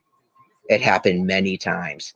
Like, and it wasn't like there was anybody fighting that was tensing me out. All of a sudden I go, what in the world? Right? Like what is, and all of a sudden one of them would start yelling. Oh yeah. Or they both start yelling at each other. And I was like, oh, that's what it is. I can't believe it was Brian that was coming from. Yeah, because in my mind, I remembered what happened with Tom and Bob. I go, is someone like about to completely flip out? I figured it was like just somebody in the complex. Oh yeah, like I'm convinced that it was Brian now. The only other thing I could say that it is, it's got something to do with nuclear weapons. And I have no way. Someone would have to tell me, yeah, we did a bunch of nuclear weapons and now we're taking a break. Because I don't really think I'm relieved that Brian is gone. No, I don't think I'm really relieved by that. No, it's just I'm upset, but I'm just sort of like, yeah. Well, he's not really good at ending things. I found that out in 2023. It's like I hope to God after marrying a person, but the way that people were talking to me in 2023, I don't know if he would do that. He might actually still just act like this is all and not be adult about it. It's like, are you ever gonna get to a point of calming down and ending a relationship? Like, what's going on? Like, it's very, very immature, that text that came in this morning. Yeah, that's pretty immature. I'm 53 years old. I'm an old cunt that I just recently found out. That's your view of me. Not you like older women. And not you think I'm beautiful or anything, which is why there's no compliments coming in. That's not really a good way to end a relationship where you ask about picking up clothes for no reason and then more insults. Like a child that's sort of upset because he didn't get his way or something. Right, like he does sometimes apologize, but it's rare. That's not an apology for what happened. Right, like he's stuck on this thing about wrestling. So, right, it comes down to that thing where he tells you that you're trying to change him and he's not going to change. That's why people break up, Brian. I've tried to explain it to him. Right, like I don't know who else he's ever tried to go out with, but you're like, I clearly am very prudish. You just go, what? What are you talking about? Yeah, just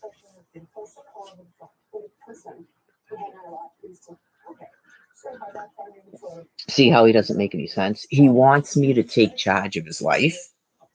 He likes that I'm applying for everything and I cook for him and I clean and I do his laundry. Right. He told me in 2023 I got to tell him to take a shower. He was just commenting about how he's feeling better about himself and he's able to trim things and he's buying his own stuff online. And he did say something about stopping the energy drinks because he's getting fat. And then when I brought the thing up about walking and fitness, he got angry at me. He can't handle any type of I guess he presumed that was a criticism. Do you have are you starting to get a pot belly? Okay, then you have to address that. You need to talk to Jada Pinkett Smith and Will Smith and find out if they don't love each other because they go, what's that? Okay. Well, it's one of those things too where if he told himself that he didn't care about looks, he told me once he didn't care if I shaved. I mean, come on, really, dude? You don't care if I shave? Right. And then you get your glasses and then you're feeling good about yourself. I always tell him to look in the mirror because he's so hot and stuff. And now you're starting to be like noticing me more or something. Okay, then it's time to move on. Not start insulting me. It's very, very mean and cruel to me. I'm 53 years old, Brian. I can't be with the man that's calling me an old cunt. I know you just go, just going to get older. I'm just going to get older. And then obviously he knew because I've been talking about it. That's why it's even worse. He knew that it was beginning to bother me about my arms and stuff because I can't keep up with my workout. Okay, so he might just be starting to realize that I'm gonna turn into an old woman. You should have thought about that before you married me, but I know that you have some mental health issues and you were high and drunk all the time. Like, so it goes along with like what happened on July 3rd. Okay, like, I don't think that's a regular fight. I was married for 17 years. I was with someone for 20 years. So I really don't think that's a regular fight or a disagreement. I don't even think that's like one of our regular fights. Yeah, like it seemed like he went void. So it was a little bit scary. So you just decide if you meant to call your wife a old cunt or not, and then come to terms with it. Because if you meant to do that, then right, obviously it's not going to work out. As much as whatever you want to be married, you're 37, right? You can still be married to someone else. My chances of being married again are kind of slim, given that I don't like older men. And again, you just wasted 2 years of my life. And you have kind of contributed to my downfall. So I have to think about those things when you're already starting to make comments about it. Not you don't care about looks. So I don't know if that's happened to people he's gone out with in the past, or it's just a good topic. Don't believe them. Everybody cares about looks, especially men. Right. You're watching female wrestlers. You like boobs and you're watching them on TV, but you don't care about looks. Okay. So there's a lot of conflict and a lot of bullshit going on there. I'm not 20 years old. Okay. So, and I've met a lot of men in my life. Everyone cares about looks. The only time people tell themselves they don't care about looks is when they're depressed. Okay. So I think some women, I'm not one of them, I would stay single, but I think some women go out with older men for that reason. But I'm telling you right now, they're still going to do it to you.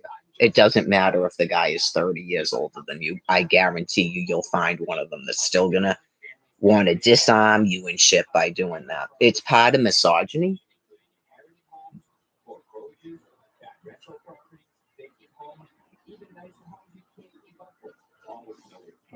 Right. He knew how old I was when he met me. Okay. And clearly time ticks on. So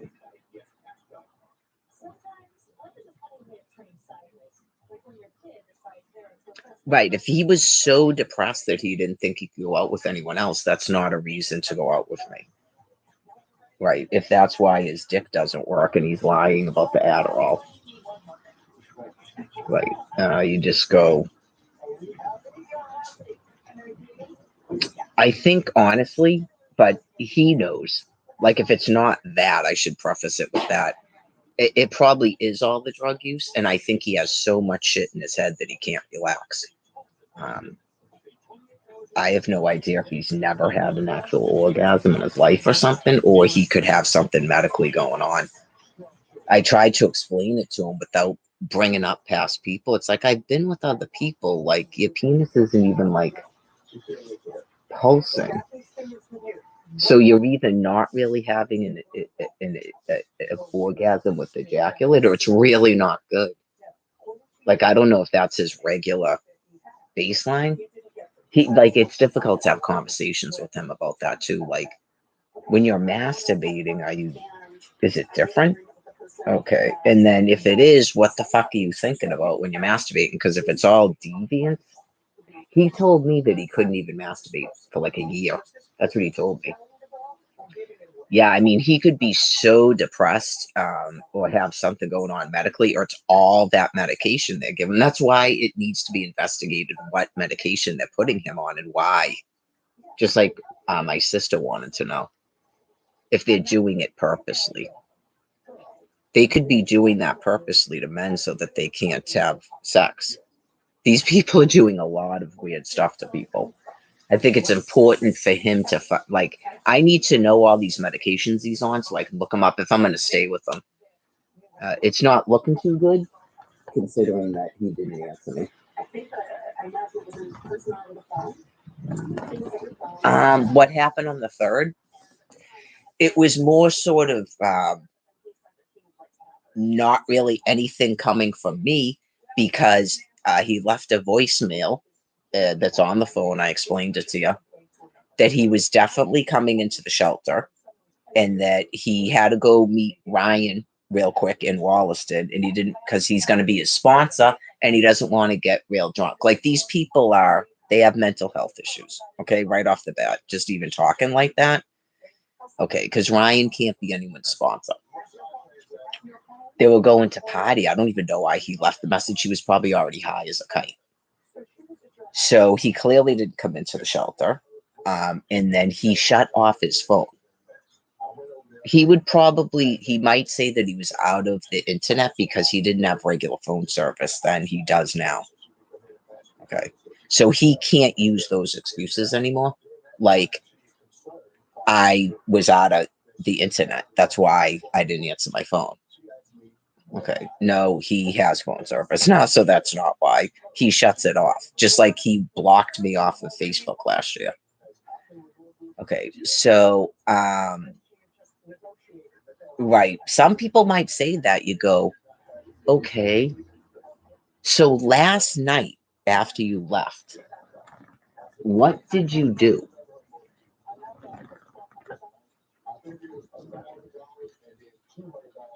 Like, why did you say I'm still in the area? And that you stayed in Mansfield and not you stayed at a train? Did you stay at the train in Mansfield? I think sometimes he gets mad when people ask him questions like that, like you're fucked up. It's like, no, we're used to dudes that are fucking lying. All right, so let's see. We'll go back to last night. Okay, so he was sent to me. Also, you're gay. Blah blah blah. He was sent that. He thinks that that's like a loving thing. He definitely either doesn't have any of those types of feelings for me, or he cannot express himself in that way for some reason. Right, if that's the only relationship he had, it would kind of make sense. He has no idea what actual sexual attraction is or how adults interact. Nightly, you stink like pee. I don't know if both of these people have attachment disorder, the chick he was with, because she didn't find this strange. Okay.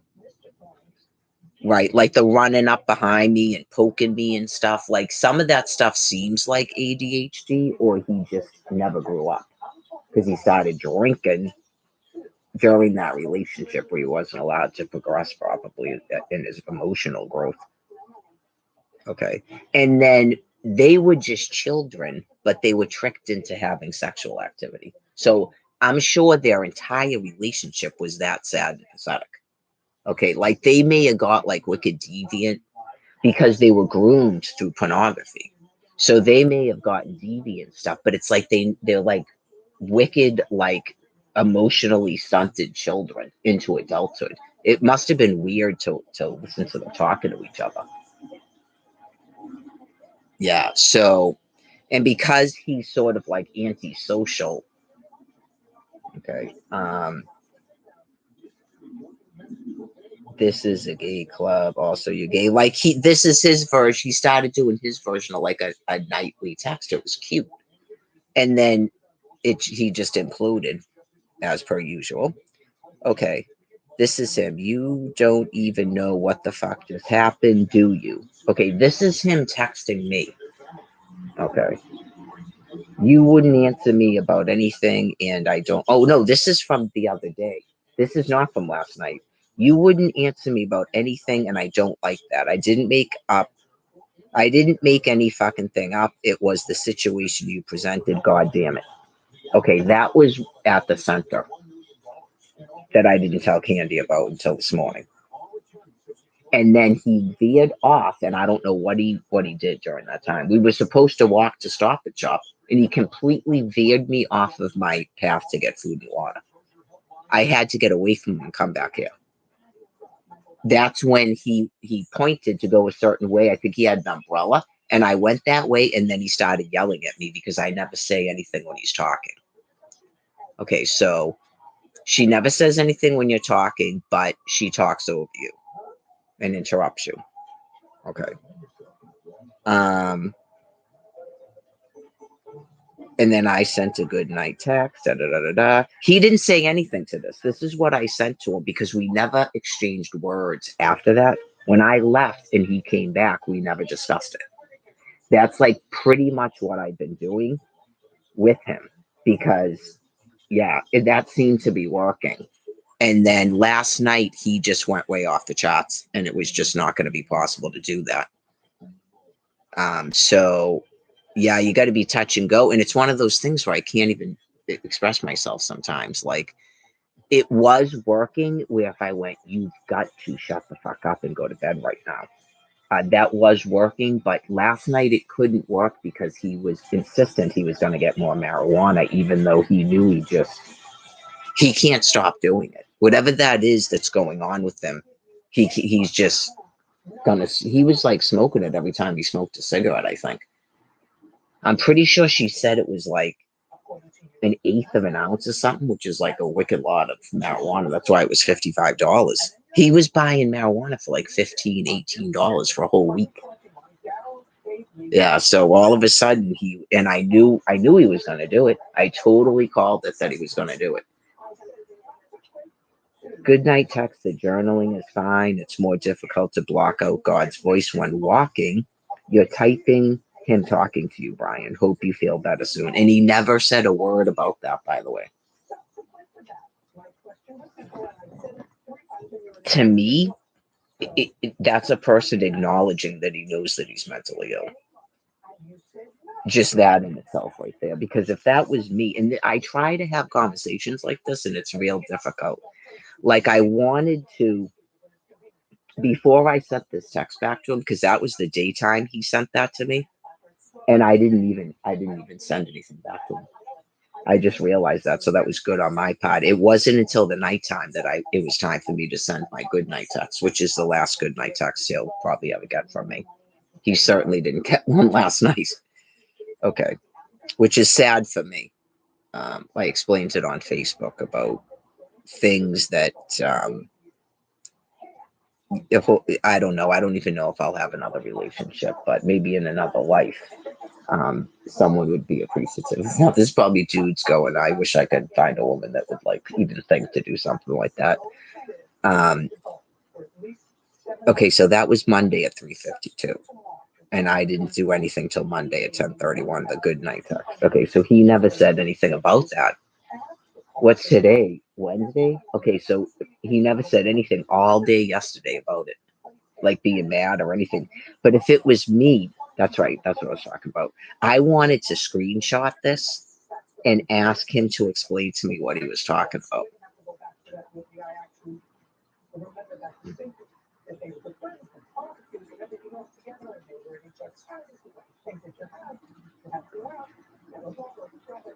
It was the situation you presented.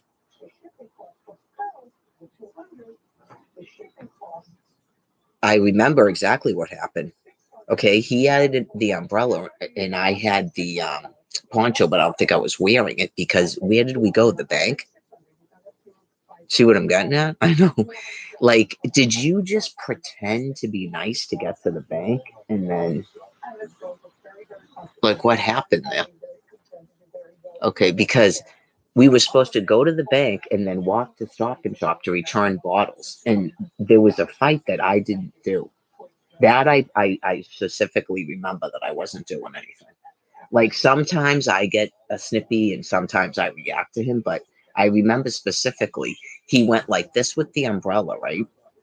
And he goes, go this way. And I did. And because I didn't say anything, he started yelling at me.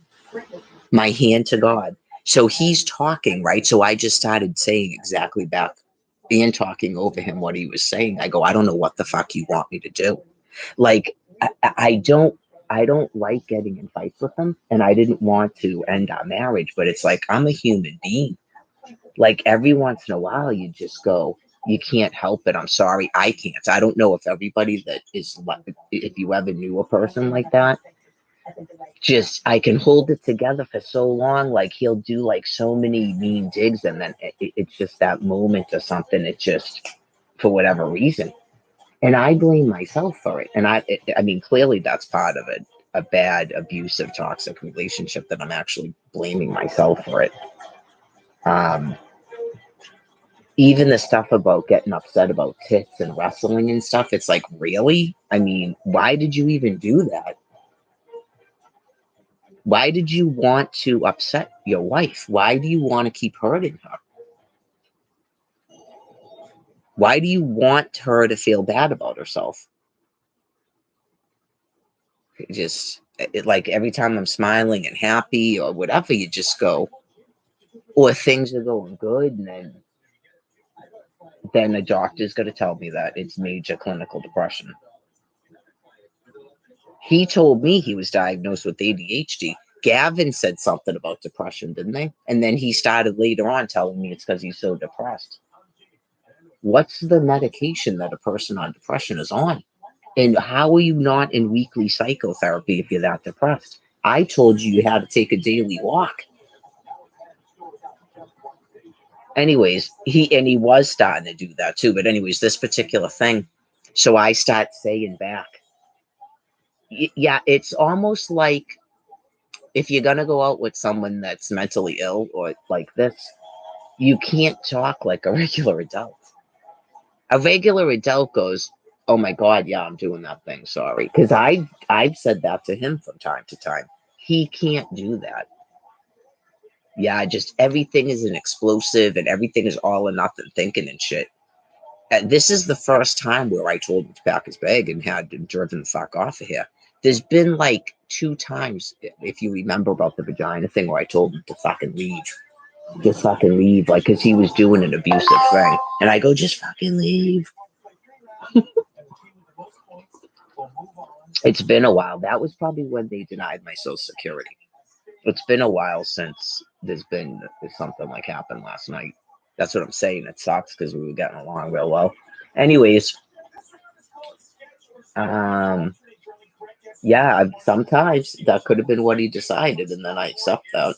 Sometimes people just go, I thought about it, and it's just not worth it to me because it's been like 2 months of this now. Actually, it's been 3. Yeah.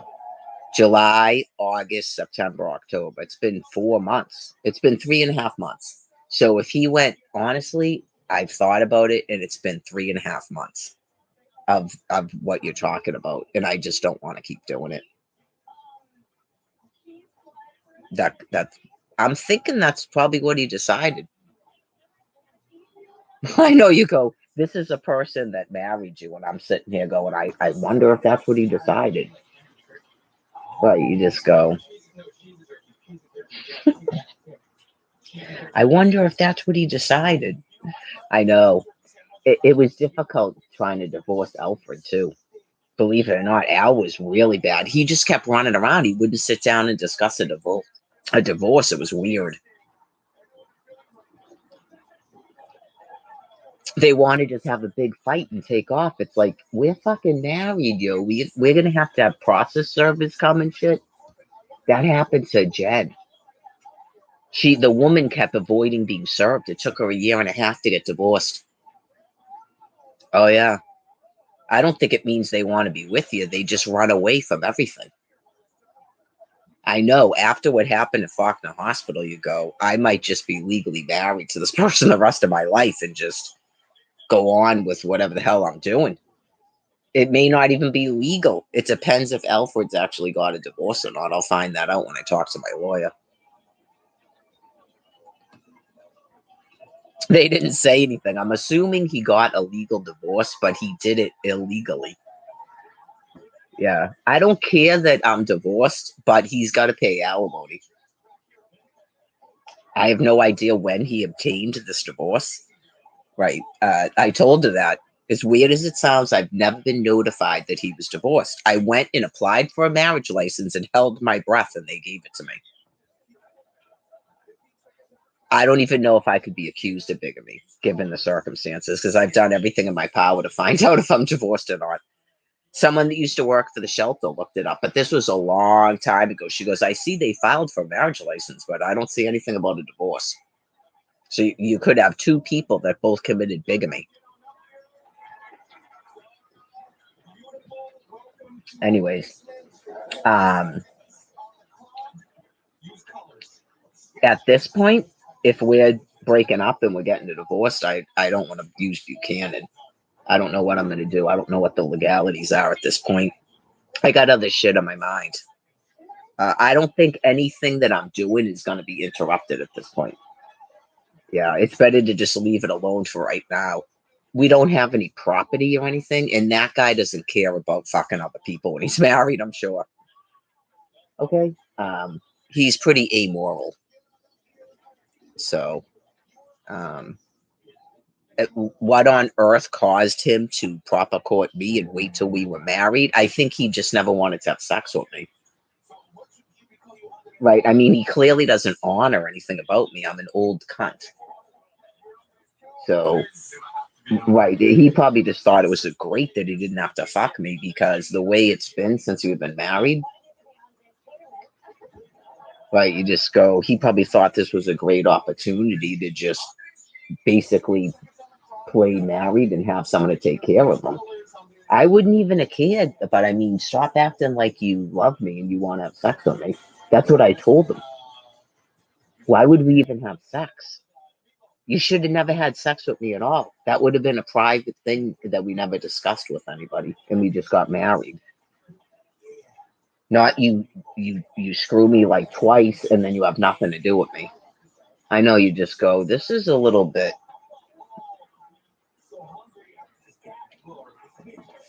I'm not doing it in a place with somebody else is there. Yeah, like he's got a lot of deviance problems. I think he's got wicked bad problems with intimacy and stuff, which I can understand, right? If he would, we have sort of been talking about that. We have sort of been talking about that, and he doesn't disagree with me, but I still feel like there's this underlying thing where he's like lying about some of his sexual past. Okay. Then he should just leave me alone. Like, say if I was talking like this and he saw it, and he was like in one of his episodes talking to his friends or typing mad shit, pretending he's another fucking person, like Jamie Fitzsimmons. And he's talking about fucking the shit out of this chick until her vagina was big, and all these people that he's got a big, huge hard on, and it's just because of you. Then he really should just leave me the fuck alone permanently. So if he's caught himself with those thoughts, or like actually saying them to other people, I can't say never contact me, because he should at least at some point when he can gather his fucking thoughts, somehow an email or a text message, and just say that he decided that he thinks it's better if we get a divorce, that he doesn't want to be with me anymore, like an adult. And then I'll go, okay, well, if you decide to start legal proceedings, that's fine. Eventually I'll get to that if I can. As you know, I have a lot of shit on my mind, but I'm not going to avoid being process served. Right. And it does cost money to get divorced, by the way, but you can do a no fault divorce. It's called the A1 divorce. It's pretty simple divorce, I was told. Right. As long as we don't have any property, we have nothing that we need to divide. I mean, clearly we don't. And then you're just being divorced. It's really that quick.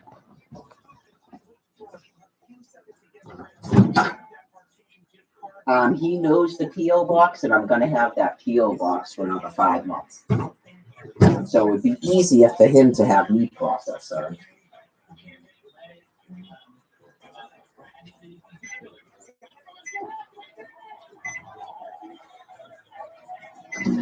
He has an income now.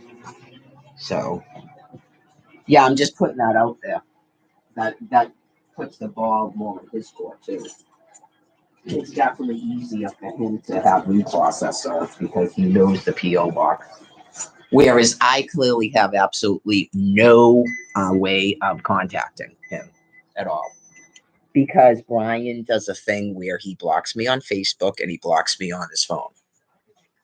Okay, he sets things. I don't have an email address for him, and he doesn't have a mailing address other than the PO box, and he doesn't have a key to the PO box.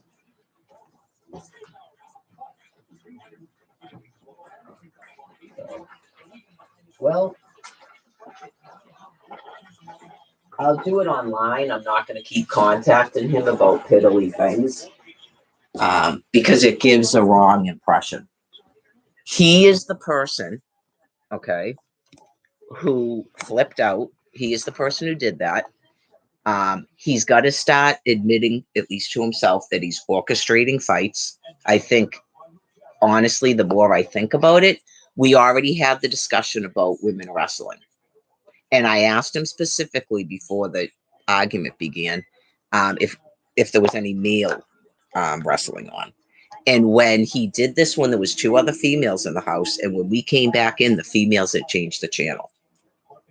Okay, so I can almost guarantee you, any female, Brian, if you're talking to a female and she actually takes your side, all she wants to do is suck your dick, and she envies me, or she's seriously fucked up. Okay. I noticed it, and he noticed it too when we came back in, that the women had changed the channel. It's that offensive to women. We don't want to sit and watch women wrestling, and they probably thought you were a fucking asshole. Why are you putting that shit on with your wife sitting here? Right. That's not the regular wrestling. I think all of the 3 of us were like, why are we watching this? So I think he knows that it irritates people. He has a wicked problem with misogyny. So if he can get to a point at least to go, yeah, I guess I orchestrated a fucking fight. Okay, why are you doing that? Why are you orchestrating a fight? Why did you go like this? Say this was your wedding ring. This is exactly what you fucking did to me. You were sitting over there. I was sitting on the chair. I don't know if you are manic or something, or you're high at the time, because I have no idea what you're doing with that pot. If that's you straight or you high or what the fuck's going on with you. And all of a sudden you go, oh, ring off. I'm divorced. Go to Facebook, ring on. I'm married again. And then you go, I just like to get a rise out of you. No shit. The whole planet witnessed it last night. So were you going to keep doing that until I started posting on fucking Facebook? And why are you doing it? Do you have a friend or a girlfriend or something that's what you do online? Like, are you trying to get your ex-girlfriend's attention when you do that? Remember, I don't think I could live stream then. Because sometimes people don't know, because it's just like I kind of know something. I don't know how to explain it. He told me once, this was after I started dyeing my hair burgundy. Not I do it because of this fucking person, okay? He started telling me that she used to color her hair burgundy like that. And I went, what the fuck, really? Because I certainly wouldn't know that. I've never seen a photo of this person, and I don't even want to know what this person looks like, okay? Yeah, I'm not doing it because of you. Hopefully she's in recovery and just is horrified and wants this dude to finally stop fucking talking about her. I mean, 8, 9 years. Okay, 8 or 9 years he's still talking about this fucking person. So anyways, that could be part of obsessive thinking, by the way. Okay. Not he actually cares about her. So if he notices that and he gets frustrated because he knows it's happening with other shit too. Like your abuse. So anyways, the whole planet saw that. I went on Facebook and he popped right up on Facebook. Why aren't you just texting me? Okay. So you're full of shit when you said you didn't want me using Facebook. Okay, like, yeah, just right. That's the second time he's done it. Right to Facebook. This is all lies. No, it's not, Brian.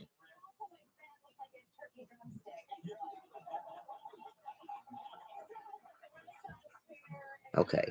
So we didn't have female wrestling on with other females here. Go outside and come in and they had changed the channel. And you and I both discussed it, how they changed it, and I told you why. I go, yeah, because that's fucked up, Brian.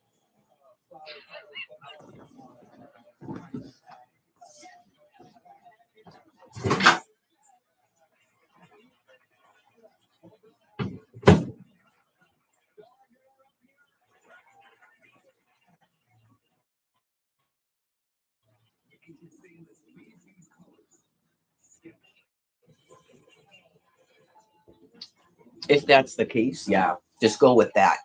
Bunch of people just nothing is ever going to be that Brian's a scumbag. You just go, well, this is terrible because clearly you were using when you met her, and she shouldn't have married you. You're too early in recovery. Blah blah blah blah blah. So yeah, you called her an old cunt because you made a mistake and you married an old cunt. So just get away from her. Stop making the situation worse.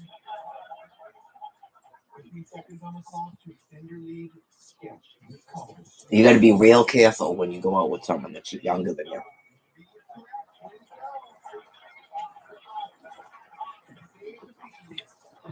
you. Very, very, very sad.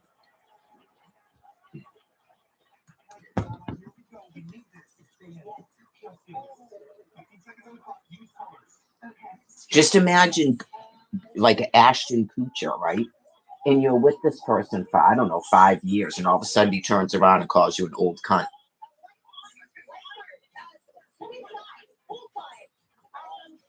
That didn't happen. And then he ended up marrying that chick that he was fucking working with the whole time he was with the other person. What the fuck female does that?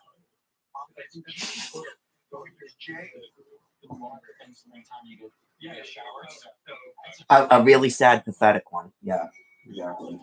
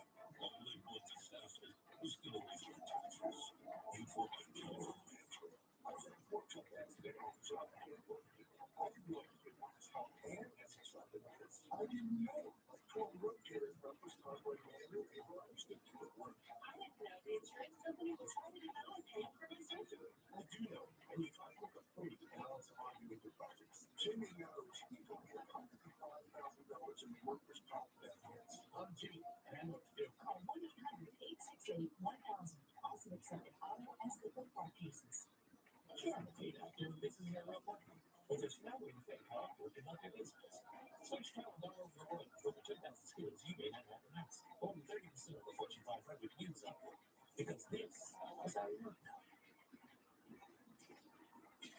Cooking twigs can make this. Second ingredient, or if coconut sustenance specialty, is this thing favorite ingredient?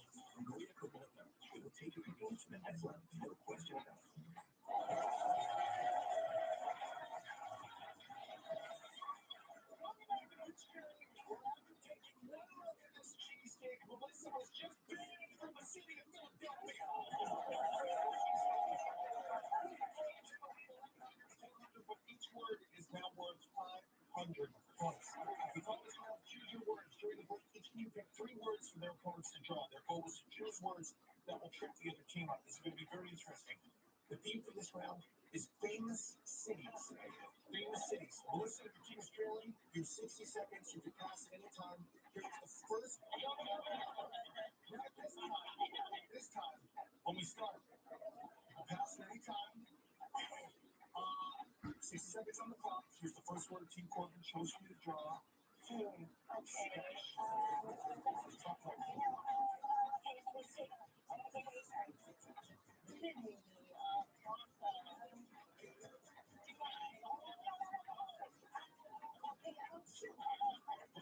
Melissa's going to think about it. Great strategy. Get on up here, Dara. These are so tough. No letters at any. You still have 46 seconds. Sketch.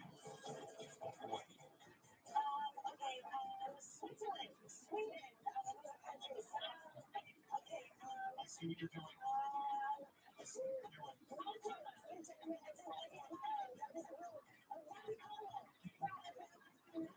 This is such a tough one.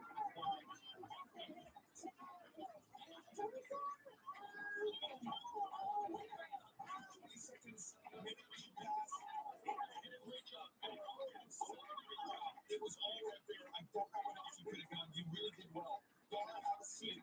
Tiana, get on up here.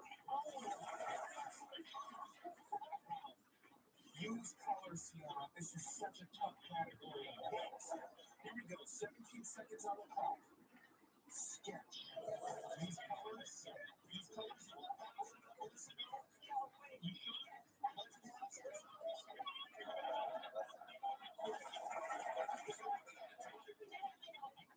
Back to what Melissa was drawing earlier. Try to remember. Here's the next word Team Corbin chose. These are tough ones. Sketch. Well done. We ran out of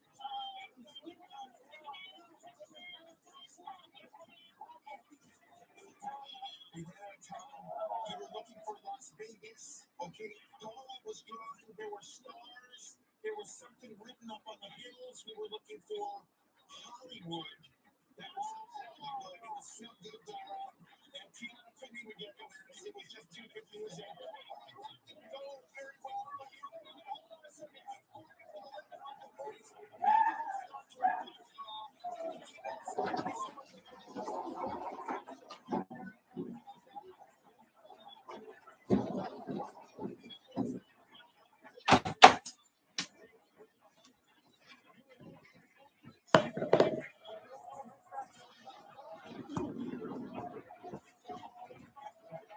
Of course, he's talking what about smoking.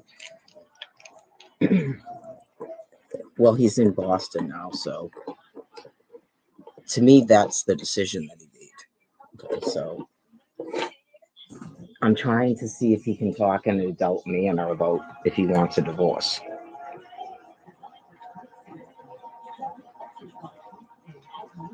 exclusive that is so much better. For us, we enjoy the rest. Flexford has your custom spotless fit for women's wear.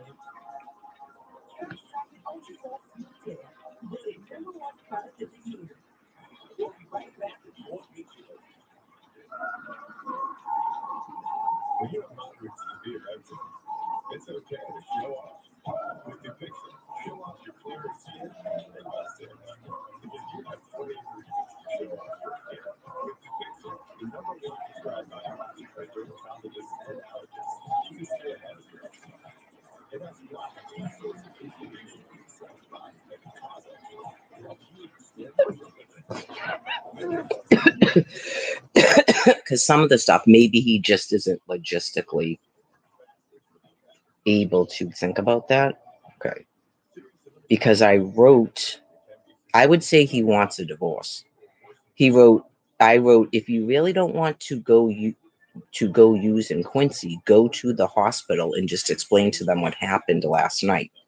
Then call me. Okay, thank you. Are you going to talk to the hospital? Because I didn't hear anything. You called me an old cunt. So if you don't want to use again and or you don't remember what happened, just tell the hospital that. The most they can keep you is 3 days, right? So he just texted me.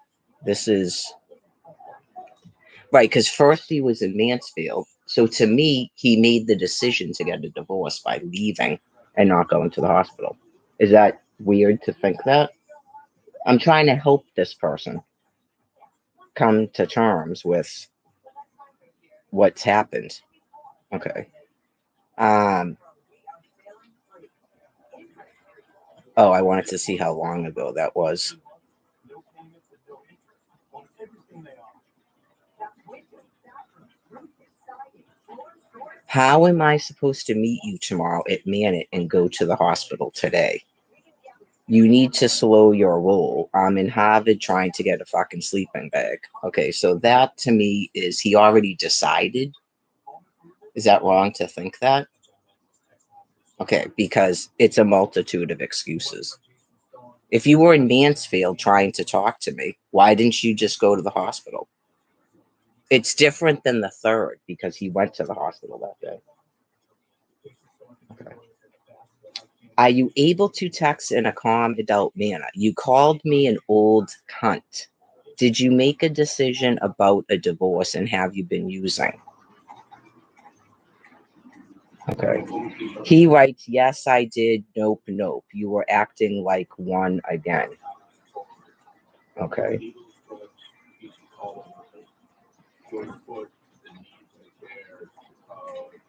What should I say? You have to go to the fucking hospital? Yeah, like.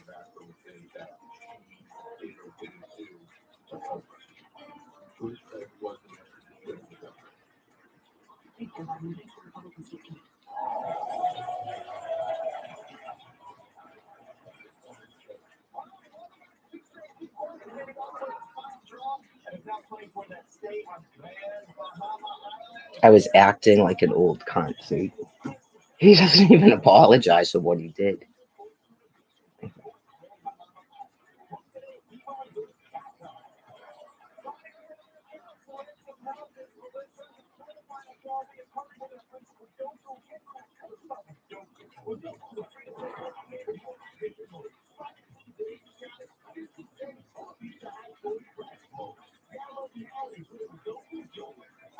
It's just a weird choice of words, an old cunt. I know you just go. Um, A lucky stuffed animal that you won when you were 5 and you sleep with it every night? Oh, You buy my book now. I go for the like shit, so. did you kiss your little shop? I waved him goodbye. What's his or her name? Vicky. Ziggy? Okay. Department has chosen Andres G for the final draw. Andres G, during the break, you were presented with 5 words, sponsored by Friends with Doki. You chose 3 words you believe your team will be able to guess. First 2 words are worth $1,000 a piece. You get all 3 completing the Doku puzzle. You win $2 grand. that stay on Grand Bahama Island. Everyone at home, scan the QR code at the bottom of your screen to download the Dope today for your chance to win $100 in the daily drawing. 45 seconds on the clock. Confidence key. 3 words to Grand Bahama Island. Sketch.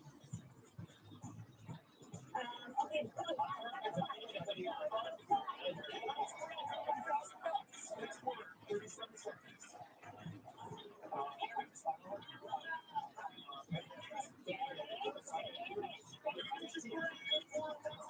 This is for the trip, everyone.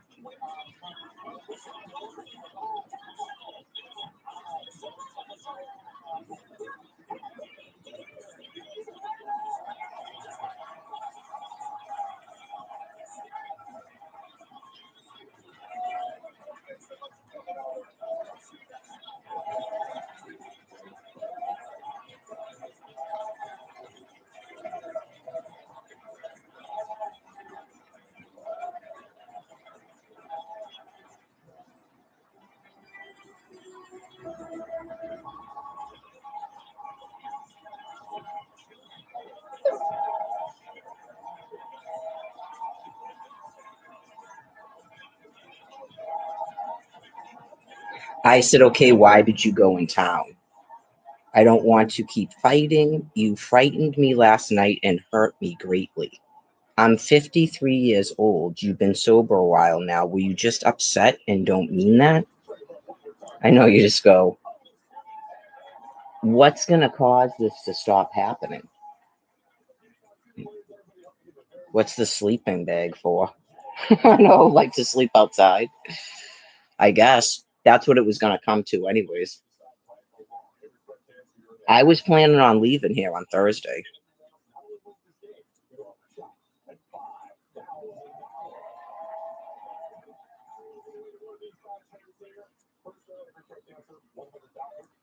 I'm sure Candy's not going to care. I know you just go, I'm just going to have to go to Quincy and, figure it out.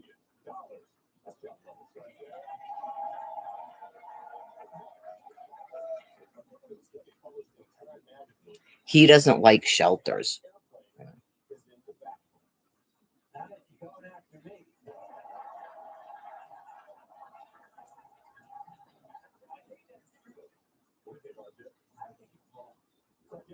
This one's 100% false.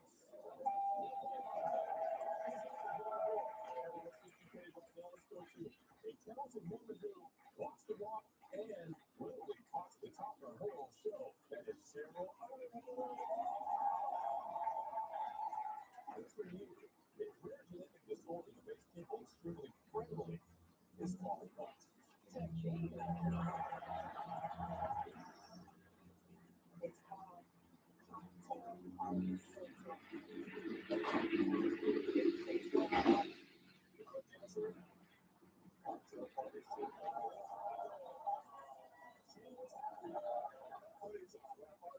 another $100. Let's go to a comedian, actor, and Broadway star, Billy Gardell. According to Wikipedia, the speed of more than other computer mouse is measured by what? Your wife walking at.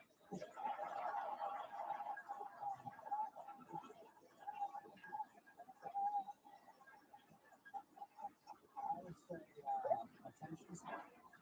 I think he's right. The correct answer is measured by Wiki. He's saying he went in town so he doesn't freeze again. Maybe because he knows he can get a sleeping bag there.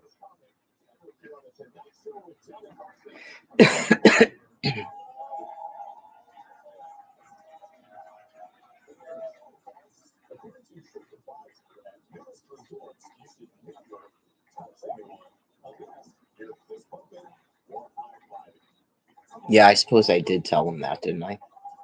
To go to a shelter if he's not going to go to the hospital. He's just, how am I going to go to the hospital and meet you tomorrow? I know he has a fucking answer for everything he does.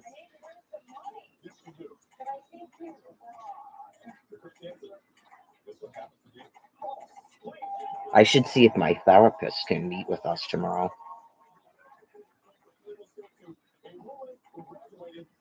Someone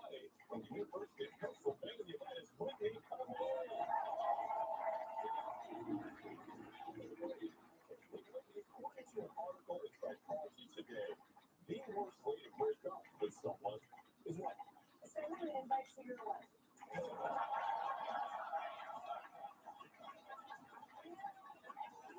Text message is pretty rude, so I'm gonna say by text. I think she's right. Correct answer? Ghosting. Ghosting, even worse than texting. Heather, you can tie it up right here. Let's go to one of the coolest and funniest cats on the entire planet. My guy, Jamie Kennett. Jamie, if a police officer declares they are 10-7, it means what? They have a great body, but just an okay thing.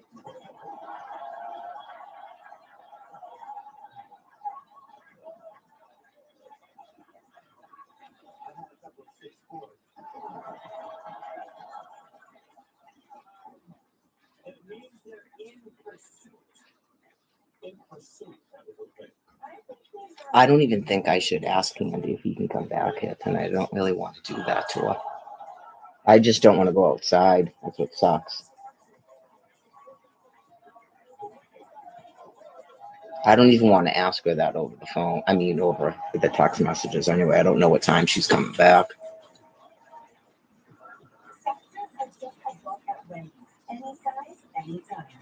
Yeah, because we were supposed to leave tomorrow anyway. I was kind of hoping to drag it out till the 22nd, to be honest with you. This is like another week. Right, you go. And now I've got to sleep outside because of the bullshit that happened last night. I always get punished for everything. But I guess I could probably meet him tonight. I guess I don't have to stay here tonight.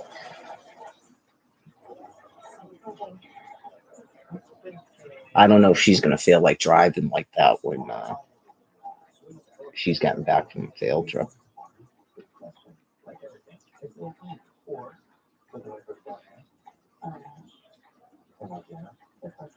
Let's take a look at those scenarios. JP Morgan Wealth Management has advisors in Chase branches and tools with Wealth Plan to help keep you on track. When you're planning for it all, the answer is I didn't want to have to go into Boston and Quincy. Yeah.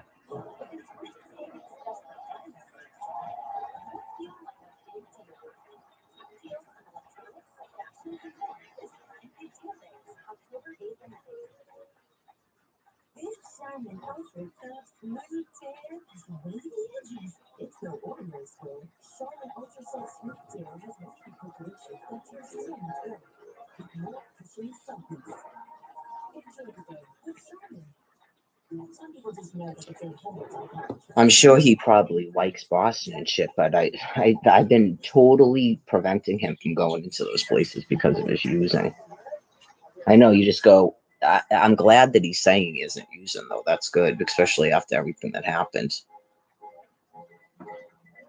Think you can pay a parking ticket in Heirloom Tomato? Yeah, technically smart. So check Allstate first for a quote if it's saving hundreds. You're in good hands with Allstate. I'm Kelly Air. Here's some things you want me to know. Kelly grew up in Nashville. As governor, she's a great mom. Thanks, son. I'll block taxes. And a great skier, too. I'll crack down on crime. No, I'm very good. Your job is to not let me wreck your connection. My governor's meeting. I'll keep us moving in the right direction. Oh, and she's swole. I'm hoping so. Kelly A.R. for government.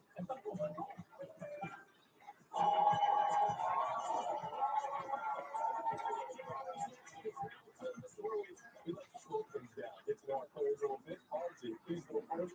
And that's the world particular. I'm a personal trainer, divorced. I have 6 kids, ranging from 1 years old to 27 years old.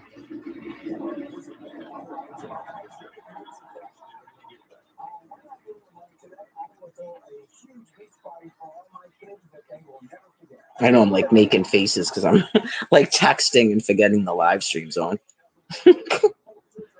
Anyway, I'm not really that stressed out about Brian, honestly. A lot of this has to do with not wanting to be outside.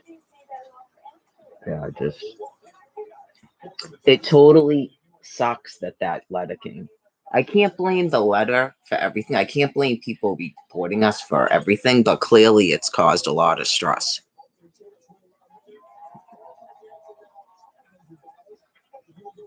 Yeah, I have to leave. I can't ask her to let him back in here because I opened up my mouth about it. That's what happens. I'm not going to do that to another person. I'm just not. I know it. That's why if I had said nothing, she would have just figured it was a fight, and then he'd just come back here today. Because last night she's like, "Are you sure you want to do that?" But then I was telling her all the stuff. I was like, "Don't worry, blah blah." Yeah, right.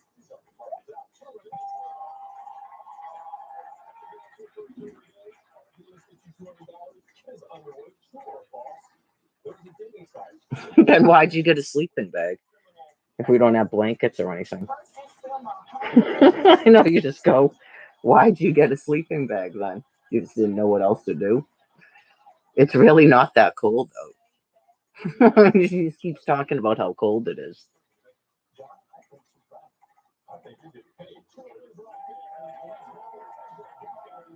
I know this is why I don't think he means it, but you just go, "Do you want me to meet you later today? I'd rather not sleep in Boston or Quincy," though he knows that. And then he goes, "We don't have blankets or anything." I know you just go, right. I know that. It's just that's why I told you not to do what you did last night. She wasn't even saying anything about leaving, even though I know we have to. She probably would have let us just stay here till the 21st. I know you just go, "Brian, that's why." But I mean, it's not really because I told her originally Tuesday or Thursday, and tomorrow is Thursday because of his appointments. Right. It's like inevitable that we're gonna have to sleep outside. I don't know if she's gonna want me to bring blankets if I'm just gonna end up tossing them. Yeah. So, um, if you have a sleeping bag, why do we need blankets? Maybe he didn't get the sleeping bag.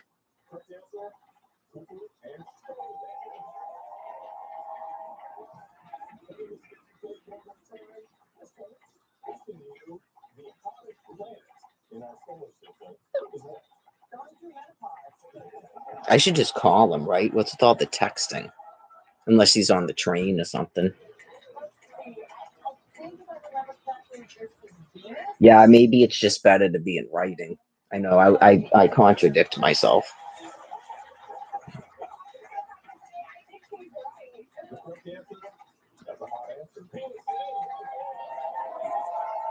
I literally didn't sleep last night either. Oh yeah. He thinks he had a rough night. He probably slept. I didn't sleep a freaking week. And now I gotta go outside without sleeping. I know you just go, "What in the hell, God? None of this should have ever happened." I was acting like one.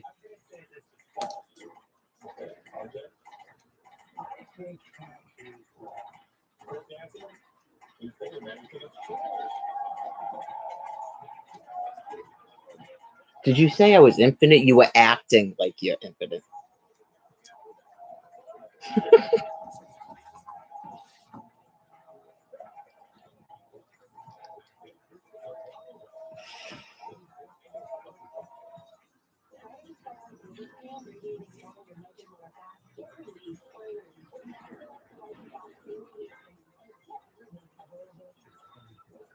I guess if I'm going to be dropped off at the train in Mansfield, you might as well just go back to fucking Mansfield, right? Because it's either that or he stays outside another night until I get to Quincy tomorrow.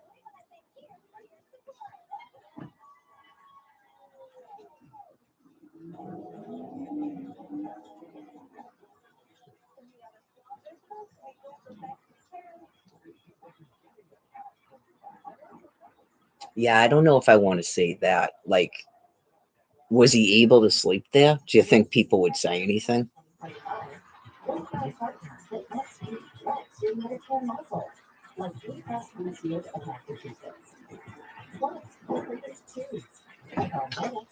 Yeah, I mean, Reedville with the blanket would be a heck of a lot better than it was. Yeah, but She doesn't have the tent. She took it to her daughter's house. I know you just go. We probably should have kept the small tent. Yeah, because that's a lot of driving around, and she's on an all-day field trip. And when she texted me, she said she was like a little bit sort of off. So To us, your news, your key on some of your healthcare needs. Ready to flex your Medicare muscle? Start now by requesting your free 2025 Medicare guidebook from Blue Cross. Call or visit Blue Cross online.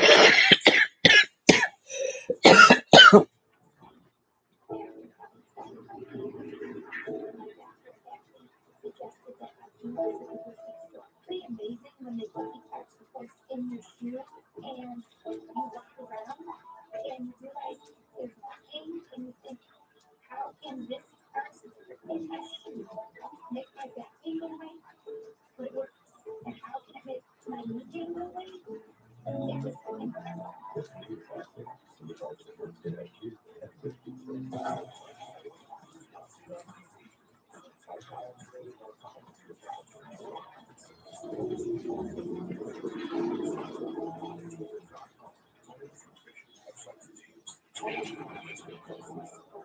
And it's so creamy and not watery when it's actually and unsweetened has 0 grams of sugar.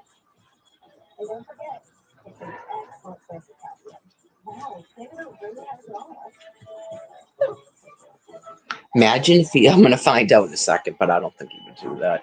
Imagine if I know I'm like forgetting I'm actually on the World Wide Web. Imagine if he actually didn't sleep there. But he might have just didn't know what the fuck he was gonna do. He was bored. So he spent, who cares? He spent money, but I mean, yeah, not really supposed to be doing that before we go to Florida. But so he spent money going. I don't even know how he's going to eat. I hope he saved money to eat. So he took the commuter rail, which I'm sure is wicked expensive, from the train station down into Boston for a sleeping bag. Because he said he didn't know what to do. Yeah, I mean, sometimes people do weird shit. Especially when you're homeless like that, you just start traveling around because you don't know what the fuck to do. And this time of the year, it's more stressful.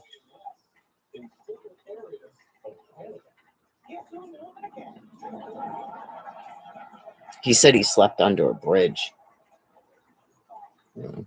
Why didn't you just sleep at the train station?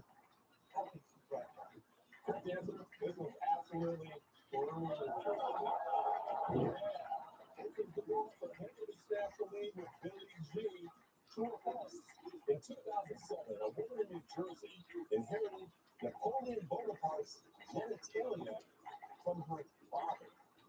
Thankfully, she has her mother's eyes.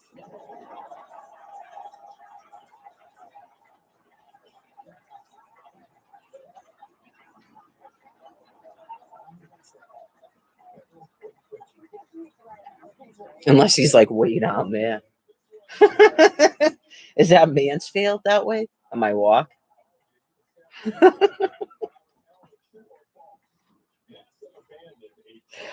Oh no, he went to Harvard, so he must have been. He would. I don't even think he'd walk to that train station. Yeah, when he said something about clothes, how was he going to get here? Was he going to walk from there?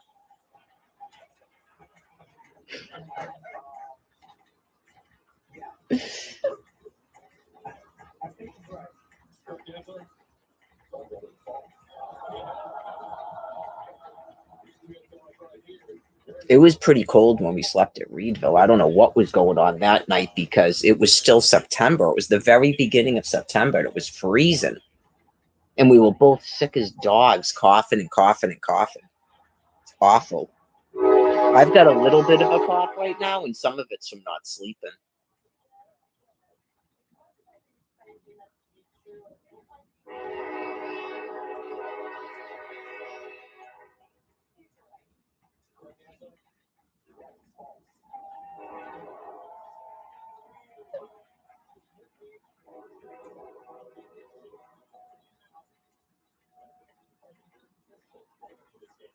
What's that? 5 hours.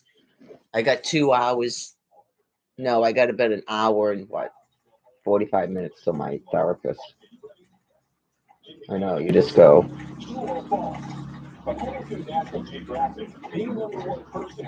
Well, I'm kind of glad he said a sleeping bag because I don't want to go into a shelter. It's just some weird thing. I don't know. Ever since what happened at the Father Bill's, I don't want to go in a shelter.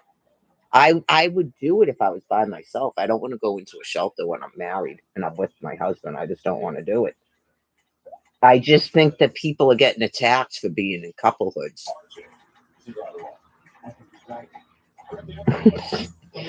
Yeah, I'm pretty pissed off too. I don't like being called an old cunt. And then the other stuff.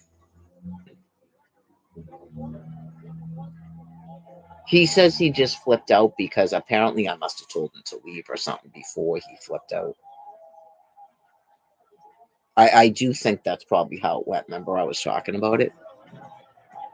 Well, that's what I'm trying to figure out, if he just flipped out because I figured that's why he flipped out at the library.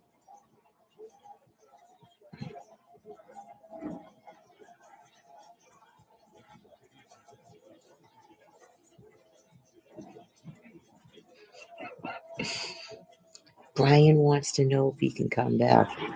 I just don't want to do that to her. Yeah, I mean, luckily there wasn't a big, huge blowout. Him and her didn't have a fight. Right, but you just go. She knows we have to leave. So that's why I don't want to do it. Oops.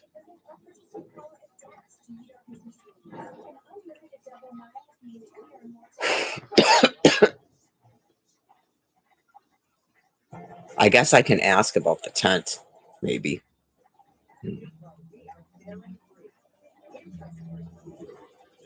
Should I text her and ask her about the tent?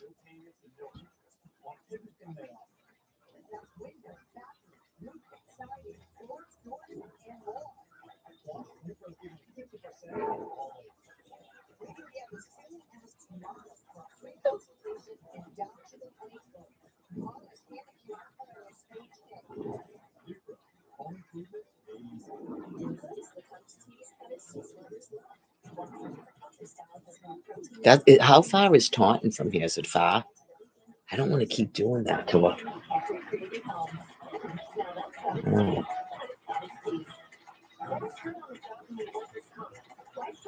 I don't know where I'm going to set up a tent. It's not really that big, but it does help you stay warm. I know, you just go, where are you going to put a tent? I don't know. The food pantry? Would they care if I put it up at night and put it down? That's what I want to know, if the cops would care. It depends on, I haven't been over there in a while, but yeah, we would only go there at nighttime and then take the thing down in the morning. And I have these mats, but I mean, that's a lot of stuff to carry. I had a shopping cart before. I don't know if Brian's really going to want to push a shopping cart around, but we don't have a choice. I could just explain to them. I know, and then we're immediately not going to be able to bathe anymore. I'm pretty sure he took a shower yesterday. Yeah, it sucks. And then straight right to Florida, where we don't know what the fuck we're doing either.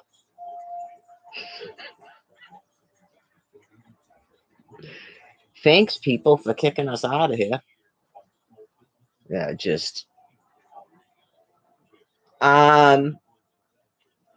did I already have the trip to Florida booked before they told us we had to leave? I don't think I did, but we have to stay till that time because of court. That's the reason why we're leaving that late. Yeah, unless I wouldn't have been able to get airline tickets that cheap. That's the only reason we're staying that long. We have nothing else that can't really. I mean, if you're leaving Florida, who cares about your appointments? You're going to have to get another doctor anyway. Yeah, he'll have to make sure he fills his prescriptions before we go down there. We're going to have to go right to a place to get another doctor. I don't care how insane it sounds. I'm sorry. Can you see what? Right, we can't stay here all winter because someone told us we couldn't. He was saying that we knew this was going to happen anyway. He wanted to leave a while ago. Yeah. It's just a matter of why he wanted to leave. I guess I was concerned if he was wanted to relapse or something, why he wanted to leave. But he's probably just bored as shit, I guess. I understand that. But Yeah, in terms of not being bored, it can't be hanging around with a bunch of fucking losers or spending money, unfortunately. If we were just going to live outside and we weren't going to Florida, fine, the movies and stuff, the stuff he wanted to do. Well, that's what happens. You get like paralyzed in somebody else's housing, and it's not that person's fault.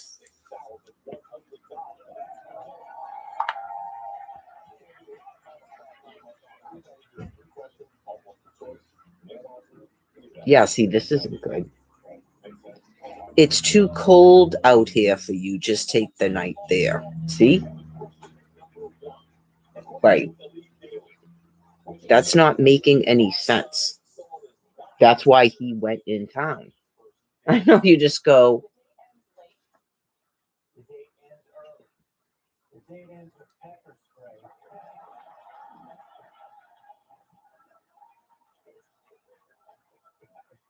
why? Right. Like, are you not using? Okay.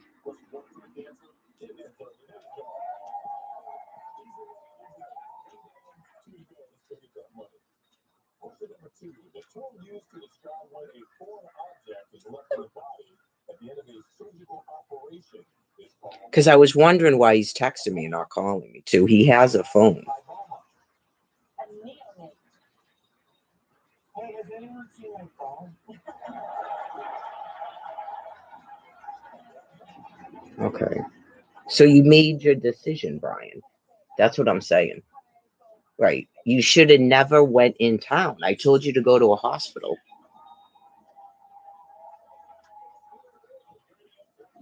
That's why I just asked you if you wanted me to meet you today. Okay, now you're swearing at me. Right. I've been alone since Candy dropped me off, asshole. Yeah, he obviously is planning whatever. You just go, I don't understand why you're fucking texting me, dude.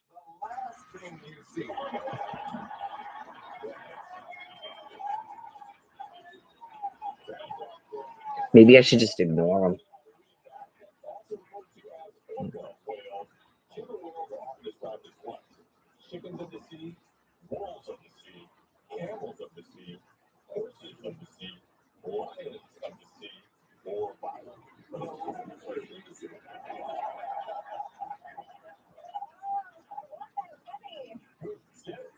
It's not cold outside. Now it's too cold outside for me. See what I'm saying? That doesn't make any fucking sense.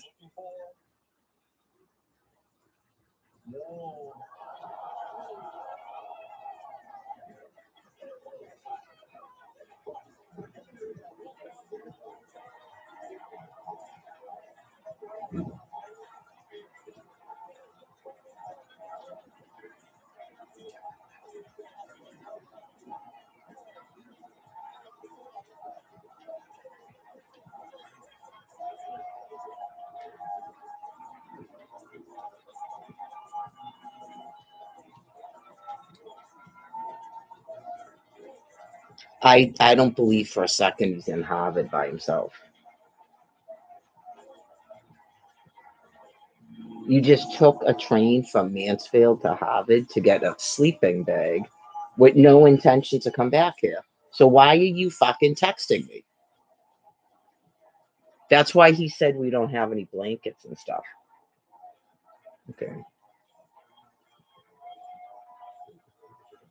I'm not understanding why this person even fucking texted me. Like, what do you want from me?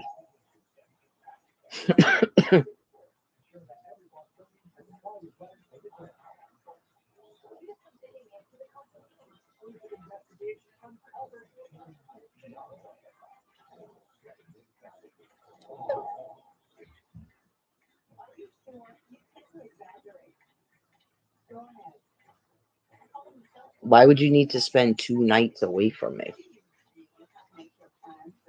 I know this is what they do too, and then they expect you to just go back with them.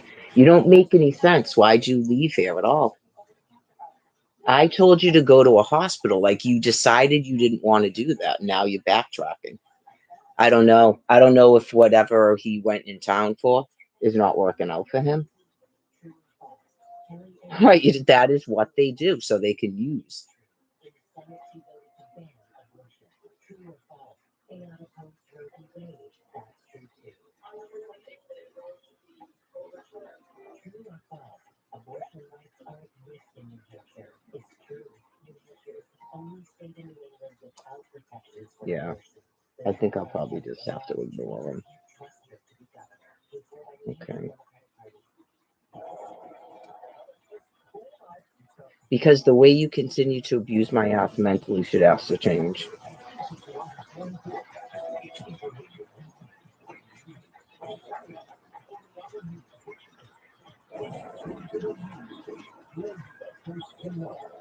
Police detective Kevin Albert disciplined for drinking alcohol on duty and not coming to life during the Cherry River trial. The story is connected to state unsportsmanlike conduct at a Hartsville soccer match where Mr. Player and Kobe at the coach and sat on the trial.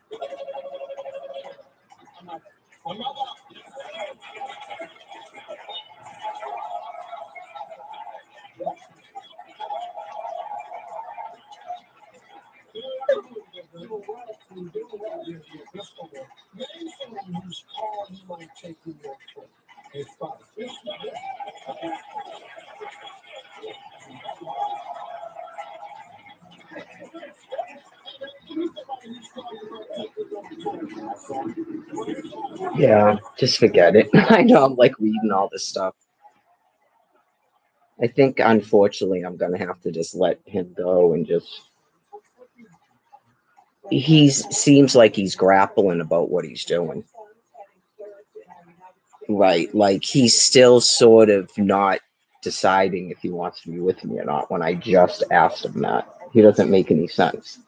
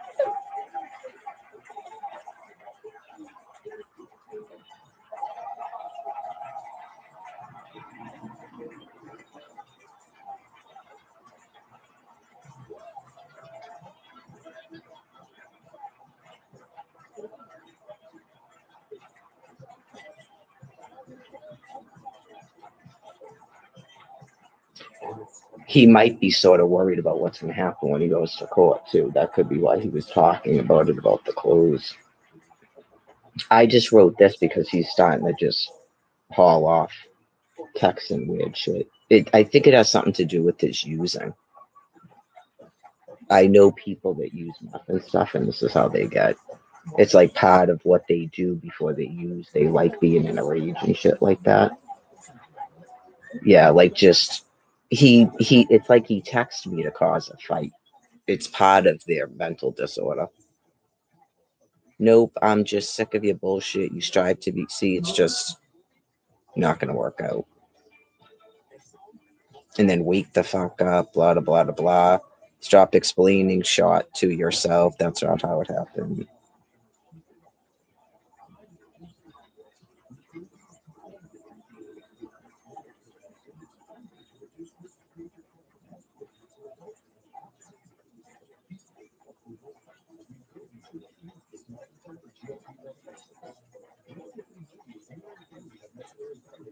Oh yeah, he's it's all like super capital and shit. Like he's flipping out because he doesn't make any sense. And he said he can't remember the name of the place where he gets the blankets, so he still didn't get a tent.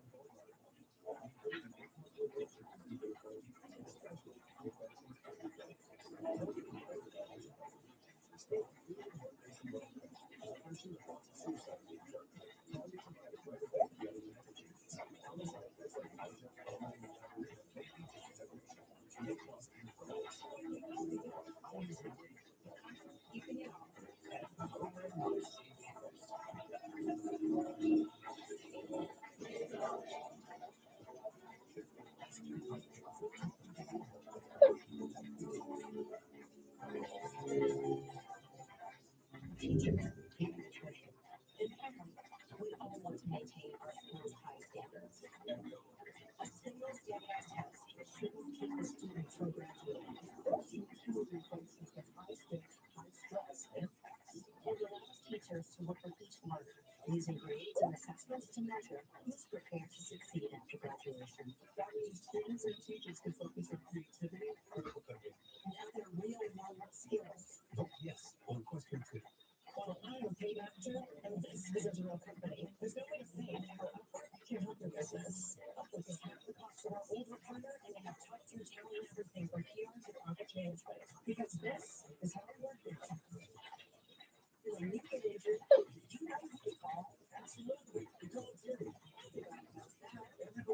I just keep telling him to go to the hospital. Yeah, just he's talking about going on social media, blah blah blah blah blah. Like, yeah, I definitely have to get away from this person.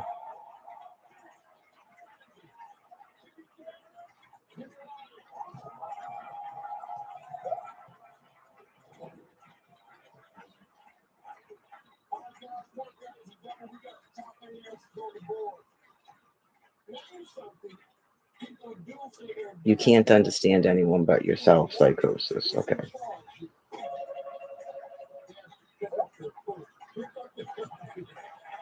Like 14 years plus of psychosis. Okay.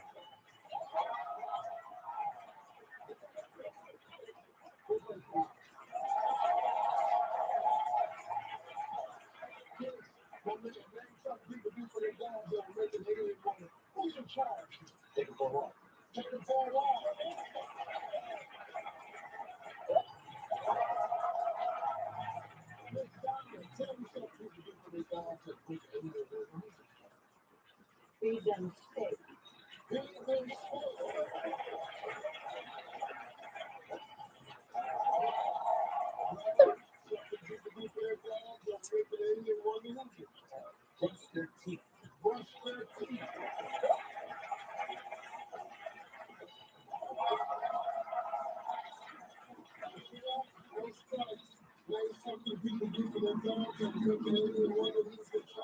Anyways, just let him keep typing.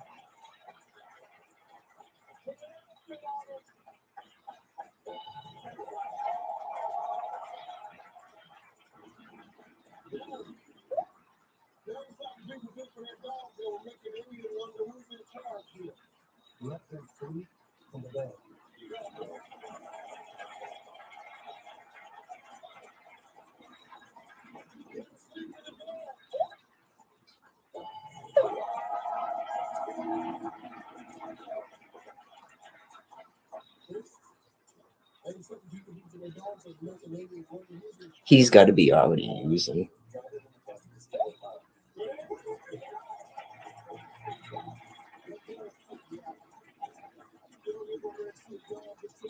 It's like the phone thing.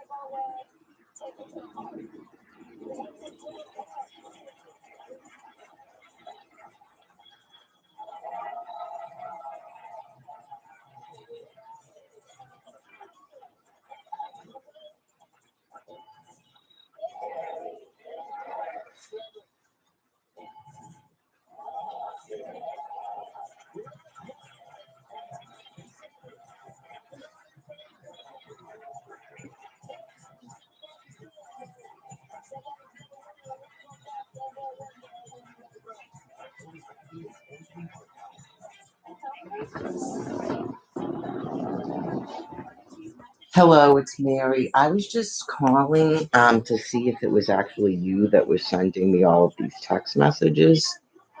If you could not be doing that, please. Okay. If you need to go to the hospital, please call the hospital and stop texting me. Thank you.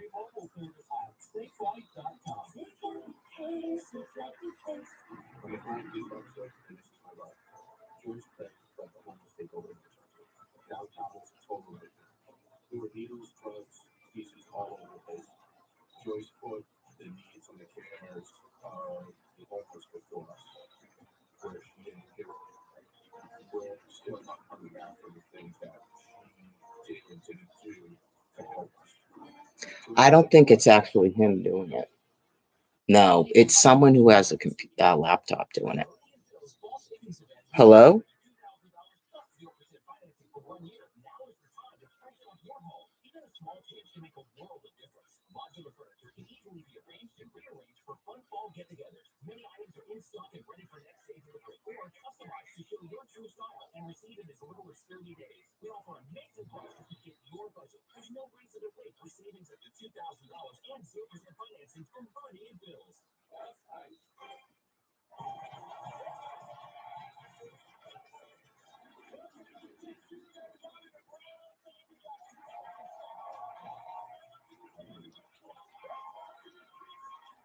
Thank God I told him to leave.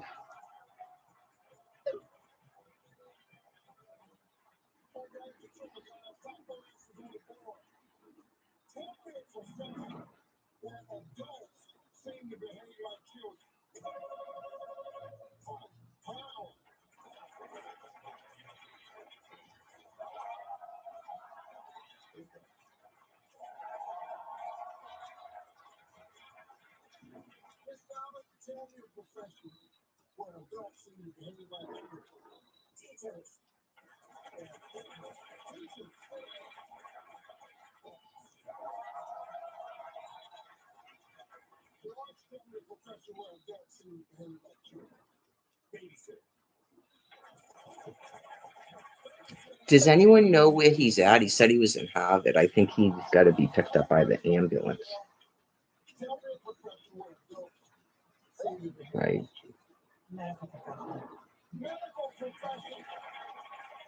Okay.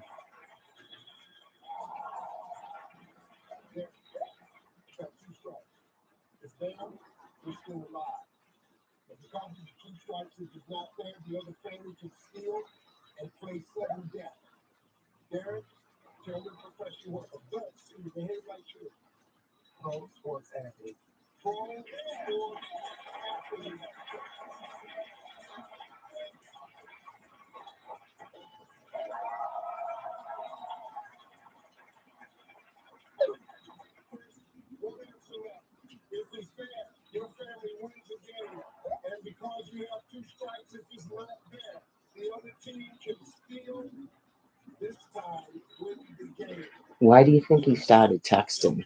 Like to try to get more to upset me? You know, it's weird. He completely snapped last night and lost his mind. It's really a good thing I had Candy take him out of here. It's getting worse. He won't call an ambulance for himself. So far, anyways, but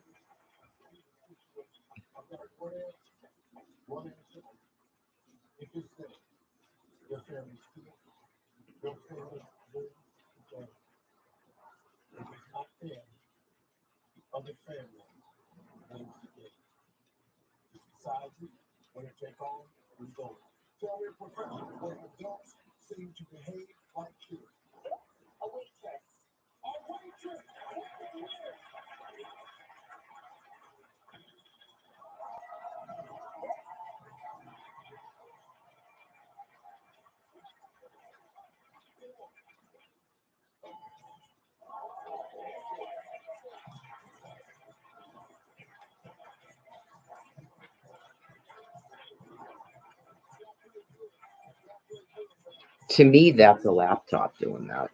Unless he's texting, that is like rapid fire. I don't even text that fast.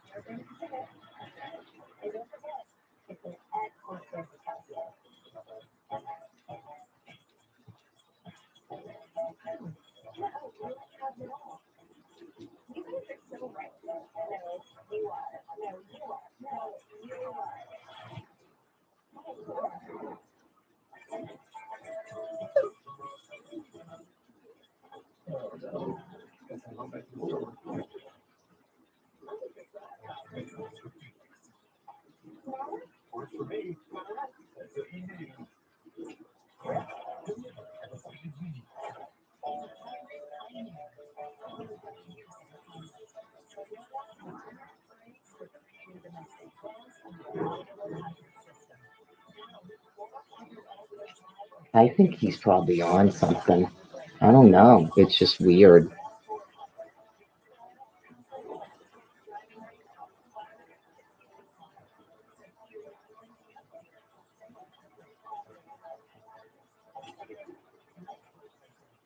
He won't answer the phone, which is weird, right? Like you at first think it can't possibly be him. Yeah, you're like, can you answer the phone? To realize there was a real business opportunity for Bluetooth. So we pivoted to that, and nowadays we're driven and satisfied.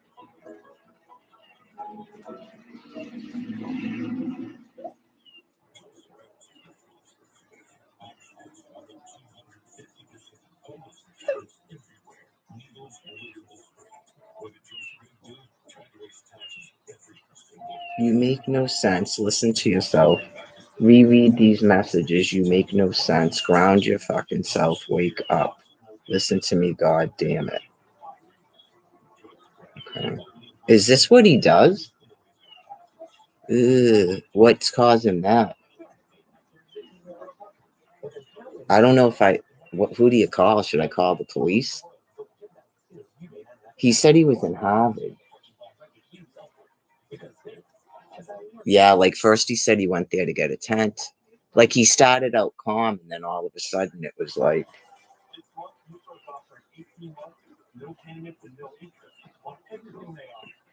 That's winter, faster, siding, floor storage, and more.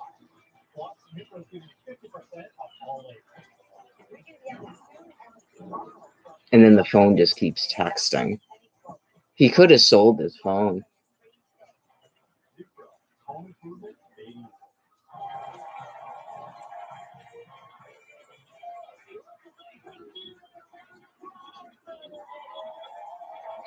Hello, I'm just trying to reach Brian Buchanan.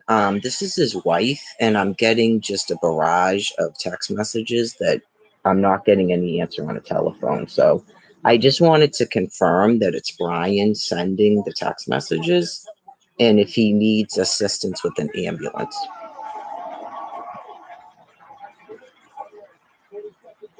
Name something bad that a 100-year-old man says he's done a lot of and still live a long life. Drink. Be honest. Name an exercise you He haven't still done has in his years. ring on, too. Push-ups. Tell me how many pounds you think you should lose. 20. Name someone whose jokes aren't a bit funny, but you laugh anyway. My grandpa. Name a part of you that sticks out a little further than you want it to. Stomach.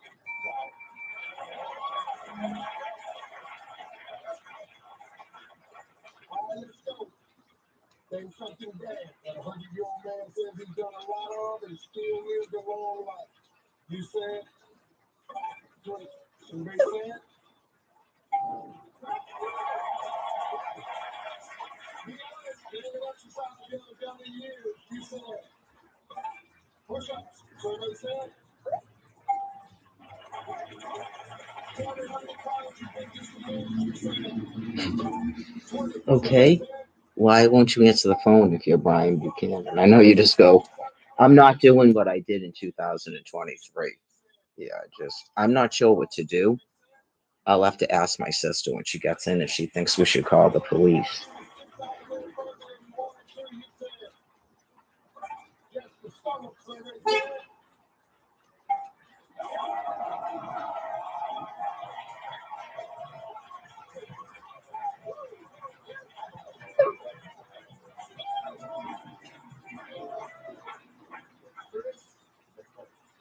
got some good news, brother.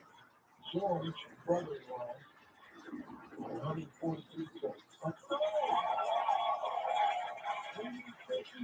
points to win the month. So come on, man. Let's go. Here's something you're looking tough at the top of the game. 25 seconds. You ready? All right, let's remind everyone of George's answers. 25 seconds on the clock, please. Name something bad that a 100-year-old man says he's done a lot of and still lived a long life. Smoking.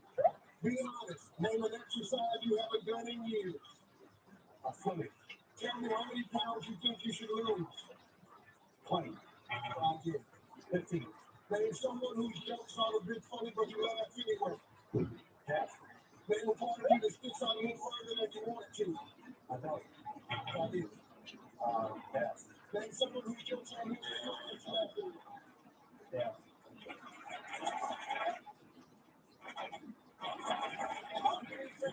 Points for the money. It's not that bad that one of the old man says he's done a lot of and still lives a long life. You said, survey said,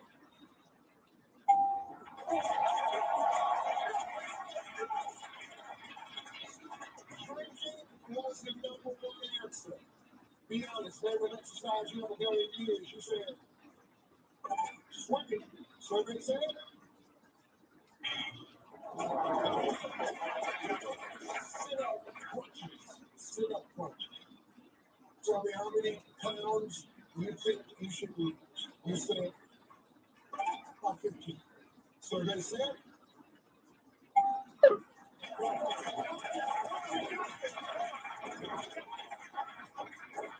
20 pounds was the number one answer. We are 10 points away from 20,000 pounds. Name someone whose jokes are a bit funny, but you laugh anyway. You said, the dad. Survey said,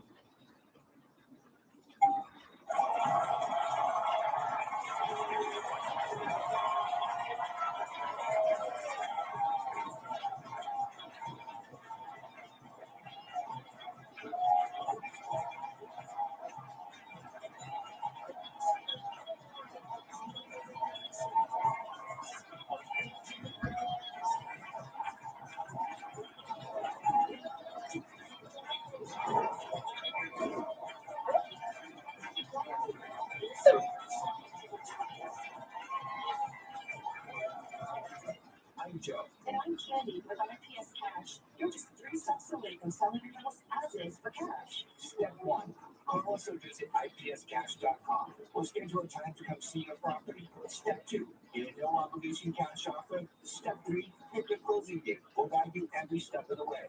Avoid repair costs and realtor commissions and close on your timeline. Get your free cash offer today. Just call or visit ipscash.com. What kind of declutter? All the electric declutter with one simple touch. It is just declutter. Brushes, tools, cleans, and gets in between them for 100% clean teeth. Your room to clean starts with all you.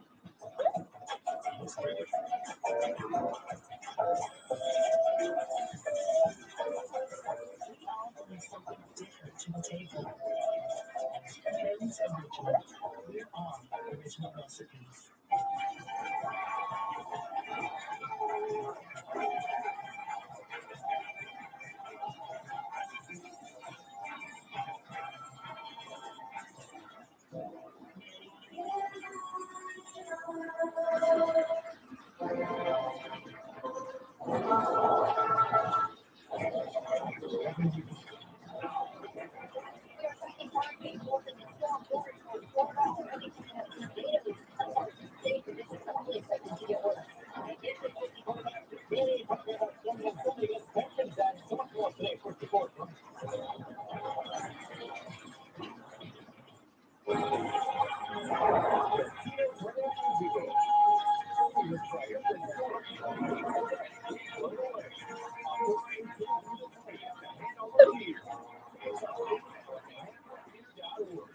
Home prices and rents are skyrocketing as Wall Street investors buy up properties and jack up prices. And after losing their Senate race, Kelly Ayotte cashed in. That's right, Kelly Ayotte sits on the board of the nation's largest corporate landlord.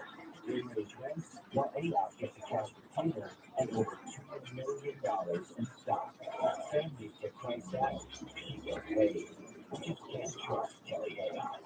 People don't enter the wrong parties. What's it not to begin with breaking news? Stories out of just one station. Now the local experts on track. Join them next time only on the news station. Not before on the small ones.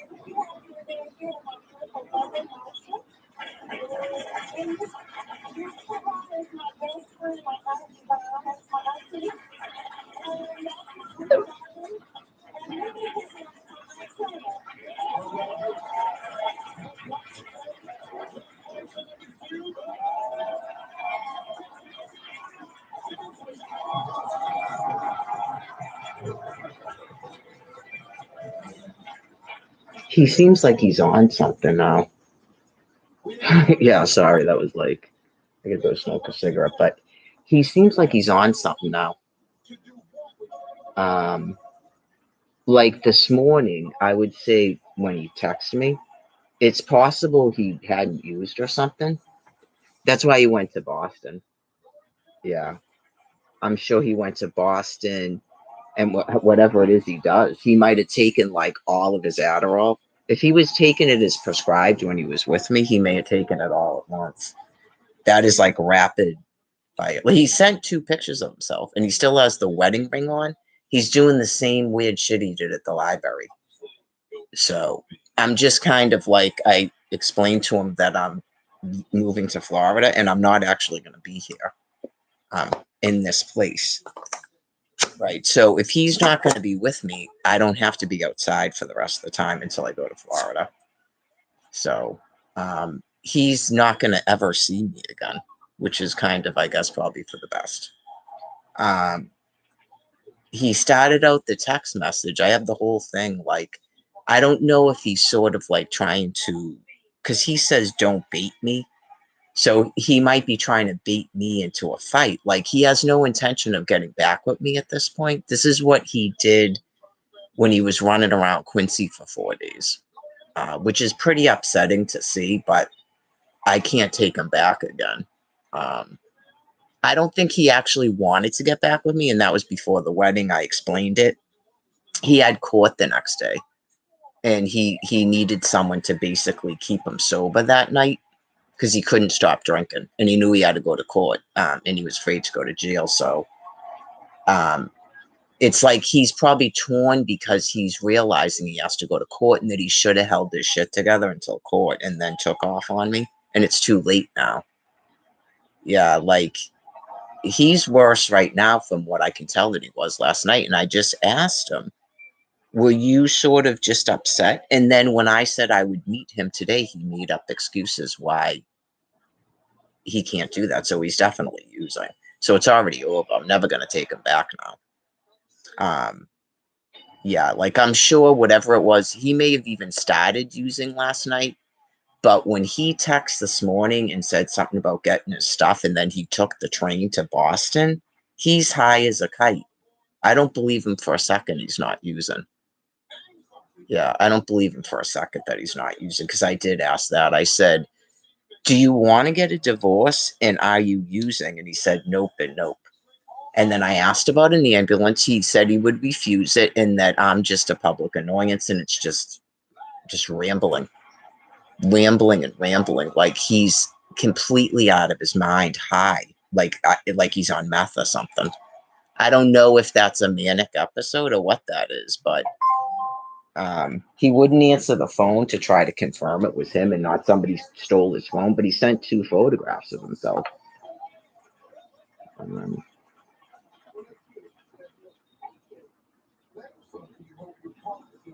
all right. If he keeps talking about money, I'm going to have to call the police. Everybody understands that, right? Okay. Okay.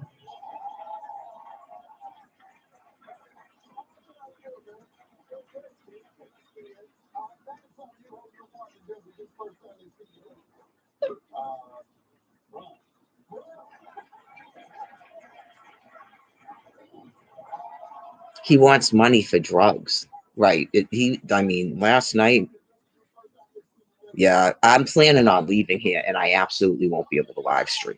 I can't tell anybody where I'm going. I'm going to another shelter.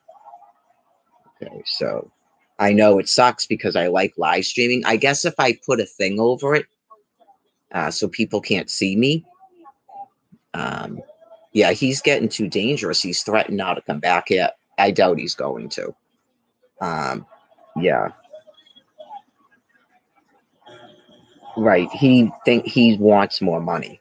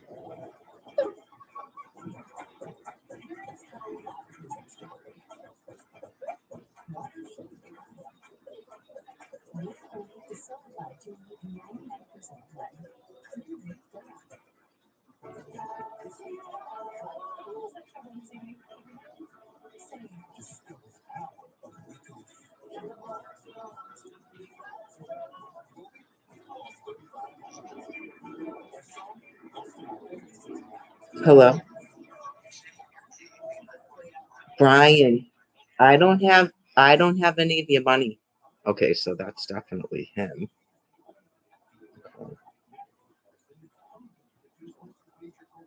Um, can I tweet the police or I have to actually call them?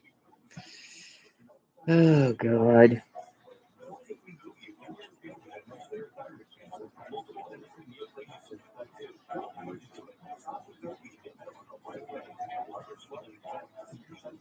Yeah, he sounds completely intoxicated, by the way. That's probably why he didn't want to answer the phone.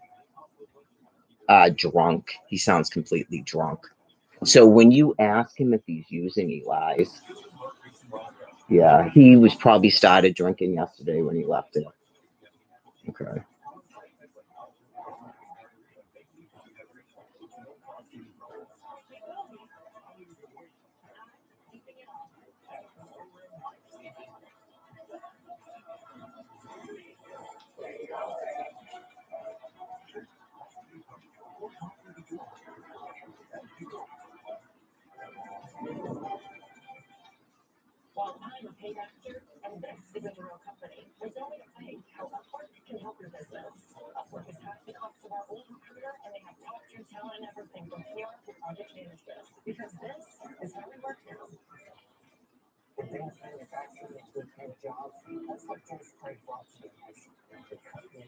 cancer development facility in Manchester. The Biovector PC Cluster is working through a full-scale manufacturing operation. I'm Joyce Craig, and this is One Vision on Hampshire. Housing, families, and afford. Safer communities and stronger schools. No sales or income tax ever, and reproductive freedom for all. Because New Hampshire's future is full of opportunity, and I'll fight for it. Well, I'm a paid actor, and this isn't a real company. There's no way to pay how Upwork can help your business. Upwork is half the cost of our old recruiter, and they have top-tier talent and everything from PR to project management. Because this is how we work now.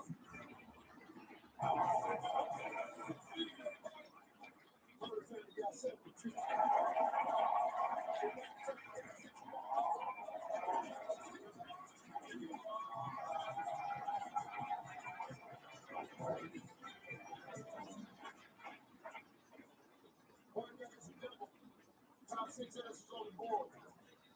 Here's something that's a lot easier to put on than it is to take off. A bra.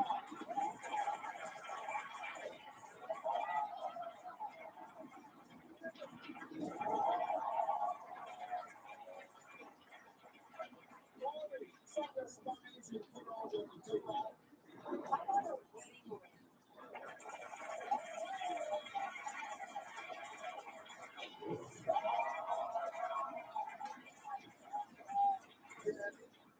That is something that's a lot easier to put on than it is to take off. Makeup, see?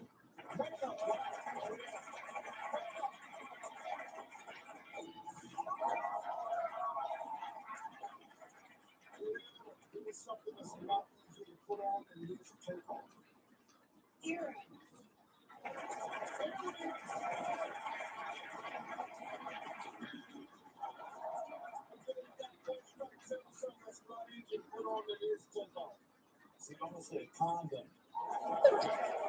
So this is what I said, because yeah, that's definitely him, and he's like totally drunk.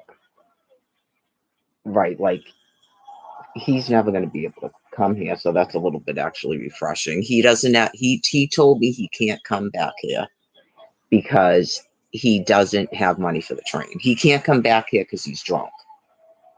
Okay. So I don't know what happened this morning.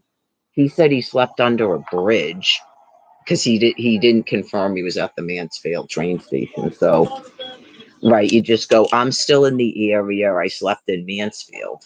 Okay. And then you were told to go to the hospital. And it was all explained. It's all over Facebook. And so he made that decision to get a divorce at that time. I don't know why he's still wearing a wedding ring, but he made a decision at that time. He wanted a divorce. Not I threw him away. He's a very, very sick man, and he's not nice. So he makes up excuses to drink. That's why he was texting and he didn't call me. That's why he wouldn't answer the phone. Not he doesn't want to hear any of my nonsense. He knows that he's drunk, and he knows that I'm going to know he's drunk when I talk to him. Okay. So that's the end of that. He literally wasn't going to stop until he could take off and drink. So that's just the way it goes. I don't even want to really get into he's never going to stop drinking and stuff. He may, maybe if he meets someone else, things will go differently. They'll get along better and stuff.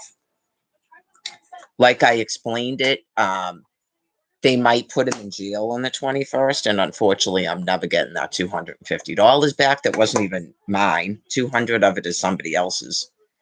I think it was 200 she gave me. So, just weird things that I make up in my head, like he was going to help me quit smoking. No, he's just really, really mean and vindictive and took all my shit, and now he's trying to get more money from me because he's completely drunk. He doesn't even know what he's doing and saying. Just like when he left Faulkner Hospital, because he knew when he left Faulkner Hospital that it was over between us two. So he does remember telling me that I'm an old cunt. So it's just like I said, that's up to Plymouth. It's up to the judge. If his lawyer does happen to call me, I'll explain it to the lawyer.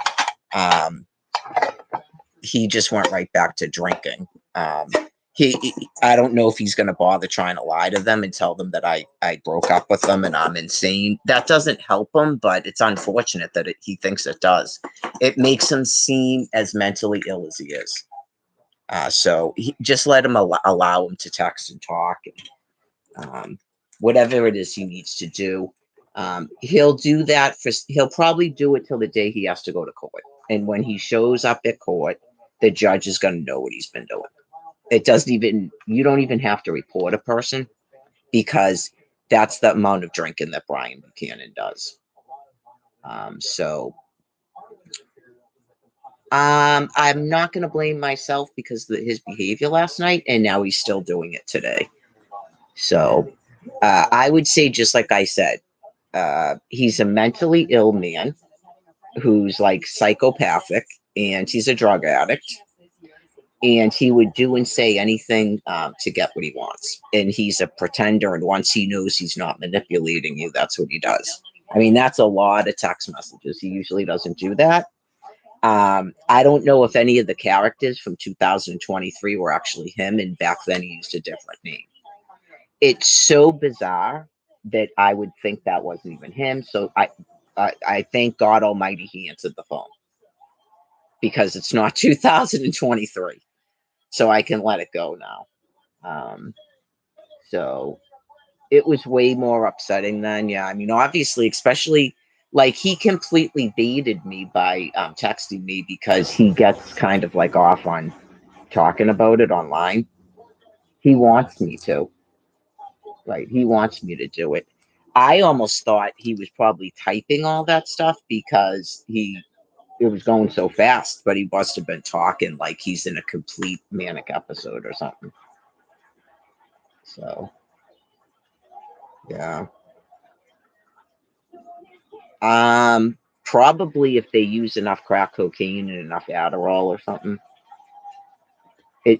he meets people all over the place. They give it out, especially if you know that in your mind you think you're destroying a marriage. They like to do it, but I mean they're not really doing that. Yeah, they didn't really destroy a marriage. Just yeah. I don't know if he sold a bunch of his medication to buy more street drugs. I think crack cocaine's not that expensive. And this was kind of like the thing that I figured he was going to start using crack cocaine. As weird as it sounds. We're walking through the center, right? And he told me that he thought some chick was smoking crack cocaine right in front of one of those stores. Okay. So then when I took my walk and he went with me, and it was supposed to be the first day of his walking program, and then he walked back without me. He admitted to me the other day that he went to ask people for cigarettes, but nobody had a cigarette. You can't walk from the post office back here to have a cigarette. No, you were looking for crack cocaine, Brian Buchanan. Okay, so yeah, like they get wicked deranged like that apparently when they're on crack cocaine. People have told me meth, crack cocaine, crank. Probably the cheapest thing that he could buy. So he's got his glasses back. Like, I don't know if that's a character. Like, I've noticed when he gets his glasses, he cycles. Like, he's mentally ill for sure. Like, he's cycling by the glasses are on. And that means that he's back to being like high like that and an asshole. I'm not kidding you. Yeah. He has some sort of thing about his glasses. Same glasses, same clothes you got me at Savers. You can't understand a person doing that and keeping a wedding ring on. That's why Jerry was like, what the fuck's going on? Right. I think what's good is that he lied about both things. So you don't believe a person, anything he says anymore. So it's pointless to talk to them. Yeah, that's how I am. That's what happened with Alfred, like in terms of a divorce. Once I caught him in lies, it was over. Yeah, once I start catching you in lies, like you can't get into your Facebook and magically you can. You're not. So that means when he told me that he's not talking to anybody else online, that's a lie. It's all in writing. It's all in writing. I said, did you want to get a divorce and have you been using it? And he said, nope, nope. And then he starts screaming that I did all this. Right. He never wanted to actually be married. He doesn't want to go to jail. So he might go to Bridgewater State Hospital. Honestly, there's no way in hell at this point that he's not getting locked up after the 21st. I'd be shocked, but you never know. They just keep churning him back out to the street and he sleeps in that stairwell. Yeah. I don't know why he lied about not using, but that's why he didn't want to answer the phone. And then he finally did and said a bunch of words, and you could tell he was completely intoxicated.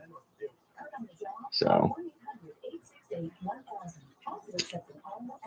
I don't know if he got his hands on something like yesterday, because remember he disappeared. He made up that fight and then he was gone for 5 minutes. There's people all over the place selling drugs. I was already told that. They know it. They know who the people are. Like someone like that, even if he spent 5 minutes talking to someone when I was like in the shower or not smoking a cigarette or something. Yep. He told me that was it that night when he came in or the night before that he thought that the guy upstairs was on drugs. He goes, he looks like he's on drugs. He has that look. Yeah, like I don't know if those are sort of like manifestations that he's going to start using. One thing he did at the shelter before he took off, and I knew it, the second he put that backpack on his back, so he does things that he's going to use. So apparently the eyeglasses have something to do with it. Yeah, like why would you mention something about your eyeglasses? Same eyeglasses, same clothes I got at Savers. Right. Yeah, so he'll probably be wearing that until he goes to court. Yeah, I guess he didn't put any clothes in his backpack. I told him to pack his backpack. I can't meet him at Man at Health tomorrow. Okay. So I have no reason to go to Quincy. I guess I'm not sleeping outside. So that's why he didn't want to sleep outside tonight. Yeah. All he had to do was go to a hospital, like I said, and he wouldn't do it. So it's different than the third because he went to a hospital that time. Yeah. He says that he doesn't make up fights. He's never going to be able to come to terms with this problem, I guess. I shouldn't say he's never going to, but he's not doing that. He hasn't come to terms with the fact that he straight out makes up fights. I think he knows he has to stay away from me. I think he knows that. He's threatening in the thing to come here. He's completely inebriated and has no money. Okay, like he has to panhandle, whatever it is he does. I don't know if he prostitutes himself. But I told you the way that he looks right now, I was saying this to Candy. Yeah, like he's more, what do you call it, marketable now in terms of prostitution and conning people because he cleaned himself up.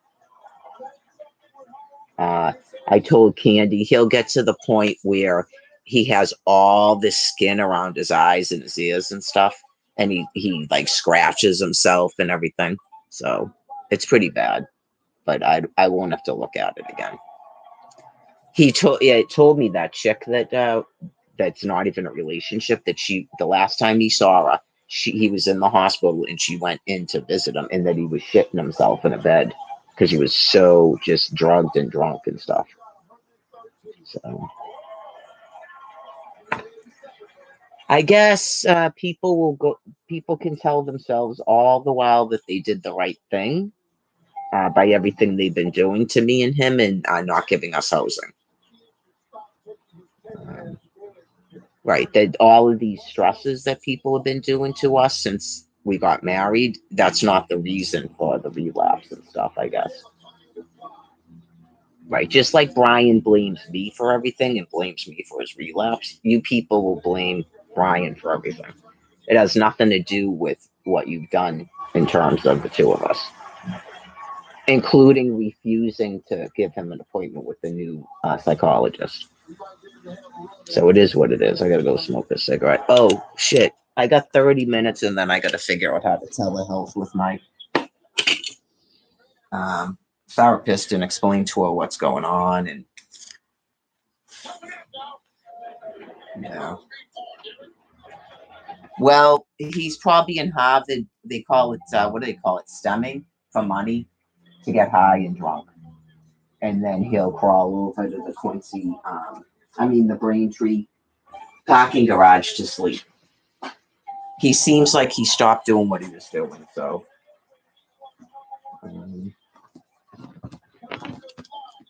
It's part of his illness. He did this shit in 2023, but I didn't realize he was the one doing it. Yeah, it's difficult to comprehend a person that's sick.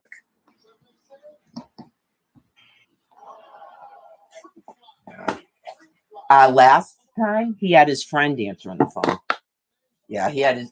I'm pretty sure that was his telephone. In retrospect, I'm pretty sure that was his telephone number. That he called me from, not it was somebody else's phone, and that was probably him texting me that his name was Kevin and all this shit. I suspected that it was him. So that was a lot of mean and angry shit. So, I think he means it. Yeah. That's why I asked him. I asked all the questions I needed to move on. He remembers calling me an old cunt because he says I was acting like one. And he remembers telling me to give him all my money. He wants more of his money. He's not getting any more money. Okay, he has to file for divorce, and then they figure out assets. Not he's getting any more money. And then he said he'd come here and get it if he had to. And he was told that I'm not at the place anymore. I won't be at the place anymore. He doesn't have a way to find me. Eventually, he'll sell his telephone for more money for booze. And then he won't be able to contact me at all.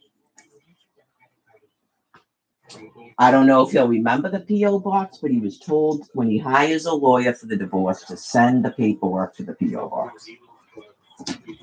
Because I don't have an address for him. He didn't go to Harvard to get a 10. He went to Harvard to get high and drunk. That's Brian Buchanan.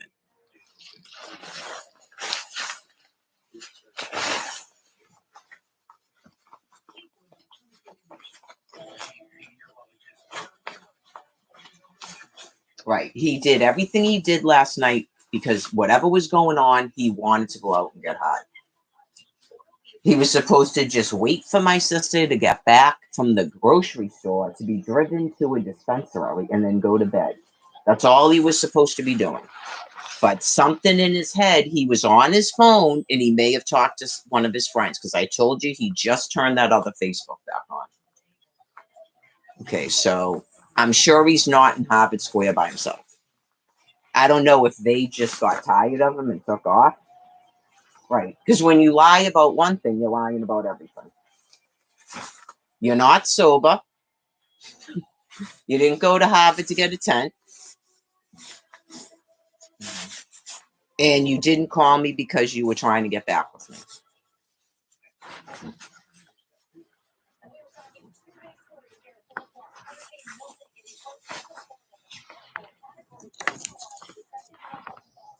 So he probably wasn't even in Mansfield, just like I said. Right, you just go, you were in Mansfield this morning? All I did was tell you to go to the hospital because you called me an old cunt. Right, it's like, I don't know if he regrets when he cycles out of this shit or not, but it's like, this is not 2023. Yeah. Anyways, sucks. Oh shit, it's 4 o'clock. Well, I just drink my sheep. I gotta check the portal and see if it's on the phone. I did it on the phone last week. So I don't know if he has a way to remember that he has an appointment tomorrow. I would say he probably won't be there. I do all of his appointments and stuff, so.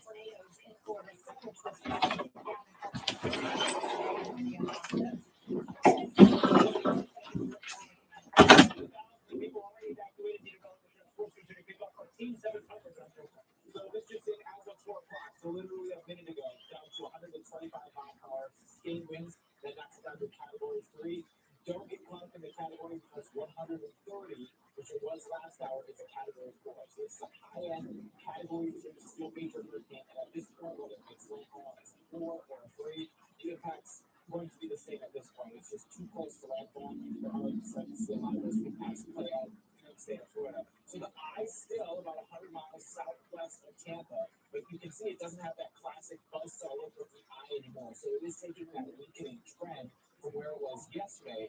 That said, it is still a very powerful hurricane. So here's the new track from the National Hurricane Center down to a category 3, like we mentioned, currently making landfall as a category 3. And this here, the cone, is not where the impacts are.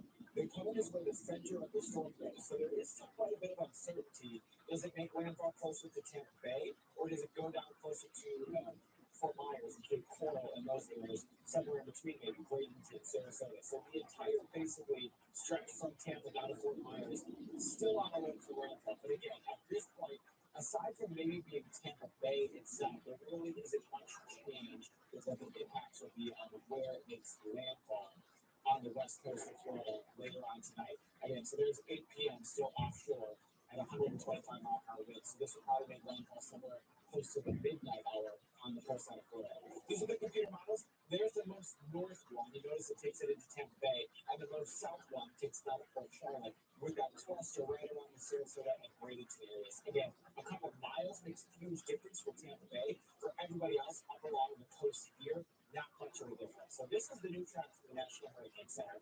And the storm cutting is broken into 2 parts for the impacts. South of the storm track, that's where it's going to storm surge and the tornadoes, at least the storm surge on the coastline, because the wind will push that water offshore. The good news if you're Tampa Bay, this is why Tampa Bay it matters, because if it's south, the wind will actually pull the water out of Tampa Bay versus the surge into Tampa Bay, which would be a lot worse. It's bad or devastating. That would be the issue for Tampa. But up here, it's all about the torrential rain. Storm surge, again, from Sarasota, the mouth of Tampa Bay, all the way down to Point Florida, 10 to 15 feet. That's just the rise, the push of water onshore from the hurricane, but still possibly 10 to 12 feet in Tampa Bay itself. We talked about all the rain. That's on the north side of the storm track. Could be up to 16 inches of rain in spots and that flash flood possible. So there is the storm coming into radar field Tampa. The heavy rain goes to the storm. Here it's been about the tornadoes. Almost 100 tornado warnings already issued today through the state of Florida. AJ talked more about that tornado threat coming up. Officials have been warning for days that people may evacuate if they ran out of time with that storm set to make landfall tonight. Again, House is live news from the continual coverage itself. Well, Ryan, actually, the National Weather Service has issued a statement that the time to evacuate Florida has passed. The agency says now it's time to shelter in place until the storm passes, and maybe 24 hours or more before winter has completely left the state. Parts of Florida already looking like tornado alley as business was twisted ahead of landfall. We are bracing and are prepared to receive a major hit. According to the National Hurricane Center, the west coast of Florida should already be feeling some tropical storm conditions, with landfall expected late tonight or early tomorrow morning. If you have not evacuated yet, you're quickly running out of time and need to get to a safe place immediately. The empty streets of Treasure Island indicate that most people have gotten the message, but some, like Bridget Stone Bond, say they'll ride out the storm like they have so many before. I don't want to say we don't fear the storm. We certainly fear the storms and the hurricanes. We just choose to ride it out. The Florida National Guard is mobilized on what the governor says is probably the largest deployment in the state's history. Thousands of energy workers are on standby, ready to help them to actually restore power to possibly millions of people. We ask the customers, please be prepared for several days worth of essentials and to have patience with us, please, as we work to restore power after the storm safely. Organizations are stocking warehouses with food, water, and other supplies so they're ready to distribute immediately to the hardest hit communities. Members of the American Red Cross of Massachusetts are in Florida, ready to help. Well, shelter in place for the duration of the storm. Then, as soon as it's safe to get out there, we are ready to go and meet the needs of any specific hurricane. President Joe Biden says he'll monitor building for the White House and stay by his phone when more help is needed. I spoke again with Governor Florida DeSantis and Trump Mayor Jester, and I'll give it to one. They should reach out, including to the State police have already made one of the first rescues of a dog that chained to a fence in rising water. This goes in the storm's path braced for disaster. Florida's governor offering a message of hope. We're facing this with the seriousness it deserves, but also with the determination that we will get through this. And the Chicago Water Housing activities of 90 out of the restaurants in Florida are now closed at 30 yesterday afternoon. Houses are known for staying open in all kinds of conditions, so the river flows was just an indicator of how serious things are. Live news again. Thank you for that, Dan. And Tampa, Florida is expected to see some of the biggest impacts. Staff at a hospital there setting up a barrier fence that was just recently used during Hurricane Helene. The rain and wind has started to move into that city. We have Lee Rowland and live for us in Tampa with what things look like there right now.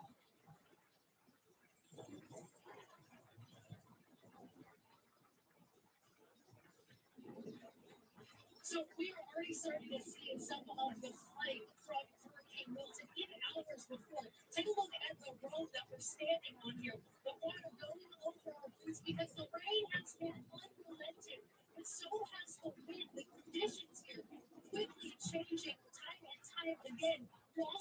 You can see the bay now, but only 30 minutes ago, you couldn't see even the buildings across the bay. Things are rapidly changing here as this storm is starting to track towards Florida. We know that at a certain period of time, it will no longer be safe for those first responders to respond to people who go for the warning calls to evacuate out of here. Once the winds have sustained winds of 40 miles per hour, they cannot respond to those 911 calls for help, which is why they encourage people to get out of here whenever they could. Now, we do know that there are shelters in place. At this point this morning, 9,000 people went to shelters out of their homes, to shelters at places like schools, libraries, places like that. Some of those shelters are at capacity because people are trying to get out of their homes into places of safety. It's a serious situation here with this storm coming. Back to you. We've all been live for us right there in Tampa, Florida this afternoon. Lee, thank you.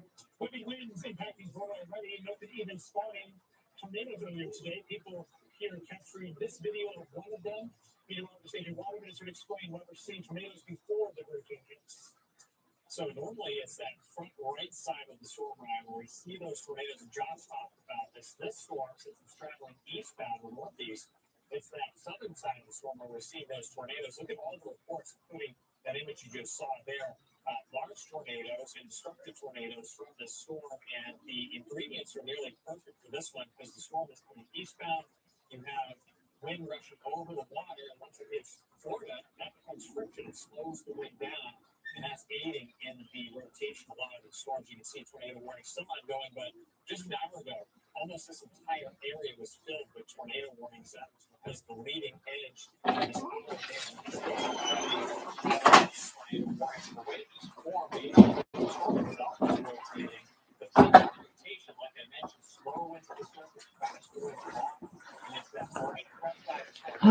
He just sits there listening to a live stream, apparently, and reading Facebook.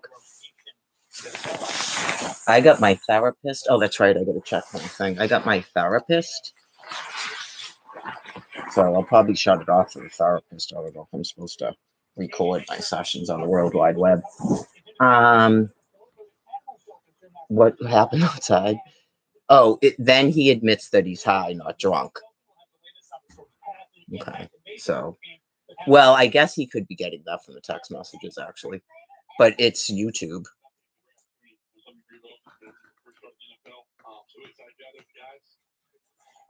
Sorry, I wasn't reading much of it at the time. He said he's in Harvard. That's what he says in the text messages. This morning, he said that he was still in the area and that he slept in Mansfield. And then later on, he says he slept under a bridge. He didn't sleep at the Mansfield train station. So I don't know if he went back and forth. And he said something about a tent. And then I said, well, do you want me to meet you later on? Because I'm not thinking he's coming back here, right? And I was going to leave tomorrow with him. And then he makes up an excuse about why you can't do that because he's high. So I don't know what he's taking. Like I told you, he seemed out of his mind and altered last night. I don't know what, if he was taking something, if he got something out in the area, or what he did. I mean, it's Boston. It's Brian. He knows how to get drugs. He had a little bit of money. I figured he'll sell his phone, so he won't really have any way to contact me. So he was told, I'm sorry it didn't work out. You were told to go to the hospital, and you made that choice then that you wanted to go to Boston. Okay. You're not really there looking for a tent. And then he goes back and forth about blankets. I don't know what the phone number is. If that's the place for blankets, like he's not really making any sense to me, but that's for someone else to determine. I have the text messages. Right. I called the phone because I wanted to make sure it was him. Right. You just go, I know, you just go, whoa. It is that bad, like alternate personalities, yes. So last time I let people read some of his text, yes. So gotta go to the bathroom. What else? He still has the wedding ring on. That's what he did at the library for like 4 days. And Jerry and I went, why does he still have that ring on? And he got all pissed off. He didn't want to take it off. So I told you that's why he was told to go to a hospital when you don't make any sense. Just like the 4 Ds. And then he knows he has to go to court. I don't know if he knows when his court date is. It's the 21st. I can put it on Facebook if that's what he's reading. So I'm pretty sure it's a Monday. Mine's the 17th. I know, you just go, if I knew this was going to happen, I would have flown out on the 18th, limiting the amount of days. But the way it's working out, I have another shelter to go to. I just can't go there with him. So like as soon as like he says he's in Harvard to get a tent, and he's trying to find a place to get blankets. He can't remember the name of it.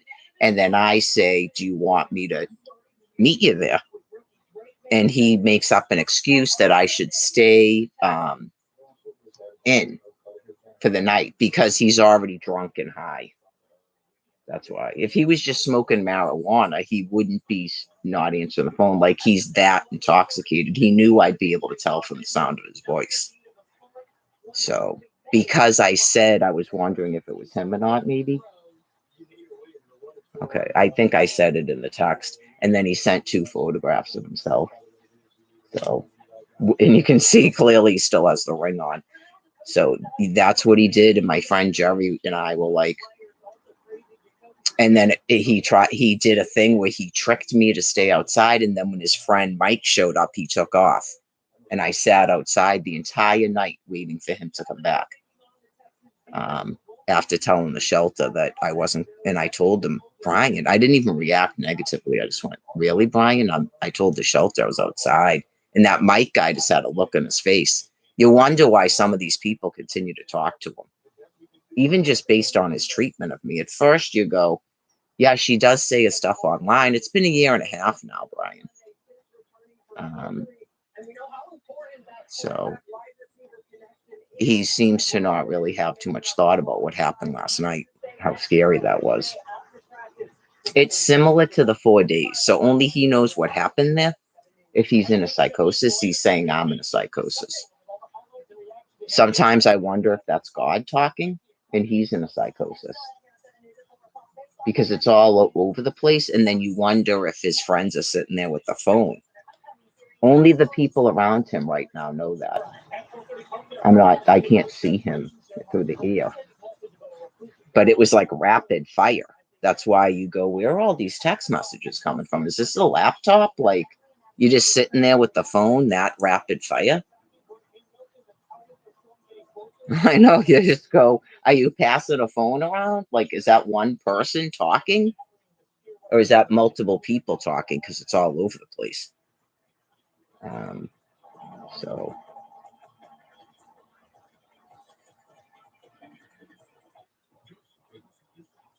Oh, so what I was saying is, then the next day he came back because he knew he had court the next day.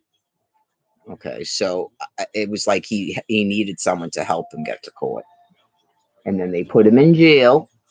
And then it was, I love you very much, bail me out of here. So please don't bail him out of there if they pick him up. Right. I'm clearly going to lose 250. Apparently his aunt has lost 500, I think he said. Okay, so it's a psychiatric exam. Like, what is the problem? So I feel like it's out of my hands at this point. Yeah, I feel like no one contacts me. And apparently the way the law is, they keep saying that he's a druggie and stuff, which I agree he is a drug addict and he is an alcoholic, but I don't know. Is that how drug addicts act? That seems mentally ill to me. Yeah, like that's what the Quincy police said. When I explained what was going on, it's difficult to know if a person can be that sort of sociopathic and psychopathic that they would use a woman like that and he does get an enjoyment out of it. You kind of get that by the taking the ring off, go to Facebook. I like to get a rise out of you if it's part of his using. Right. So I'm not a psychiatrist, and he would have to tell the truth. He tells a lot of lies. Okay. And then they determine if he even realizes he's lying. Yeah, like I think it would be beneficial to videotape him and have him watch it. I don't know if he's ever sent anybody a whole bunch of texts like that and then ask him about it.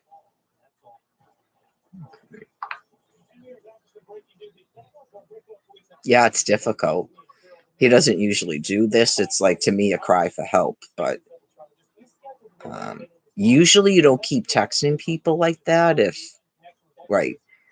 Found blankets, not drunk, just very angry with you. And I'm high as a giraffe's pussy, not fucking drunk. They're on their way here with blankets and food. You just can't admit when you fucked up. That very thing is why you're in the position you are in front. Like he's talking to himself. Right. I tried to explain it to him, as I explained with the last goodnight text that he'll receive from me. I think that's like God talking to you and you're projecting it. When you say things to me that don't make any sense to me, I'm not sure how I fucked up, especially after what's happened today. It sounds like I did the right thing if he's in a psychosis. I didn't want that to occur here. I explained it to Candy what happened at the library. So I'm actually kind of proud of myself that I did what I did in terms of protecting everybody involved. Especially when you weren't aware that he had issues like that. Okay. Yeah, I apologize because I honestly didn't think he was going to do that. Yeah, like even in Quincy, he took off. He didn't stick around. So I'm not sure exactly what his plan was last night. That's why it's so sort of bizarre. He was waiting for a ride to go to a dispensary to get marijuana. And then he was supposed to just come back here and go to bed like every other day. So he completely flipped out. He claims that he was just upset because I somehow told him to leave, but then he backtracks and says all this stuff about me and that I fucked up and all this. I would say that he doesn't want to admit he fucked up, but it's difficult to tell anymore. Right. You would have to actually care about your wife to think you fucked up, because otherwise it's just one of those things. You ever meet druggies? Oh my God. And then I was tweaking and I was like saying all that. They think it's funny. Right. They think it's funny. They never sort of question their own psychology, why they would do that to a person. Are they lying to themselves? We don't know. We want to believe that they're lying to themselves, but some people are just psychopathic. And it's very sad and hurtful. Even after explaining that you're 53 years old and you were in love with this person and that you hurt me. I don't know if that's causing more of a rage based on my original theory, that he never wanted to go out with me and he got caught up in something and doesn't want to admit to himself that he was just using me to drink that day. And it's been like a year and a half of this. And then the nonsense about going on social media and talking all this stuff in my own head. Yeah, it's my blog. I explained it. I'm processing what has just happened to me. That's my given right. I'm not at replying people. This isn't Facebook. This is my live stream for myself. Like I'm in a continuous therapy session to talk it out. I find it helpful. I try to consider if I'm sort of like in my own head, if I think that God is giving me psychotherapy, things like that. I do a lot of considering. I've been doing this since 2011, as most people know. In my opinion, he clearly wants me to be doing it on Facebook for whatever reason. He wants his family and friends to see it. I don't know if he thinks he's getting psychotherapy. It's part of his using cycle, what that is. After the 4 days, I said to him, did you smoke marijuana? He said, yes. And I said, did you drink? And he said, yes. And I go, so you were wrong then. And it was like a smirk because he knows I was right. The pot does not stop him from drinking. Adderall doesn't stop him from drinking. He's a drug addict and an alcoholic. So, right. Even when you got your marijuana, because my sister drove you, you still took off. You didn't go there to get a tent. Okay. I don't think you'd say you're as high as a giraffe's pussy. Like, even the way he's talking, you just go, who are you? Right. Like, is that your actual self? Okay. Why did, like, yeah, you probably, I guess, if you got off on victimizing me, you would get off on thinking that you tricked me. And I told you, I believe last night he realized he wasn't doing that anymore. He's not as smart as he thinks he is. That's what I figured when I said, you forgot to get your drugs before you started abusing me. I was telling my sister and she started cracking up laughing. She like finished my sentence for me.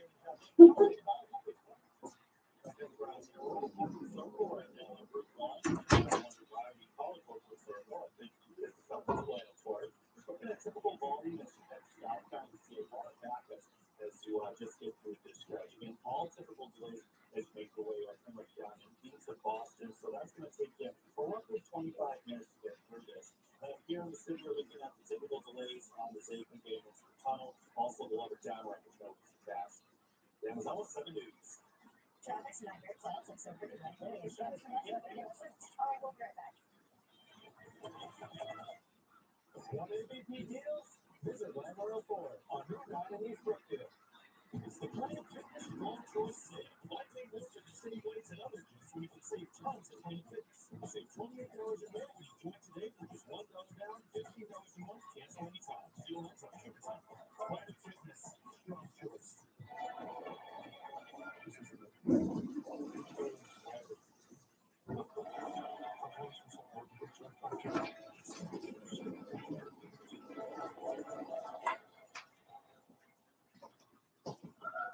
All right, I gotta shut this off and get my telehealth sorted out.